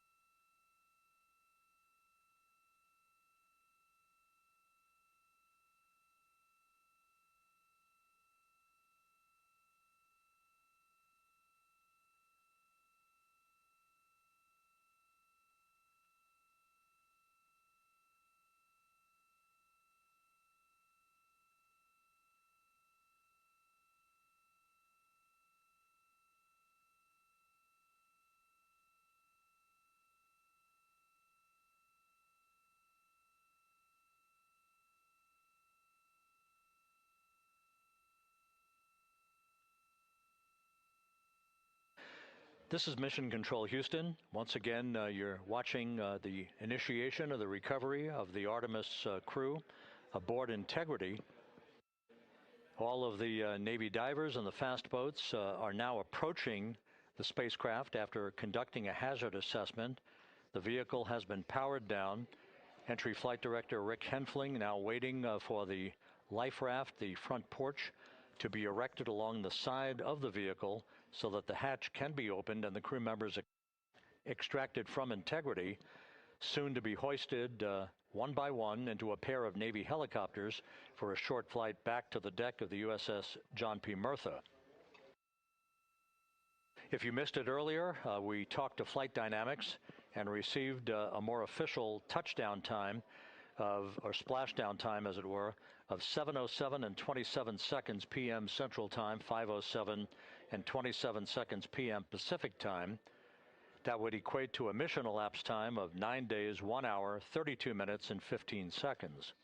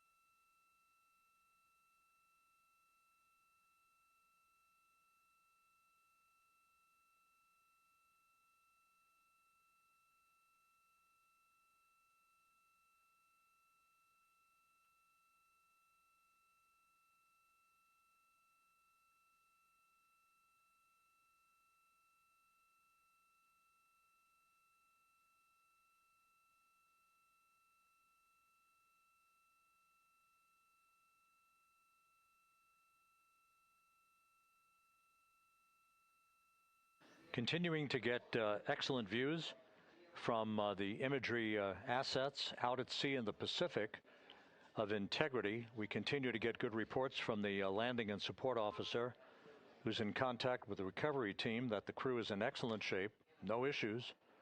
They're just currently biding their time, waiting for the front porch to be erected. We have no hazardous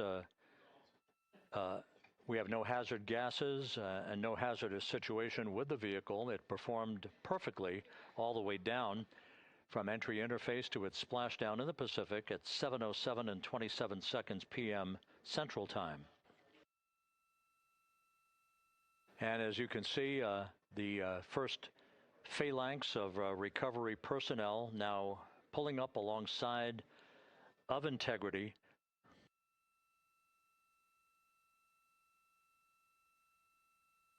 This includes Navy divers and Navy flight surgeon and other recovery personnel who have trained for several years for this recovery process.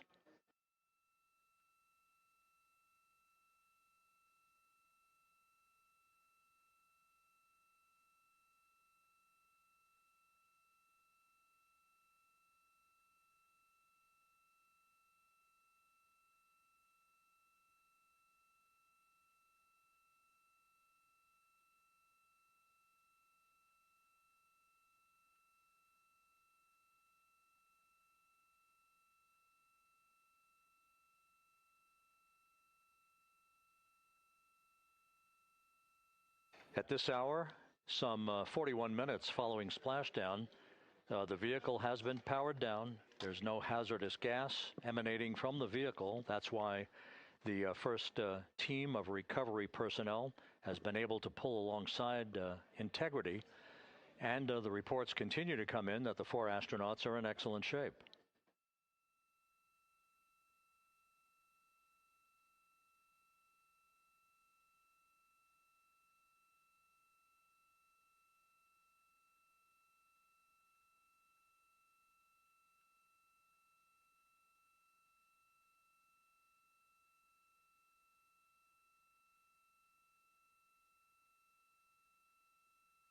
Yes.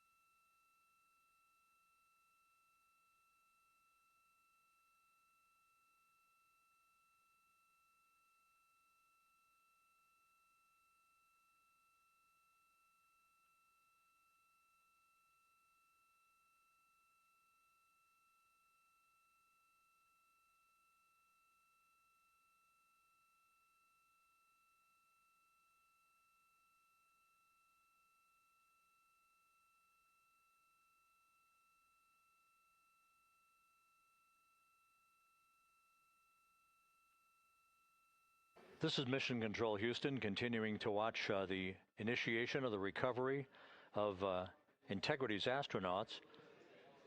One by one, they'll be brought out of the spacecraft onto a large inflatable raft just a short time from now. In the meantime, we can go back to the USS John P. Murtha, where my colleague Megan Cruz is standing by to provide her situation report. Megan, can you hear us?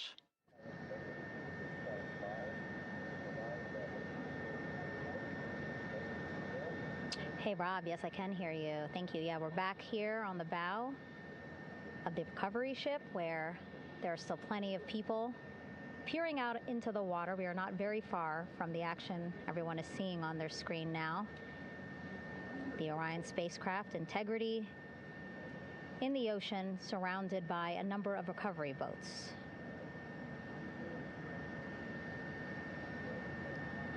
As Rob has been saying, in those recovery boats, NASA and Navy personnel specifically trained to get the astronauts out of Orion.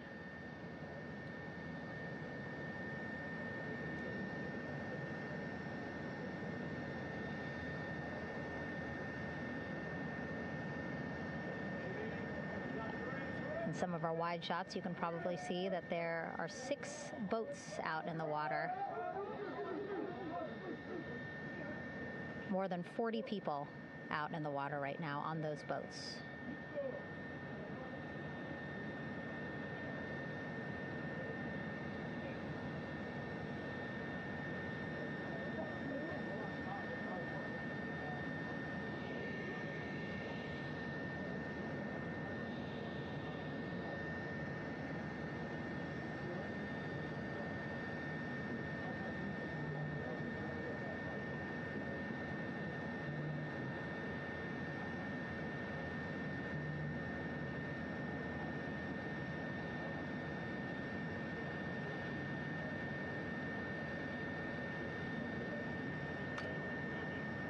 First order of business is to set up the front porch and the stabilization collar.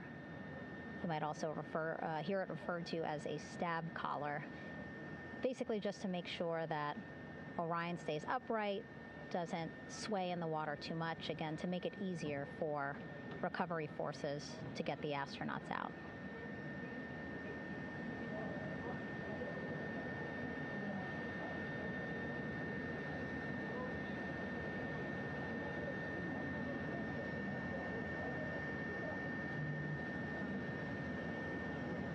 Again, we splashed down in the Pacific Ocean just after 5 p.m. Pacific time here. It's a requirement by NASA to be able to get the crew out of Orion within 2 hours of splashdown. So doing great on time so far. Plenty of time. No rush either. I was speaking to NASA flight surgeon Rick Schuring earlier in this broadcast, and he said to me, no rush to get the crew out. Just want to make sure that they're feeling good, and whenever they're ready to take their step out of Orion and onto that large raft, the front porch, folks will be ready.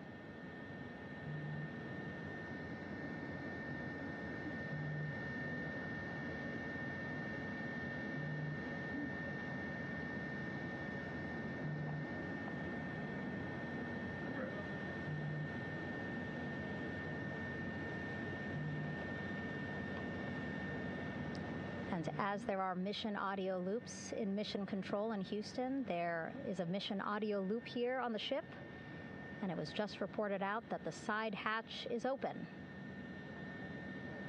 Side hatch of Integrity is open. You're getting these beautiful shots from our aerial assets. The ship itself, where I'm on, just 3,000 yards away. Again, plenty of people on the boat here, glued to the side closest to where they can see all this action. And again, with just 3,000 yards separating us, great views from the bow here. You can see now that side hatch is open. One of the Navy personnel is about to get inside there.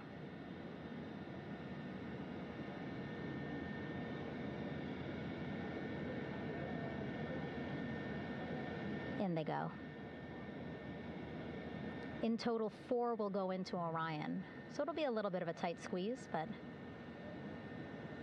the goal is to have a recovery personnel with each astronaut assessing them.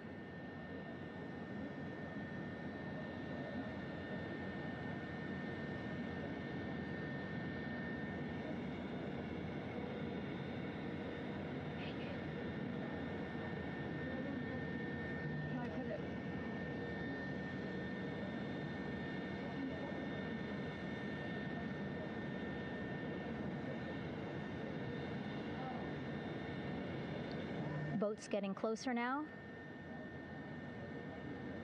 Again, that one that's right up against Orion, those are the divers that will go in to the spacecraft to check on each of the astronauts.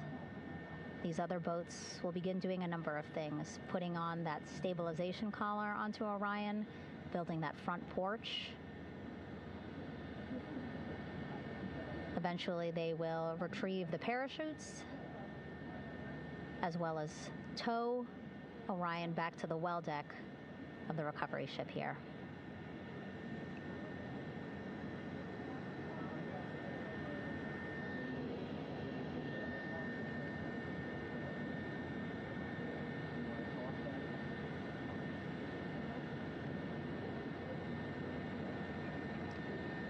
And so as we wait for the Navy and NASA personnel to get their assessment of the crew inside of Orion, why don't we toss it back to Rob for an update? Yeah, thank you, Megan. Here in Mission Control, Flight Director Rick Henfling and the entry team of flight controllers still on duty. The vehicle has been powered down for some time now. There are no hazardous gases emanating from Integrity. That, of course, allowed the recovery personnel to approach the vehicle and then open the hatch to begin the initial medical assessment of the crew, as you just indicated. Now we're standing by for the erection of that inflatable raft, the front porch, alongside of the vehicle that will enable the crew to be extracted one by one onto the raft, have a moment or two to get their land legs back before they're hoisted into 2 hovering Navy helicopters, 2 crew members for each helicopter, for a short flight back to the deck of the USS John P. Murtha.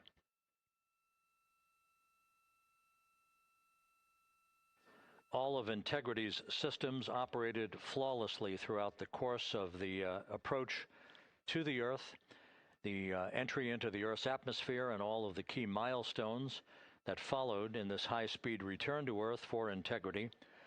A mission that spanned more than 694,000 miles from the vehicle's launch from the Kennedy Space Center atop the Space Launch System back on April 1st.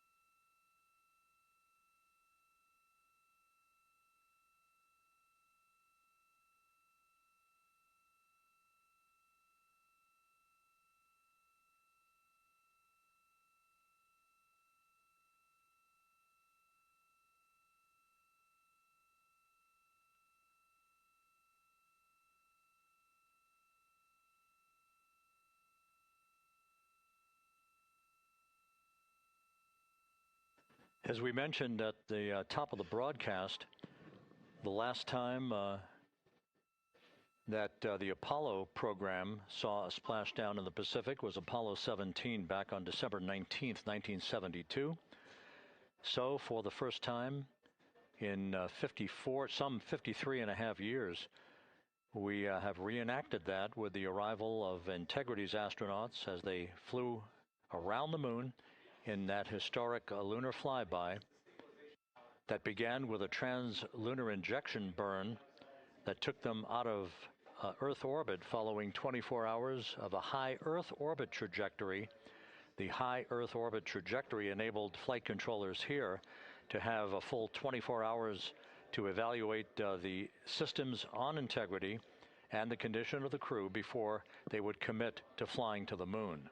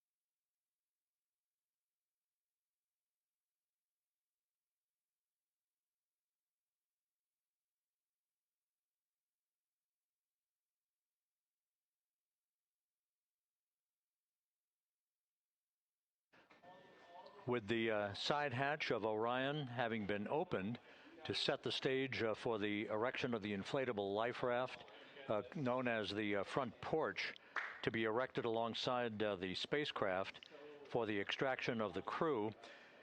Let's play for you an interview that my colleague Megan Cruz conducted on the USS John P. Murtha with Navy diver First Class David McMahon that explains how this process is unfolding.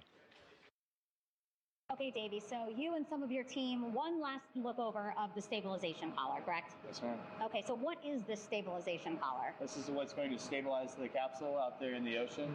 We don't know how good the weather or the waves will be that day, so this will help prevent any unnecessary occurrences from happening, stabilizing the capsule and the astronauts inside.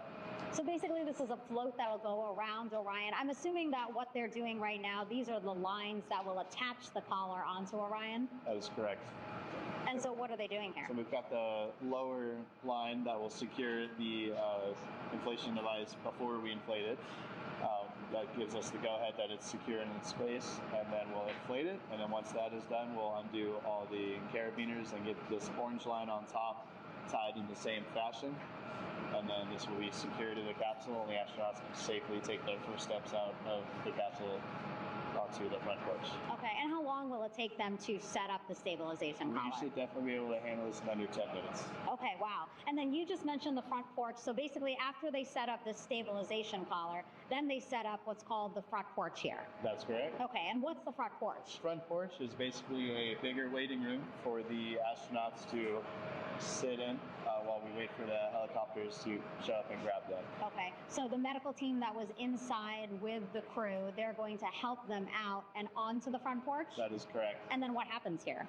We have higher trained medical personnel also on board the front porch that will give them lookovers and just make sure they're okay while we wait for the helicopters to show up.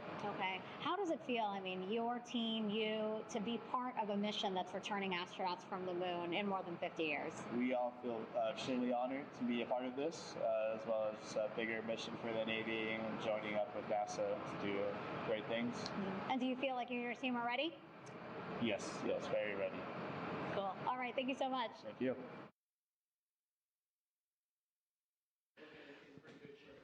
Once again, the recovery operations are continuing out in the Pacific.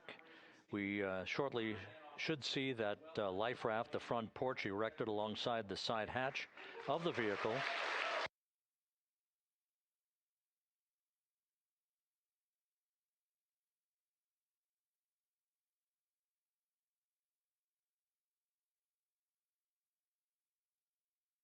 A number of flight controllers have come into the flight control room to receive congratulations from Entry Flight Director Rick Henfling. But we're going to stick with our operations out in the Pacific as we await the extraction of the 4 crew members who are reported to be in excellent condition.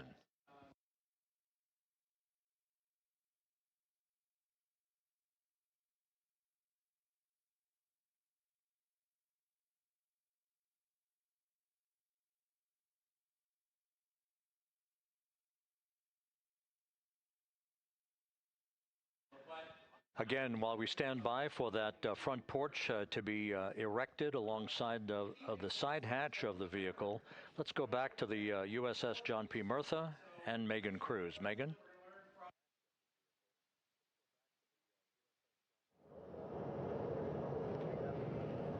Hey, Rob. Pausing now to listen to some internal audio loops. Again, the operations team here on the ship communicating with everyone out on the water. It seems like currents are hindering them a little bit from unfurling and inflating the stabilization collar as well as the front porch. But again, the requirement to get the crew out within 2 hours of splashdown, plenty of time. So no concerns just yet. But as calm as the water looks, yeah, it looks like it's hindering the teams just a tad.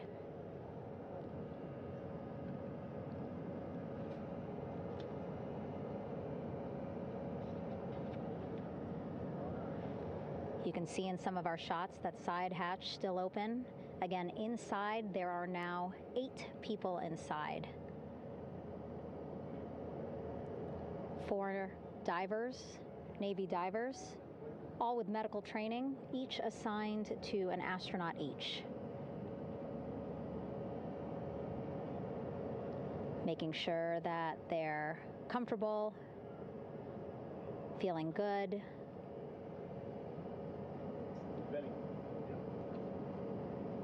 As you've heard us say in the broadcast, they expect a little bit of discomfort. Again, these astronauts just traveled back to Earth at 25,000 miles an hour, a nearly 695,000-mile journey around the moon. If you think you get carsick.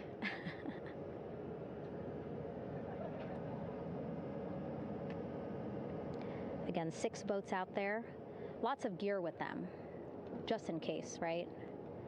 As we said, the crew reported feeling great, but again, all those folks out there in case they weren't, right? NASA is all about making sure we think about every situation that can happen, and so, of course, wanted to be ready in case any of our astronauts needed more medical attention while out there in the water.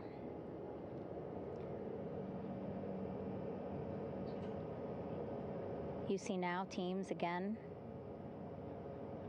trying to set up the stabilization collar and front porch for the crew to get out of Orion.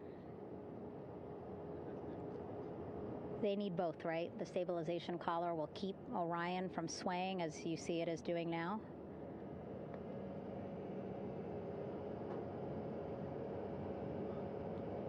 And then they will connect the front porch to the stabilization collar so that the crew can take 2 steps and they will be in the front porch.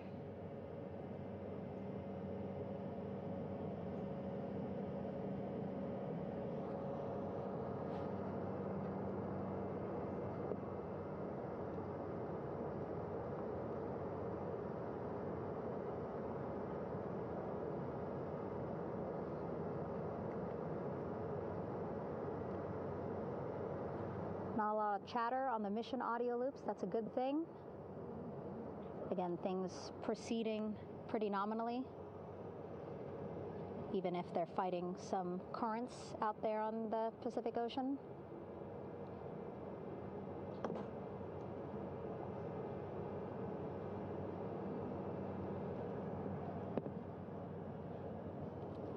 Again, the goal, setting up the stabilization collar and the front porch so that the crew can rest comfortably in the front porch, get placed into harnesses so that 2 helicopters can lift them off the front porch and onto the USS John Murtha here.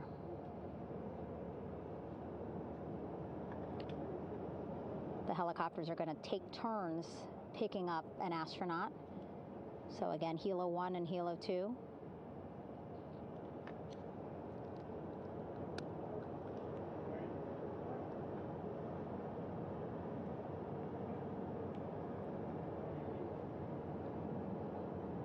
Okay, and the recovery team here on the ship just got a report from the undersea medical officer who is inside the capsule with the crew. He is reporting all 4 members are green. All of our 4 astronauts, Reed, Victor, Christina, Jeremy, green, meaning they are feeling great, not the complexion of their skin. They are feeling great, happy to be home, and ready to be extracted as soon as possible.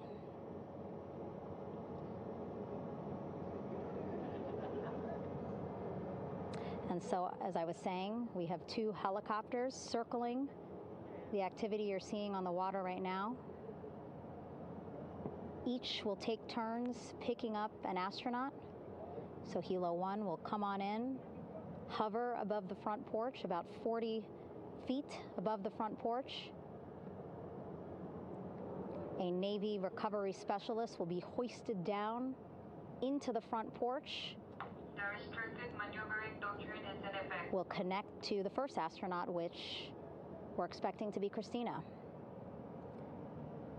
And then Helo 2 comes around, picks up Jeremy, while Helo 1 stays above head, and then Helo 1 will come back in for another astronaut, and then Helo 2 for the last astronaut, and then back to the flight deck here on the recovery ship.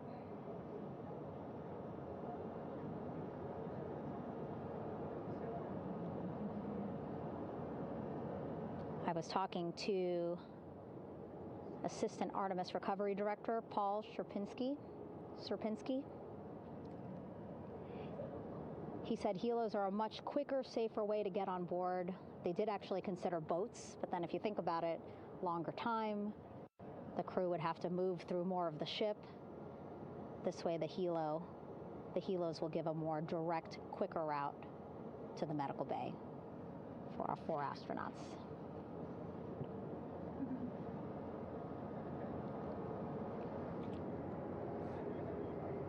Beautiful shots from our aerial and imagery teams.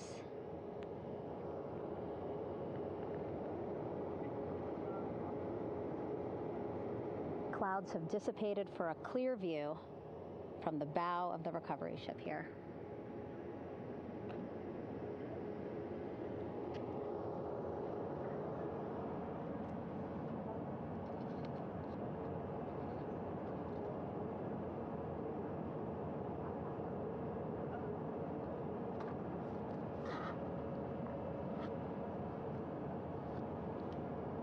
You can still see divers in the water there. Encircling Orion, that is that stabilization collar we've been telling you about. As you saw in that interview just a few minutes ago, they have to first connect it to Orion, and then once it's secured onto Orion, they can inflate it, and then they'll further secure it with other harnesses and lines.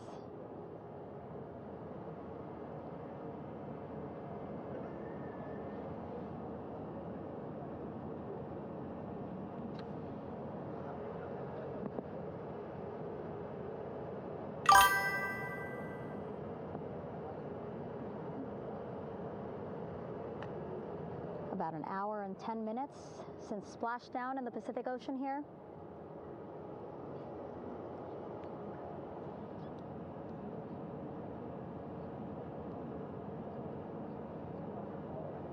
Reed, Victor, Christina, and Jeremy back home after a history-making mission to the moon and back.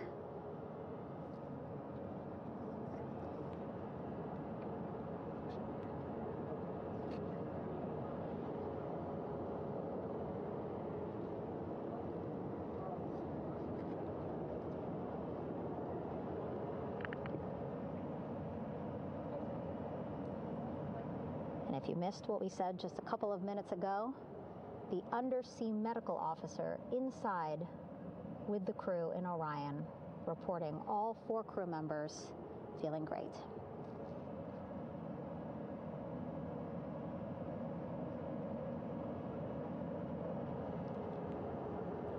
Progress being made there on the stabilization collar. It looks like they are beginning to inflate it.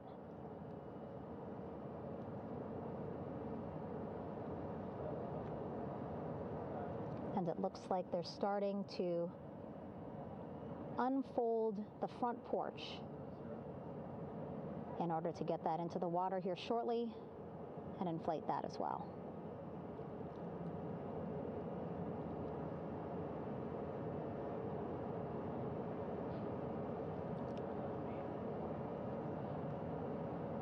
Again, more than 40 people out in the water right now.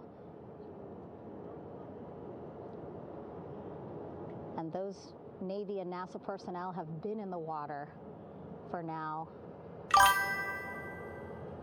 about 4 hours.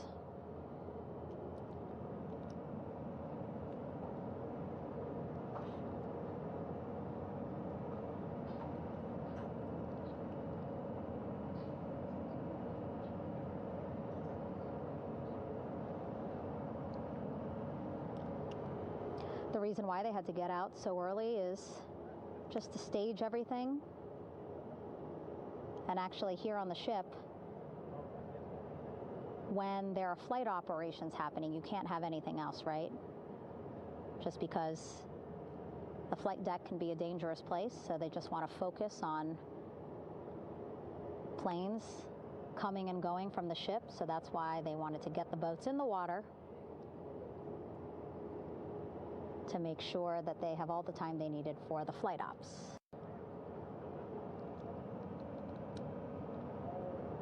And then the same crew here out in the water, they will stay out in the water for a number of hours after we recover the crew and get them back on the ship, because then they have to recover Orion.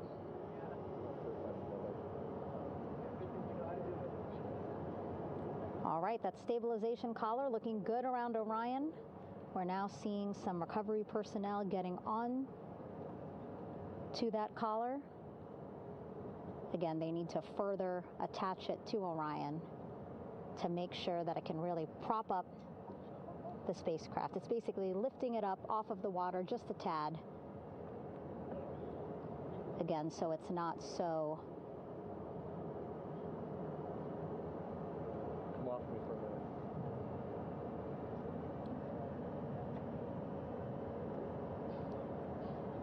So it doesn't sway so much in the water there.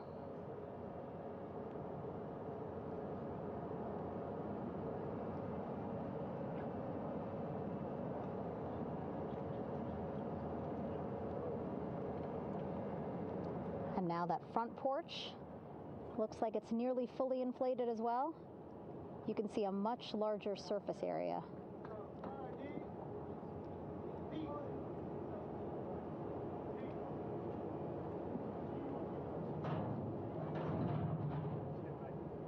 And so once the crew get out of Orion, they can stretch their legs a little bit on this front porch, get some fresh air.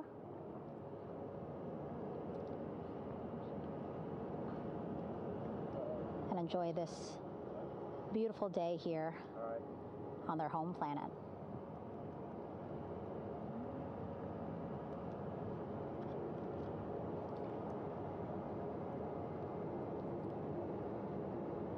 It appears teams now are about to connect the front porch to the stabilization collar.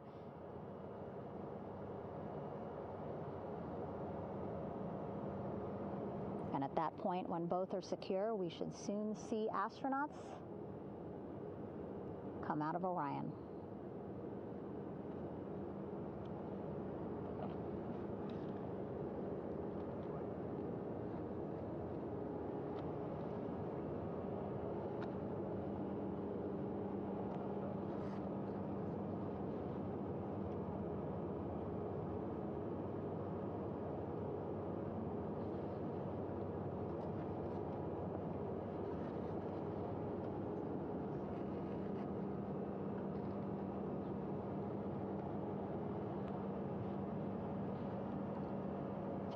All these views you see also being fed to the Landing Force Operations Center here on the ship.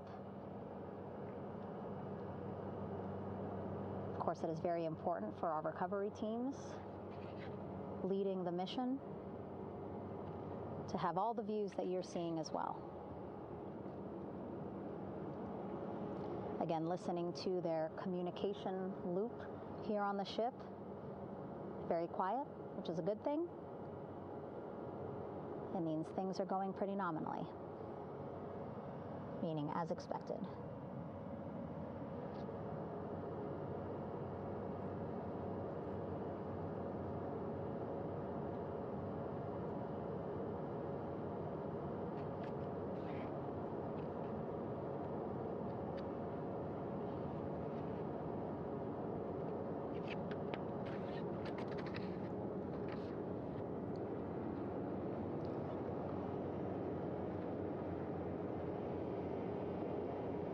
Again, all this activity happening just 3,000 yards away from the ship. So that means this will be a very quick flight back on the helicopters for the crew.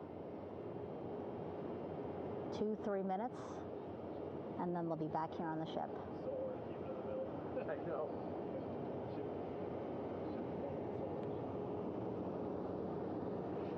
Okay, saw a thumbs up from one of the personnel on the front porch. It looks like they are now getting ready to deploy what they call the Air Rescue Vest, ARV. And so this is the harness that each crew member will get into in order to be hoisted into the helicopters. Again, those helicopters hovering just about 40 feet above the front porch when they're ready to pick up each crew member.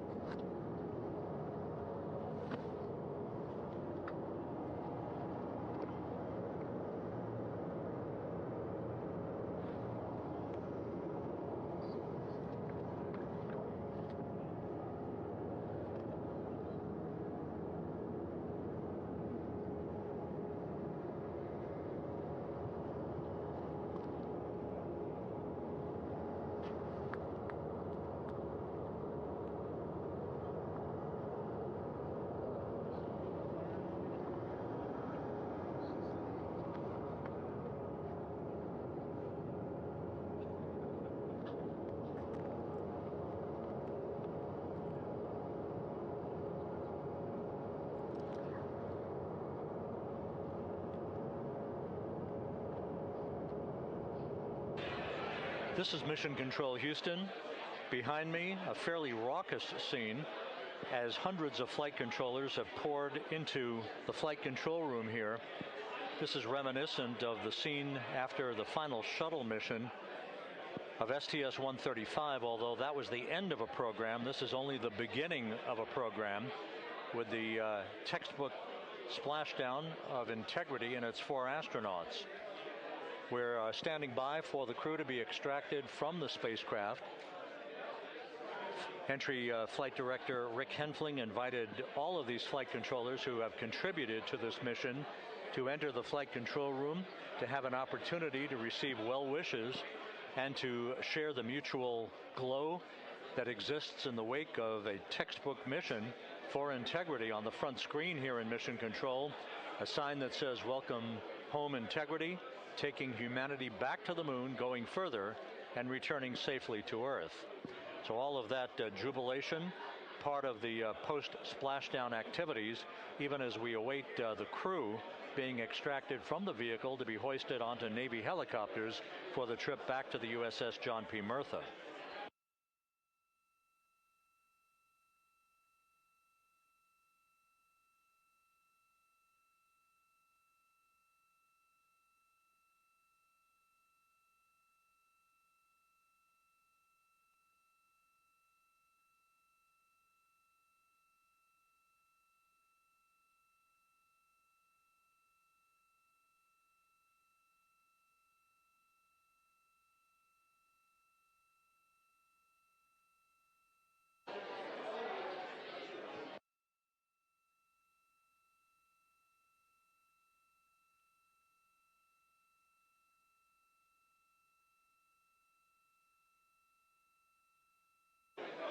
Once again here in Mission Control, this view of the Artemis flight control room, known as the White Flight Control Room. This is the old shuttle flight control room, and now is the home of Artemis missions to the moon and beyond.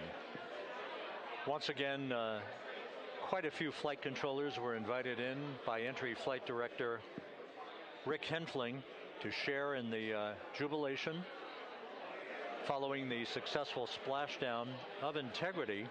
That splashdown occurring an hour and 22 minutes ago, as we stand by for the completion of the extraction of the crew, and ultimately their hoisting onto Navy helicopters for a short flight back to the USS John P. Murtha. Splashdown occurred at 7:07 and 27 seconds p.m. Central Time. I had an opportunity to talk to the head of flight dynamics, Jeff Birch, a moment or two ago. He said the trajectory of Integrity coming through the Earth's atmosphere was so precise, they've never seen anything line up on a ground track like today's entry by Integrity for its splashdown southwest of San Diego.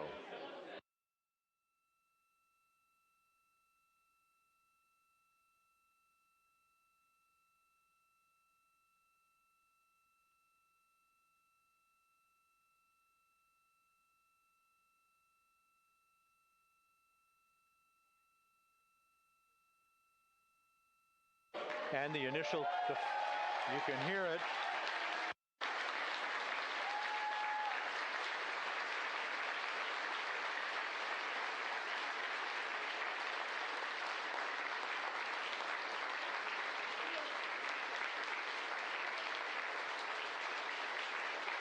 Jubilation here in the flight control room. The first crew member is out of Integrity.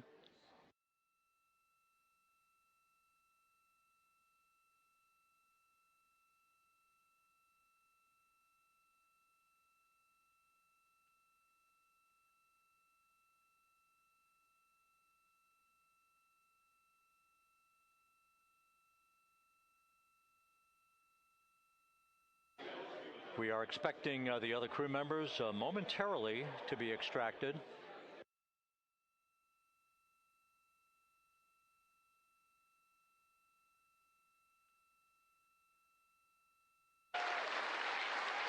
We now have 2 crew members out.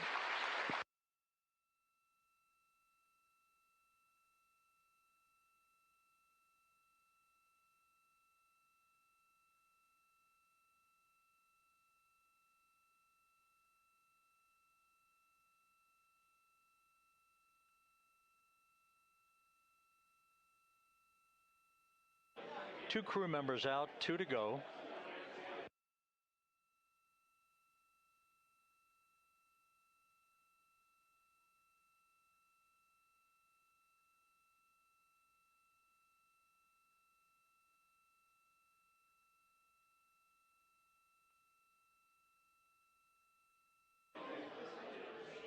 We're about 1 hour from sunset out in the Pacific. Everything continues to go well. Integrity's systems function perfectly during its entry back to Earth. And Reed Wiseman, the commander who will be last out of the vehicle, reported that all the crew members were feeling very well.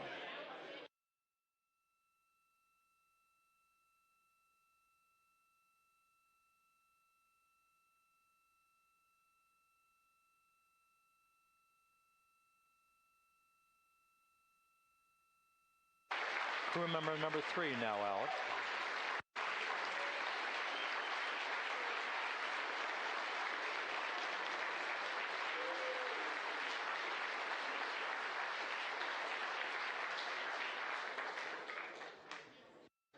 And now standing by for the commander, Reed Wiseman, who will be last out of his ship. Bobbing in the Pacific under almost ideal conditions, Integrity spanned 694,000 miles during its journey from launch to splashdown.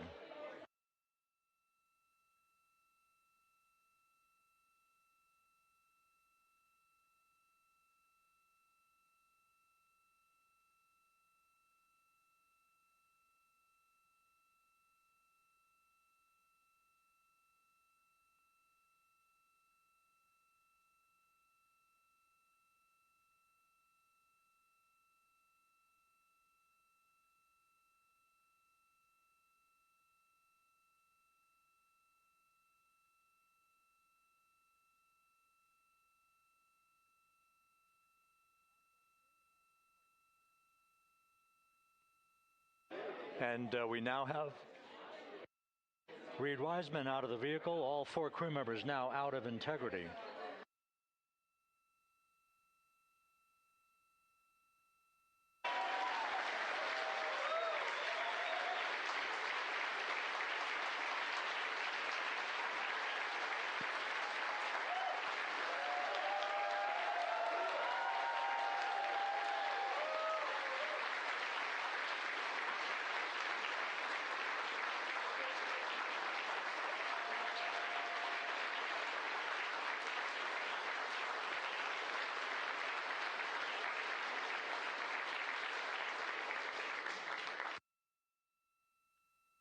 Once again, all 4 crew members now on the front porch, and the procedure to begin hoisting them up to these 2 Navy helicopters hovering overhead will begin shortly.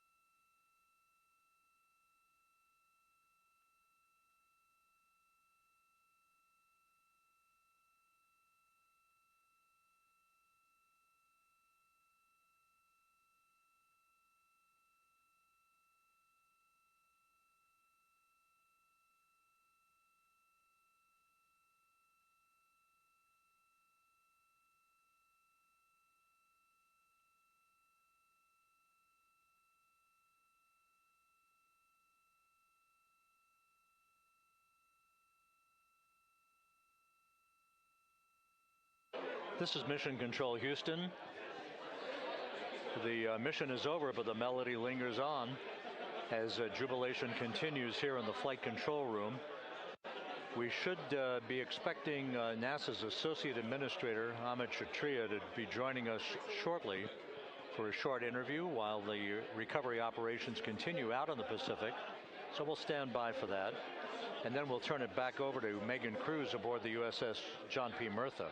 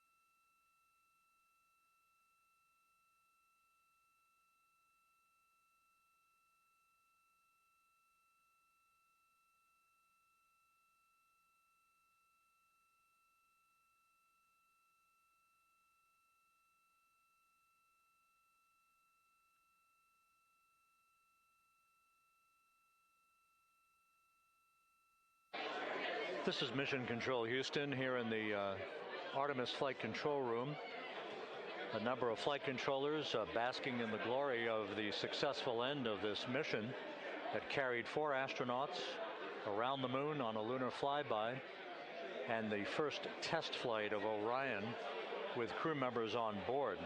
Splashdown occurring an hour and 32 minutes ago after a flawless descent back into the Earth's atmosphere for the vehicle. Its 4 crew members in good shape, simply enjoying their time right now on the front porch, as it were, the inflatable raft alongside of their Integrity spacecraft. We're expecting Amit Kshatriya, the NASA Associate Administrator, to join us here momentarily for a brief interview before we turn it back over to Megan Cruz aboard the USS John P. Murtha, the recovery ship.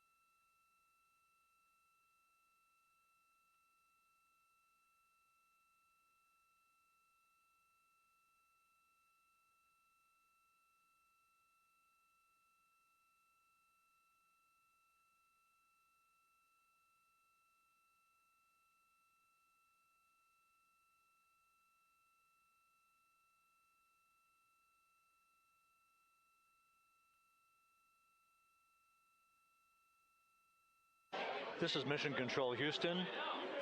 We're about an hour and 34 minutes since the textbook splashdown of integrity in the Pacific to bring home our astronauts. And with us now is Amit Kshatriya, the NASA Associate Administrator. Amit, a little bit of history made tonight, a little bit of history made over the past few weeks. Your thoughts as this team here basks in the glow of what they just accomplished? Yeah, Rob, we're here in the control center, and it's kind of overrun with jubilant folks in the Mission Control Houston, as well as engineering, and folks that just want to be here, part of it, as we watch our crew get extracted from the vehicle. And, you know, my thought is always, always, always about these teams, the team that's in the water right now, pulling the crew out, the team here in Houston that worked so hard over the last 10 days, no sleep to get this done. You know, we still have some work to do to get the crew to the med bay here on the ship. They all look great coming out, so hopefully that won't be too long. You know, I think we saw the administrator on the boat too, giving his thanks to the Navy team on the Mirtha, which they're just an incredible group of sailors. I was able to visit with them a couple weeks ago. And then if you pull it all the way back to the workers and the folks that joined the rocket at Michoud, that made the heat shield tiles, that held together tonight, that stacked the vehicle in Florida, that integrated the vehicle in Denver, that fired the engines in Stennis, that fired the boosters in Promontory. I mean, this is the entire team, coming together and being tested by the environment that this machine went through, and they did it right. The work was good. They did it right. You've said in a number of briefings, of course, and in other forums that this is just the first step. The cadence has to step up, as the administrator has indicated. Now, it's a little early for the full report card on how integrity did, but did this mission ultimately, from your eyes' view, exceed expectations? It absolutely did. I mean, I was waiting to talk about this until we were in the water, and I think we still have, again, work to do to bring it in and really kind of go through it bolt by bolt and see what we learned. But I mean, so far, given what we learned during the mission and given how we performed on ascent, on entry, I always think about energy in terms of the states that you worry about the most, and every time we put these machines through these incredibly energetic states that came through. So I'm fairly confident that we made a big step tonight to get us on the path towards the surface. I think the path to the surface is open now. We do have to do all the work, and we'll make sure we talk about that as cleanly as we can. We learned a few things during the mission, but I have to tell you, this was an incredible test of an incredible machine. From an American psyche standpoint, the Empire State Building was lit up red, white, and blue tonight. Our coverage was seen on baseball stadiums around the major leagues. How captivating was this experience for the American people, for the world, in fact, as we returned to the moon?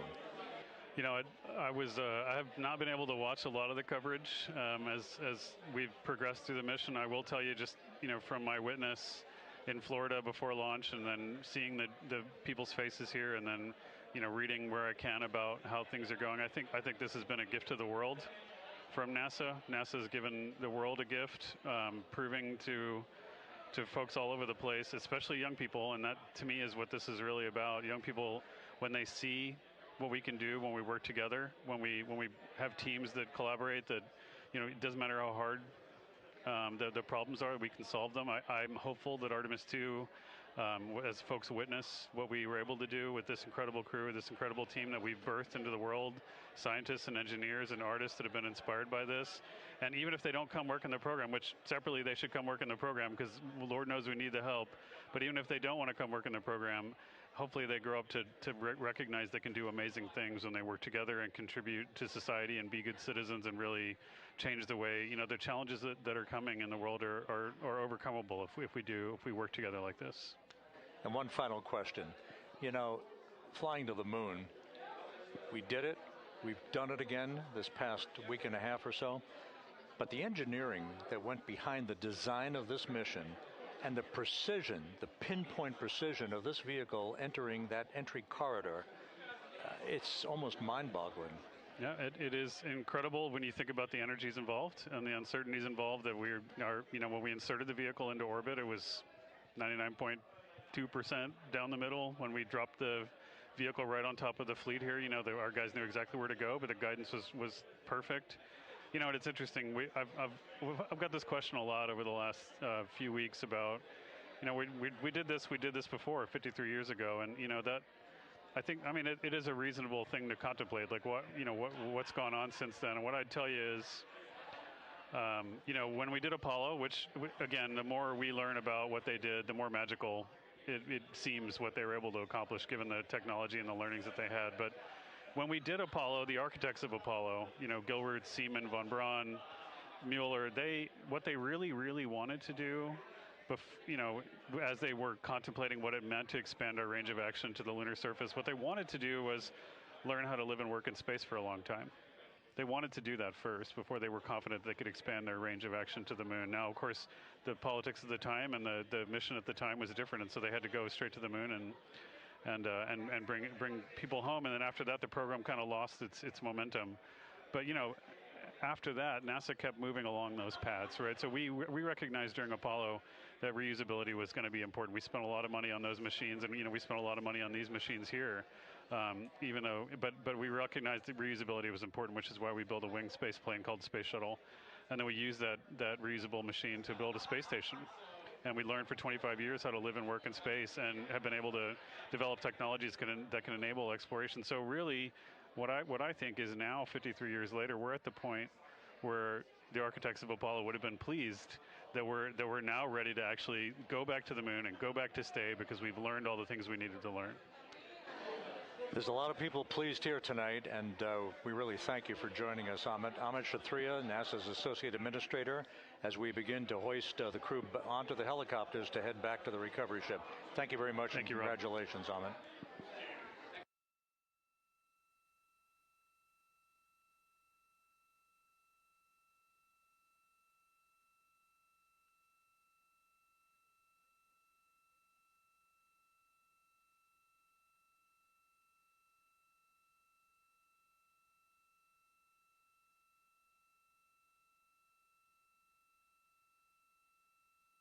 This is Mission Control Houston, with the crew members now beginning to be hoisted aboard the Navy helicopters.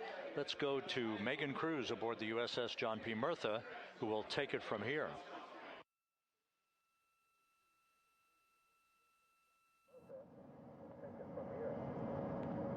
Hey, Rob. Yeah, back on the bow of the ship here, we are seeing the helicopters circling Orion. The first one there, having just completed picking up the first astronaut. Helo 2 now, hovering just 40 feet above the front porch, lowering a recovery specialist out of the helicopter. That person will touch down in the front porch just there.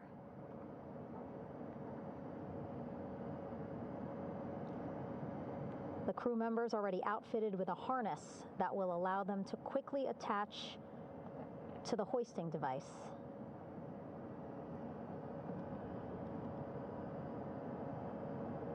Look at the power of those blades throwing water out at the center there, the front porch, with now 3 astronauts and the recovery specialists. Again, crews already outfitted with a harness vest. And here we go. Second astronaut now off the front porch, getting hoisted into the second helicopter.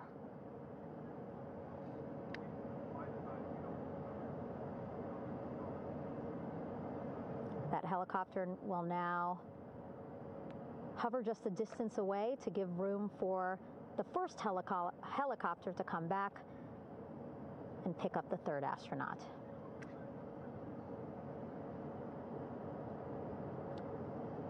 As we wait for that helicopter to come back, make its way back around, just want to mention that the President of the United States called our NASA administrator today while he was on the ship, just minutes after we interviewed him live on our coverage, and congratulated him and NASA on this history-making moment tonight.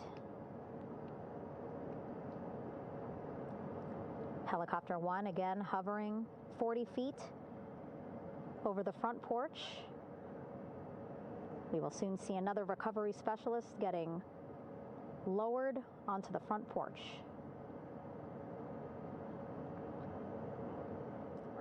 Wow, imagine sitting on that front porch, the wind, the water. But again, the recovery team determined that a helicopter flight back to the ship here would be safer, faster, and more comfortable for our crew who just completed a 10-day mission around the moon.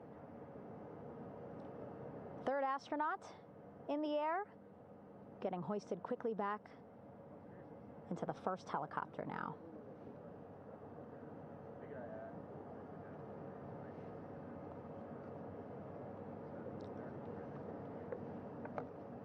That first helicopter now on its way back to the ship here. We will soon see it land in just a few minutes. Again, all this action happening just 3,000 yards away from us, so a very quick flight back to the flight deck. And now the only person left on the front porch, Commander Reed Wiseman. That second helicopter now making its way back over to the front porch. Here it comes.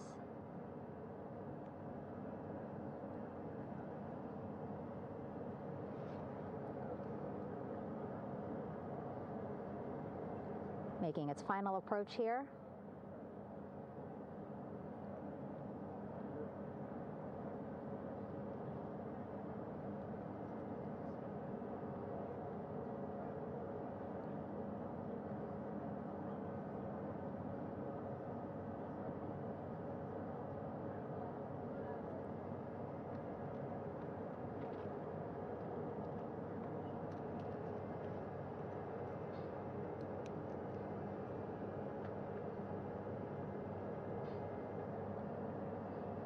The last astronaut, Commander Reed Wiseman,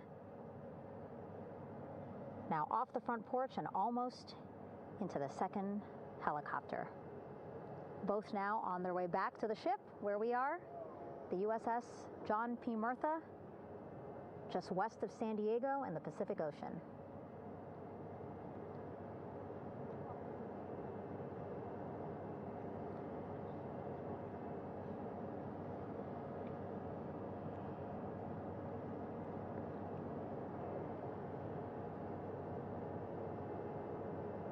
Exciting to see our 4 crew members minutes away from landing on the flight deck here on the recovery ship. 550 people on this ship, excited, ready, anxious, looking forward to welcoming this crew aboard.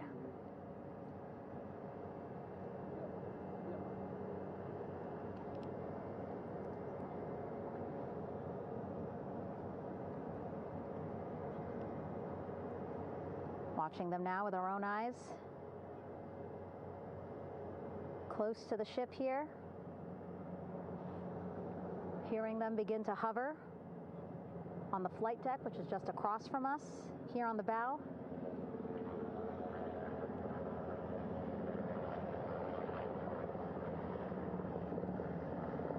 The first helicopter coming in.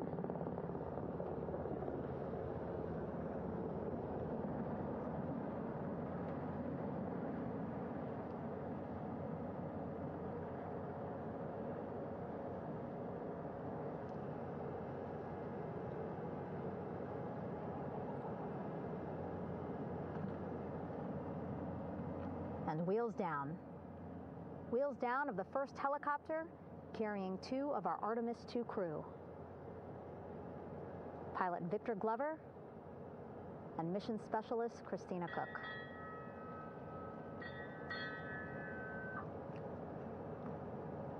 Kilo 1 on deck reported on the recovery loop. Again, the mission audio loops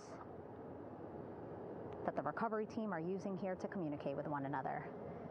And an announcement just made on the ship, integrity incoming. 2 more helicopters on their way to the flight deck, one carrying the crew, the other, one of our imagery helicopters.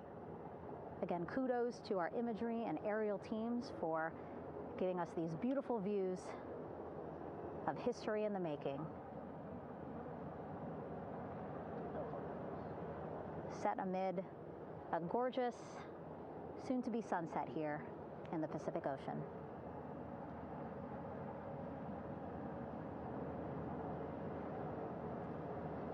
The second helicopter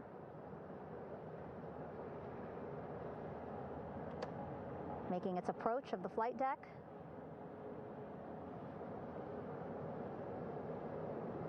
Plenty of people here on the bow with their cell phones out, filming this moment.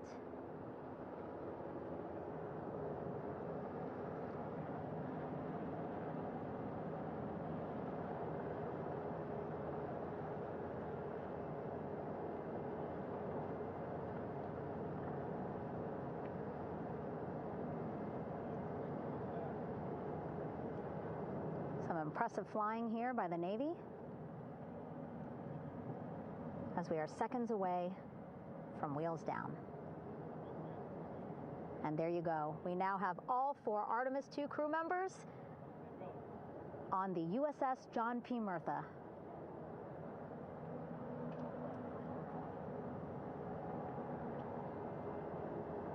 I'm sure they're happy to be out of the water and on this recovery ship with, again, 550 people on board, ready to welcome them home. But first, as we've been saying throughout the broadcast, just making sure the crew feel good. We reported that they were feeling good when they were in Orion, but those were just initial, quick, verbal assessments of how they're feeling. Their destination tonight, the medical bay here on the ship, right after we power down the helicopters here.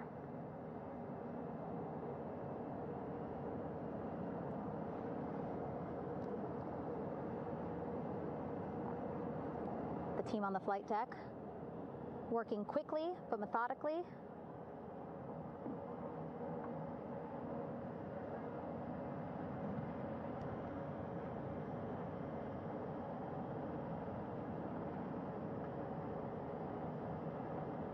Waiting for just one more helicopter to touch down.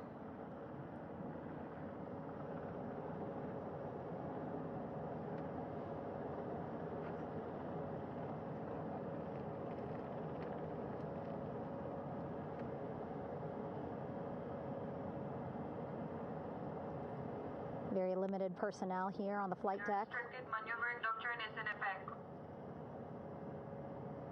As that third helicopter touches down.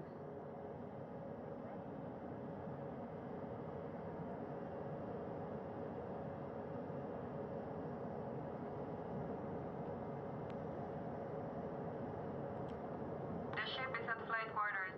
Stand clear of waiter decks, aft of frame 095, or no cover stop side, thrown articles over the side, hold all trash and garbage on station. Flight quarters. While just a few folks on the flight deck itself, there are plenty more on some upper decks. I see in some of our views a very packed crowd overhead. Announcements being made over the ship's loudspeaker system, reminding folks to stay clear of operational areas like the flight deck, so that teams can work quickly to get the crew off of the helicopters and into the medical bay.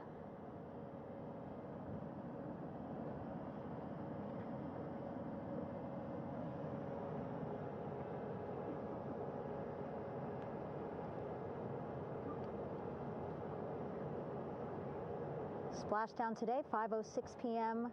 Pacific time. We are within 2 hours of that splashdown time, and already we have all 4 crew members on the flight deck of the USS John P. Murtha.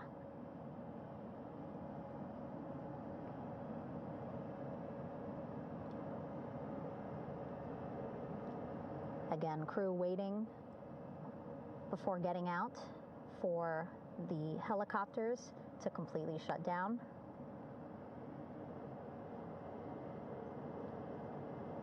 Safety, of course, very important to NASA and the U.S. military.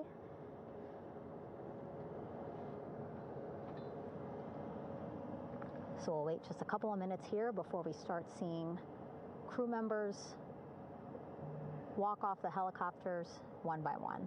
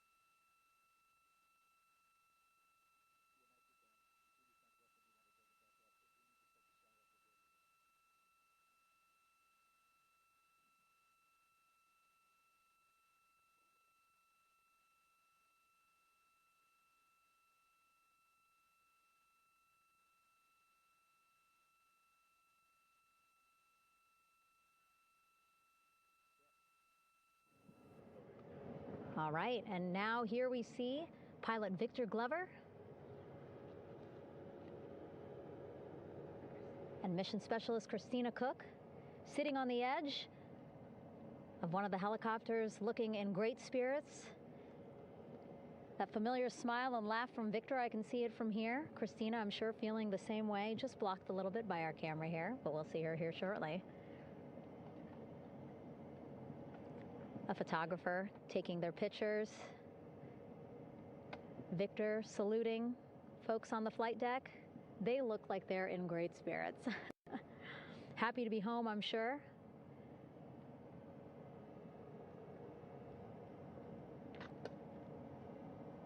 If you're sitting at home, I hope you too are wondering, what would you want to ask them if you got a chance to talk to them? Because that is what I'm thinking about.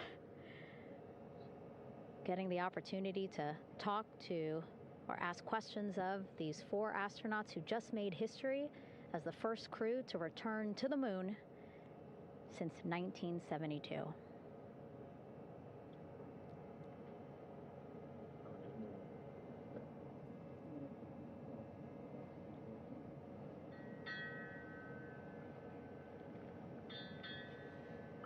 Oh, there we see Christina there, also smiling. Finally peering out, waving at the cameras. Hello to you too, Christina, yes. Welcome back.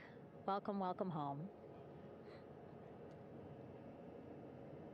A loudspeaker announcement on the ship saying, "Welcome home, Integrity."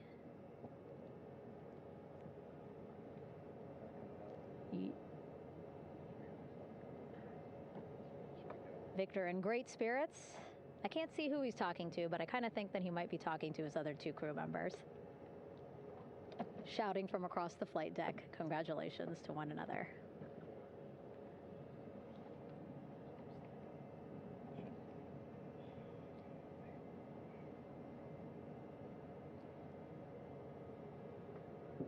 And so now we see some Navy personnel walking up to the helicopter. This is again the first helicopter carrying pilot Victor Glover and mission specialist Christina Cook. Both have taken off their helmets now.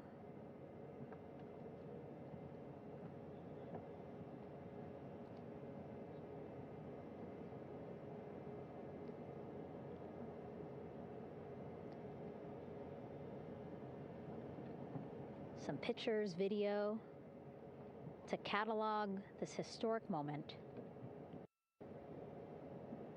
A beautiful sunset just behind them here in the Pacific Ocean. Golden hour. These pictures will be beautiful.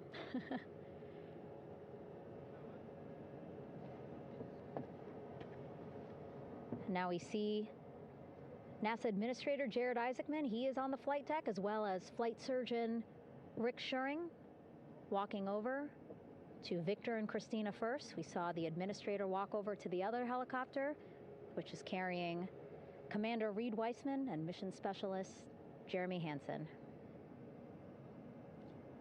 We heard from Rick earlier in the broadcast. Again, he said he's going to be out there on the flight deck to do another initial assessment of the crew, ask them how they're feeling, anything bothering them. But again, from what I'm seeing, they look like they're in great spirits and feeling pretty good for folks who just traveled 695,000 miles from Florida to the moon and now here to the Pacific Ocean.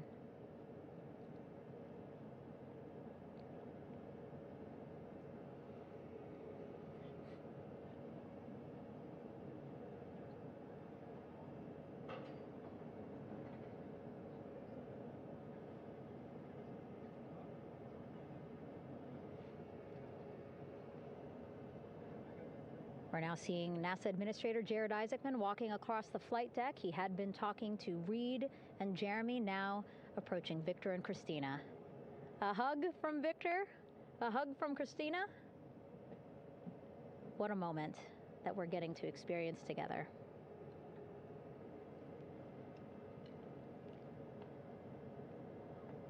I'm sure congratulatory words. You know, we got to speak to the administrator live on this broadcast as well, and he said the kid in him right now, giddy, absolutely giddy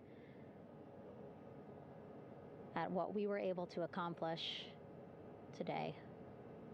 Returning them home safely and in good spirits after a 10-day mission around the moon. And here we go. We're seeing Jeremy walking, waving across the flight deck, now on his way to the medical bay.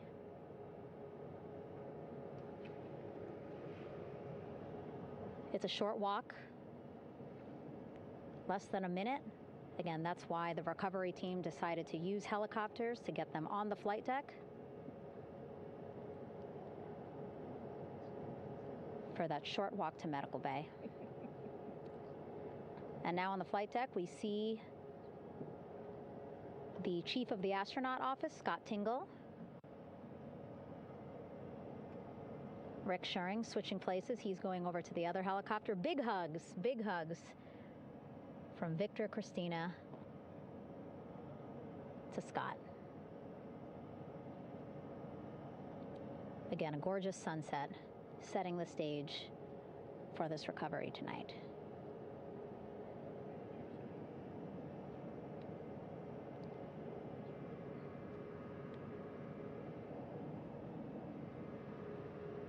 All right, and now here we are, Christina, making her way, looking thankful, grateful, happy to be home.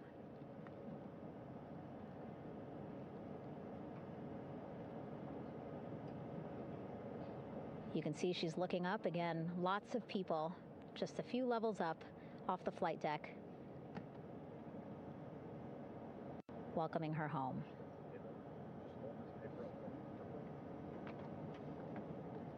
Scott holding the door like a gentleman, but back on his way to the other crew still on the flight deck.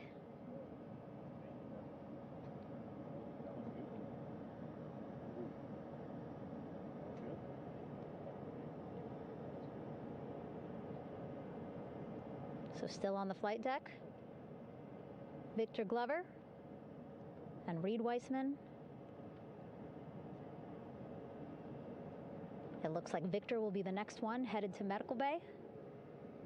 More hugs, more hugs. He's a hugger.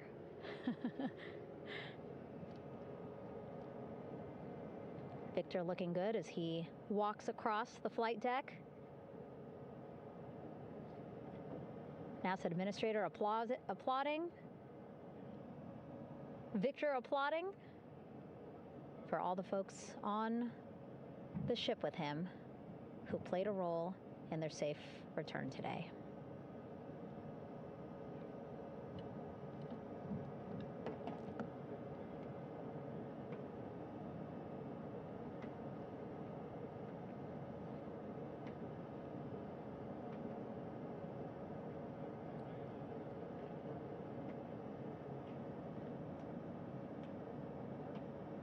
And finally, just one Artemis II crew member left on the flight deck, Commander Reed Weissman.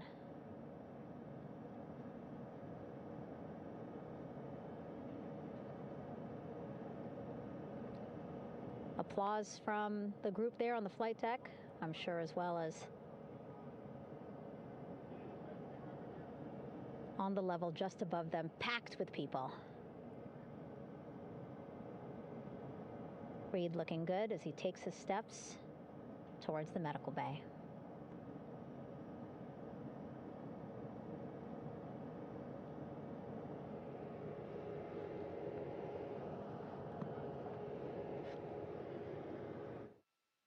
See our 4 Artemis II crew members back on the ship. Again, now they will head into medical bay, where they will be assessed by flight surgeons from both NASA as well as the Canadian Space Agency. A more in-depth assessment. When they get to medical bay, they will each have their own nurse. They will be helped out of their suits. And then again, we'll check to see that they're feeling good. Make sure it's not just adrenaline, but that they are feeling good from their long journey back from the moon. Beautiful shot of that sunset, illuminating our flight deck.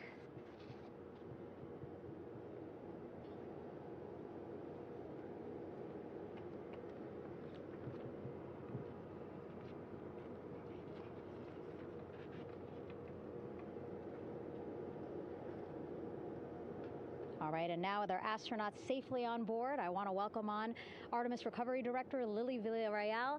Lily, I don't know how you must be feeling right now. Ecstatic, relieved? So ecstatic, relieved. Of course, we still have to bring the capsule into the well deck of the ship, but this is a major milestone to have the crew here on the ship and in medbay. You know, our team has been preparing and working really hard, and I'm just so proud of them all.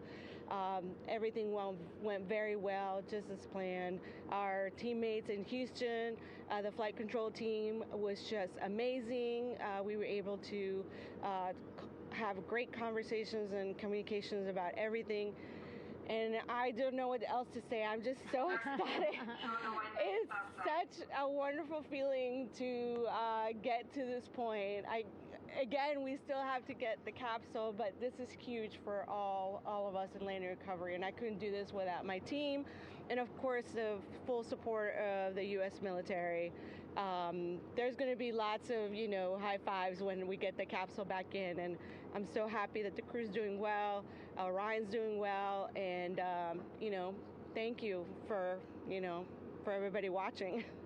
Yeah, it was great to watch the crew come back to the ship with you. How were you feeling when you were seeing them looking so happy to be home and feeling really good? The funny thing is that we had video of them from inside the Orion vehicle. They were like that from the beginning. When we opened the hatch, they were already out of their seats, having a good time, waiting for us to open the hatch. And they opened the hatch, and of course we did the first medical assessment. Everybody was doing very well, and they were just having such a great time with the medical team that was inside the capsule. I think they were all taking selfies with the phones that they have, probably talking about what they saw, and it was just smiles all around. They were having such a great time. And then we put them on the front porch when we were ready to put them on the front porch. And again, you could see they were just so ecstatic to be home and talking to everybody. So we were very happy to see all of that in the control room of the LFOC.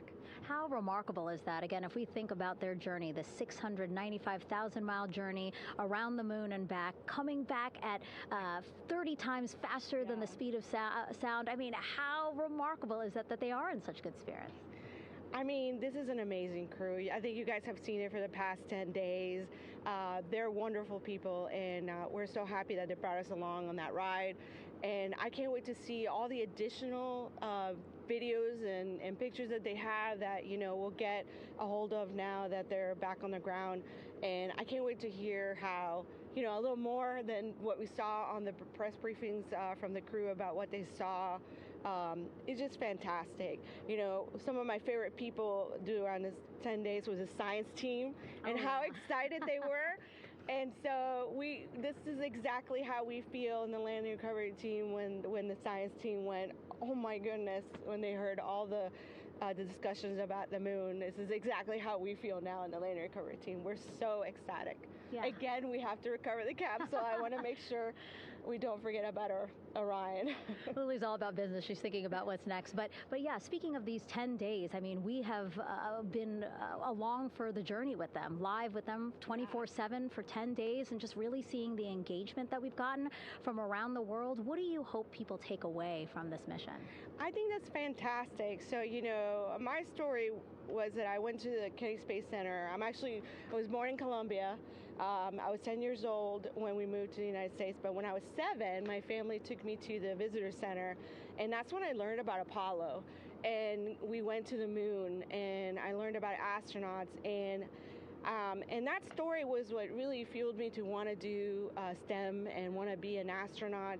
And I think that this Artemis program is going to do exactly what, what girls, my age back then is 7, young people right now, girls and even like young men, obviously. But we want to empower people to know that you can do this, right? If you want to come and work for NASA, if I did it, they can do it. And Artemis program is just going to inspire everybody. And I'm so happy about that.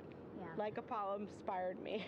Thank you so much, Lily. Really appreciate you being here. As you said, still a lot of work to do. 5 to 6 more hours to recover Orion that's still out in the water. So I'll let you get back to it. But you had beautiful words to say again. We hope that this inspires people. We hope that you come and join us at NASA and accomplish great things with us in the future. Back to you, Rob. Thank you, Megan, and safe sailing out there in the Pacific. Here in Mission Control, it is now all quiet. The team of flight controllers and all their support personnel have left the room to enjoy the aftermath of a textbook touchdown by Integrity that splashed down in the Pacific right on target to complete this historic flyby of the moon, the Artemis II mission.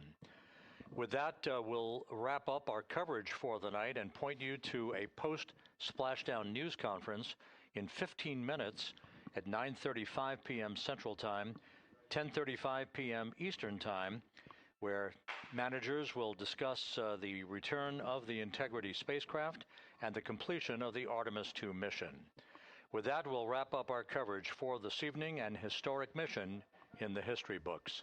This is Mission Control Houston.